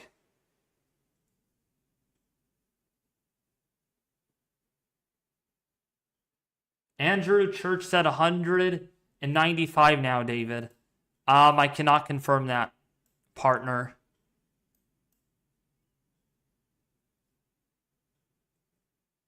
Yeah, there's nothing that says 195. I don't think we're gonna see a 195 out of this storm.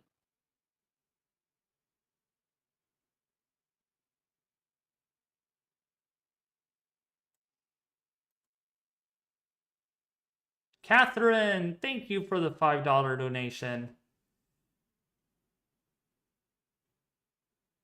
Hype. I love that little animation emoji.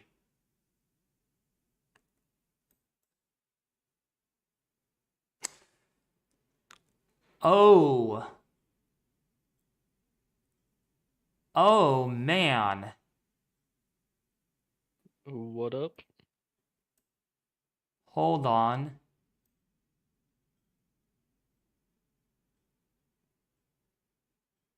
Southwestern Eyewall not weakened.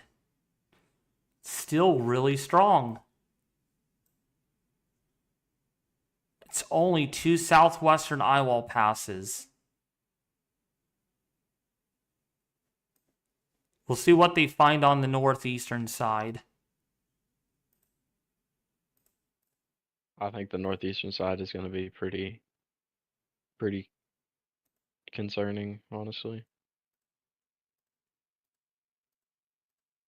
It showed constant convection. We're at 910 millibars. Or like, is that even in the center yet? Yeah, they flew through the center. Okay. Nut still going up. Pressure still rising. Yeah. So it's 910 millibars, so it is going up still. Which isn't a surprise given that the eye has cooled.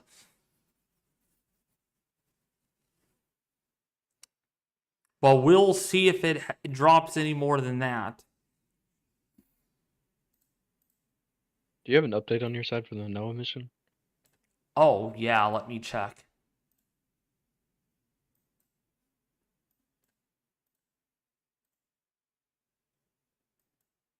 Nope, not yet.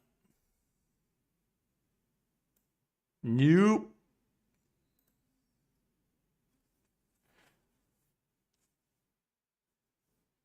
It's weakening then, but I don't know. It is really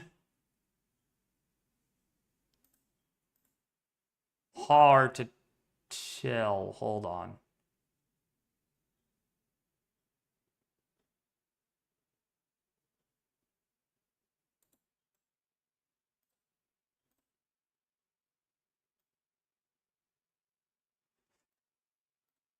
I'm going to look at all these models. It is not 916 halves B. Let's see halves B. See, none of the models have it as low as it is now, so it's really hard to tell. H-Wharf. I think H-Wharf's like almost exact spot on. You know what? Yeah, you're right. So yeah, the H-Wharf does show weakening from here, but again, it could be accurate now. Then the next runs, it could do something different. So at this very moment, the H-Wharf is on to something, but it doesn't mean that it's a reliable, it's a to-go model right now. Because someone even said in the chat, based on the current bearing, it's going to go south of Tampa. And the H-Wharf has this going just north of Tampa.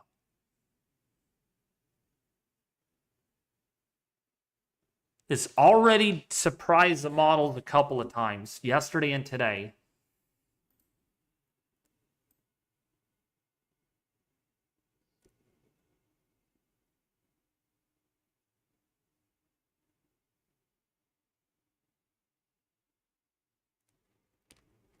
Oh, you know what? Easy peasy.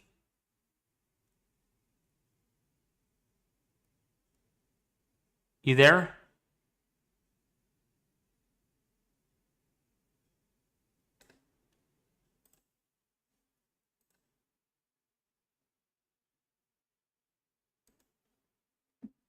Oh, you'll be back, I guess.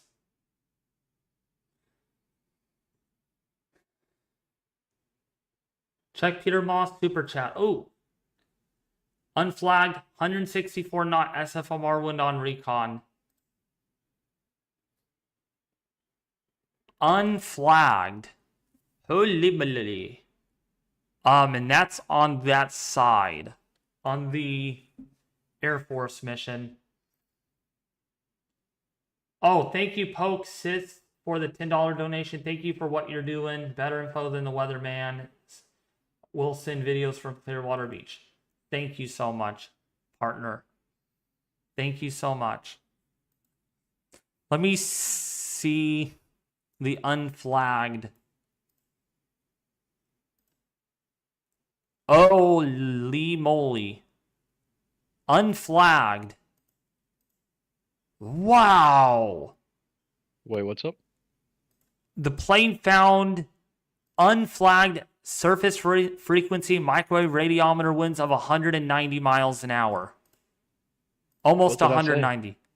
I told you that section has just been nonstop. That's where all the lightning is happening. Interesting that the pressure has come up, though, to 910 millibars, which is low still for a cap, which theoretically this could actually strengthen if it contracts a little bit more.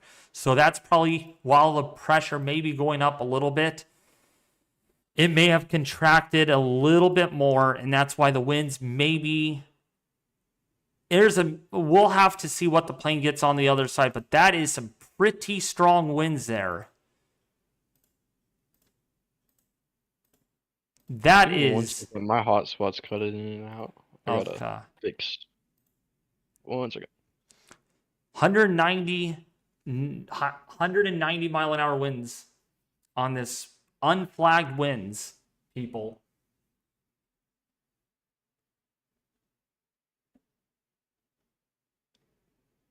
I don't know what the NHC is going to do with that, though. That's the thing. I don't know what they're going to do because they have to look at the ice structure, the pressure, this, all, and that. And I don't think they're going to overturn it and go 190. They're not going to go 190. If anything, they would go 170. But the fact that it's continuously weakening about a millibar.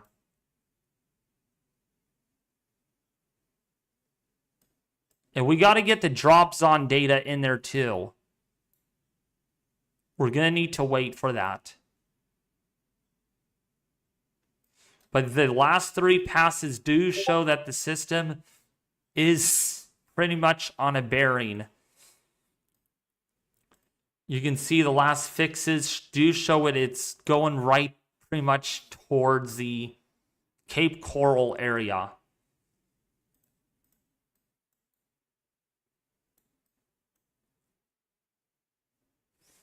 It's a device that measures humidity, wind, and temperature.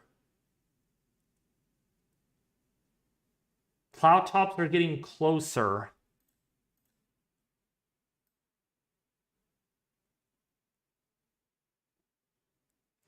This is very compact, so it doesn't surprise me if they are finding winds that are stronger. Despite the pressure went up a little bit. But I don't think it's enough for them to overturn it. Surface wind did go up, though. Both flight level and surface wind in that quadrant. So as it stands now, it does remain a Cat 5.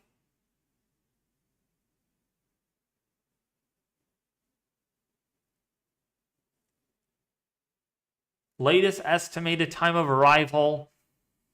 Right now, I would say between about 11 p.m. Wednesday through about 5 a.m. Thursday for the Cape Coral, Tampa Bay area when the eye would move onshore.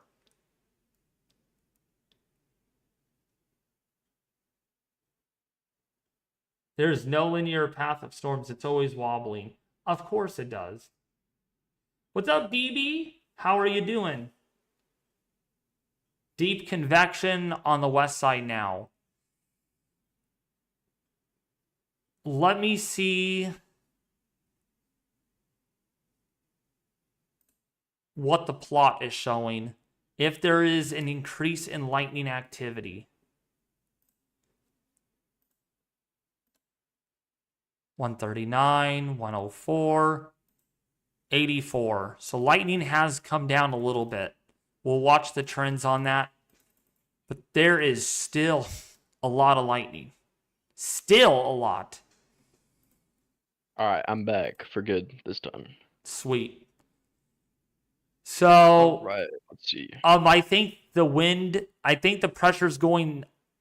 Oh, NOAA has finally made their pass into the system. I see that. They have found 130 knot winds, flight level, and pressure, 913 millibars. So it is going up. It's going up right now.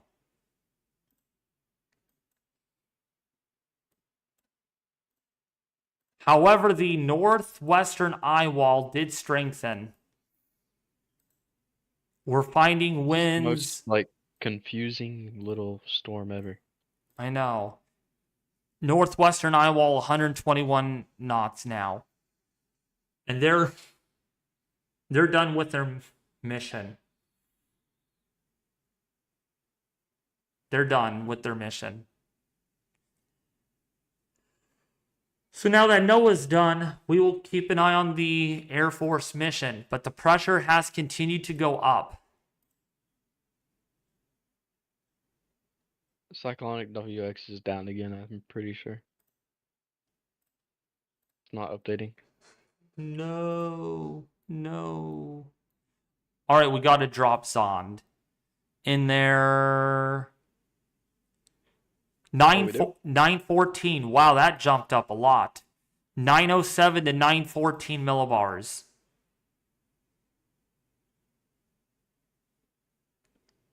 And during their two passes, let's see, 73.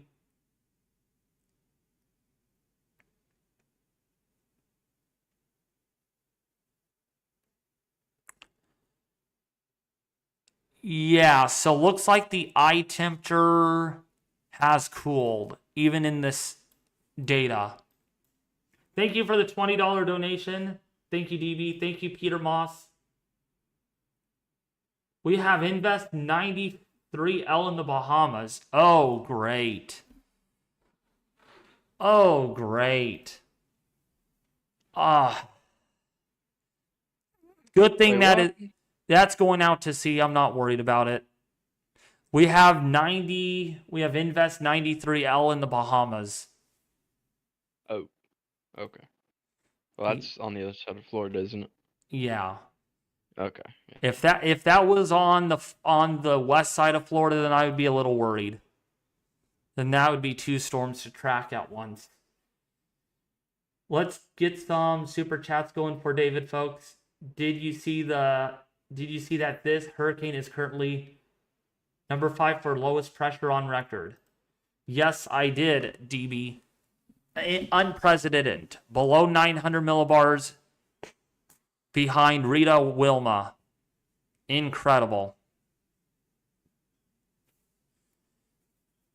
We'll see how long the weakening trend does continue. And we will have to keep an eye on for asymmetries to the cloud pattern. If that becomes more asymmetrical, then this system is... The thing with Alex Wagner, I don't have access to microwave unless you can give me a link to it. Because the link that I use does not work anymore for some reason. If I go down to here... Oh, wait, never mind. Does it? Okay, it does work. I had no luck lately.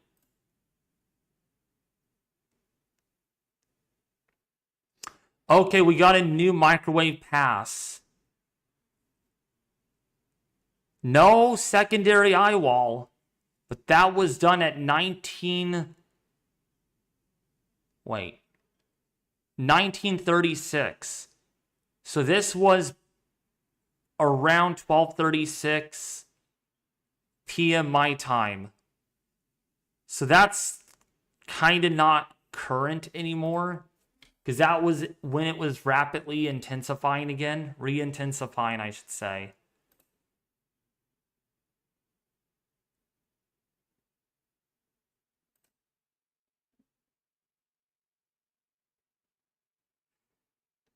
Yeah, this is not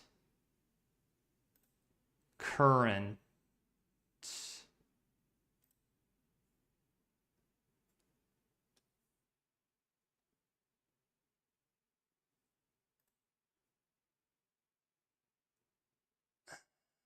It's less than 6 hours old, though, so it is as current as it will be.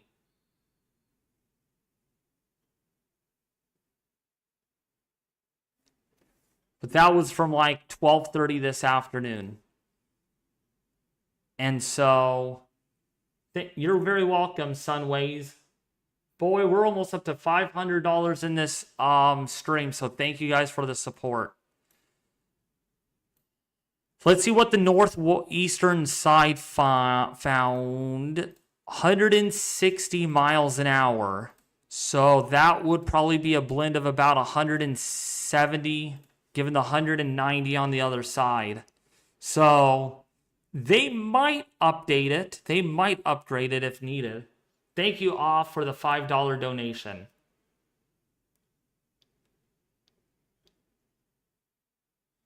I do appreciate it. I cannot wait to stream tomorrow all day.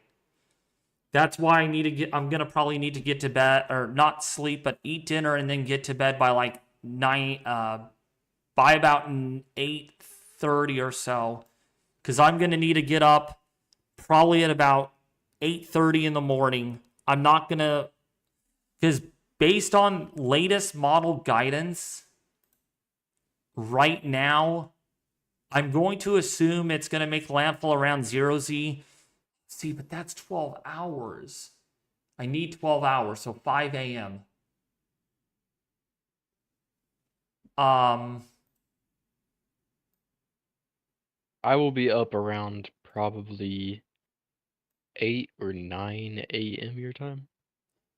If it can make landfall a little later, that means I don't need to go live until like about 8 in the morning. If I can go live at 8 in the morning, I'll just do that. Do an 8. Go live at 8 in the morning. It's 12 hours by 8 p.m.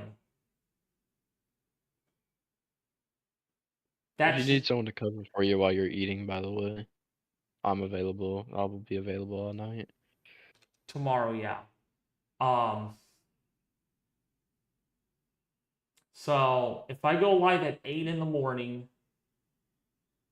and stay live all day, 12, 13,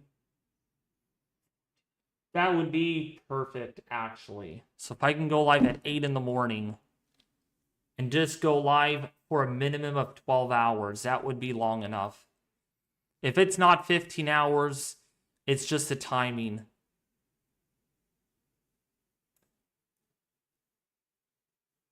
Tropical tidbits are well, I guess this is old news, but due to excessive traffic from Hurricane Milton, GOES 18 and MET 9 products are temporarily disabled. Of course. Yeah. So, Dude, look at that convection on the southern side. let me see. Jeez Louise.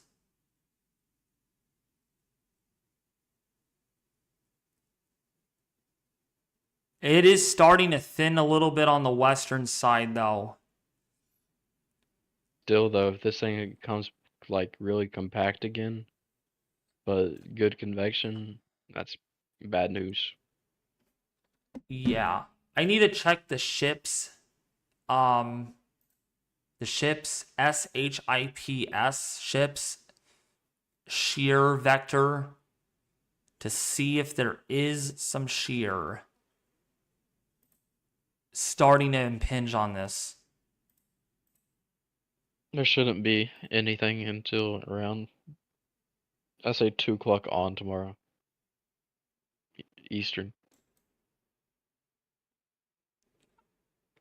Okay, shear is only 10 knots right now out of the south. Yeah, shear is out of the south at 10 knots. So the shear has not picked up yet.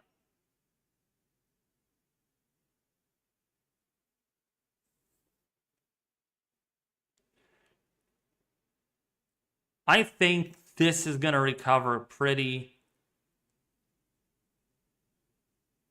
This could recover briefly, but it's not doing that right now. But remember, they're still finding Cat 5 winds right now. They are still finding it in both quadrants. Oh, and we got dropsonde data. Wow. Winds are not that strong at all. Only 135 mile an hour winds. They did not find category 5 force winds on that dropsonde. Interesting. Oh, wait, no. You know what? Was this from earlier? Oh, no, this is recently. Okay. So, yeah, they did find category 4 force winds on the dropsonde, but they did not find... But I really want to make sure that is...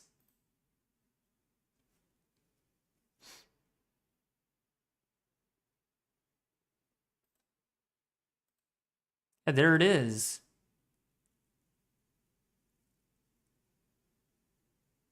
Nope. Okay, that's different than what I got. So that just came in with peak winds at 901 millibars at 173. Okay, this is a lower field here that they're getting.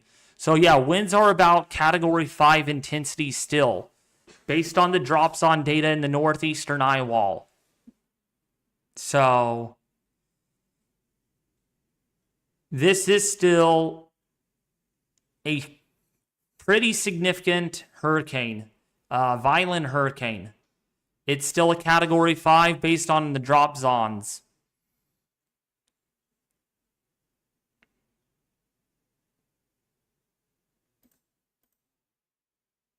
So there has not been much weakening with the system yet.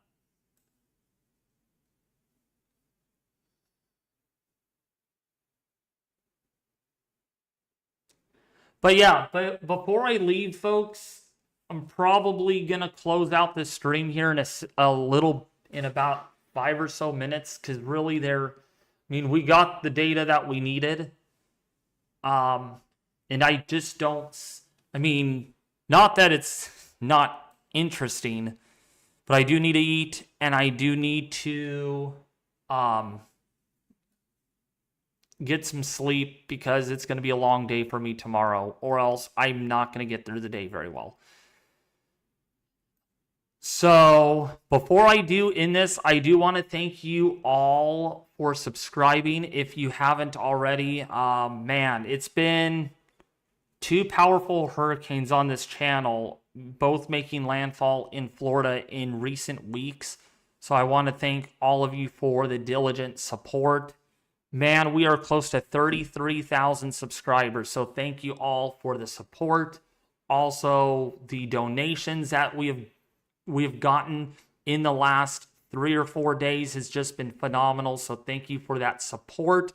Again, some of this money, especially for tomorrow's stream, if I get enough donations, some of that will go to Samaritan's Purse, of course, for the recovery process in the wake of Hurricane Milton, because this is a deadly situation that is knocking on the doorstep.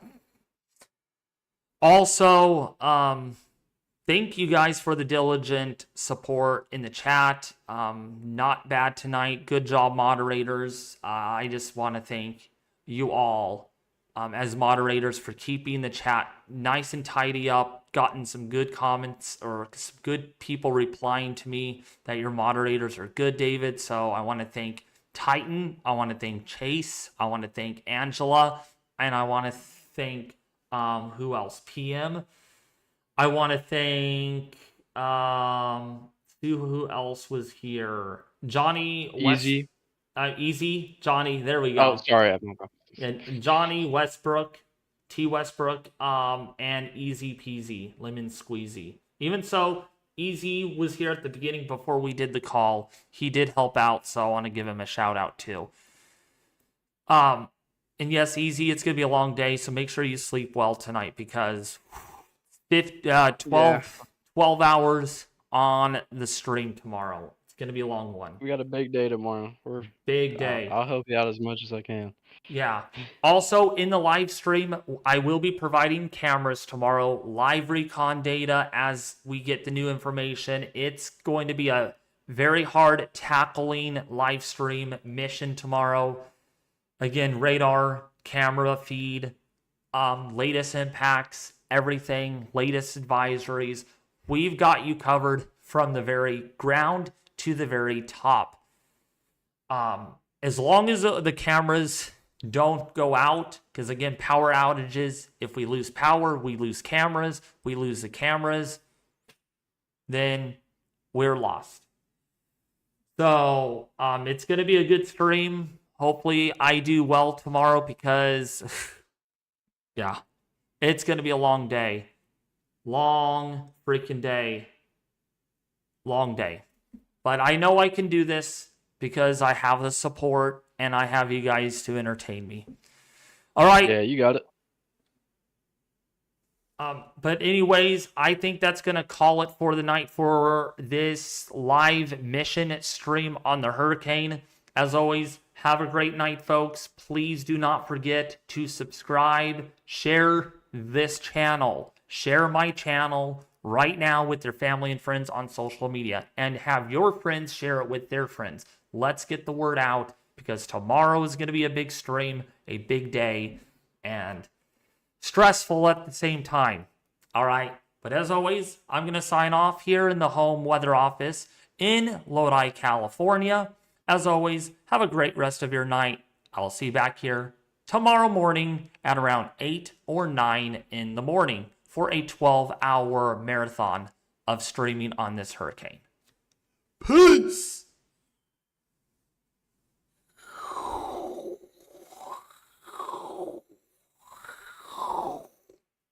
Boop, boop.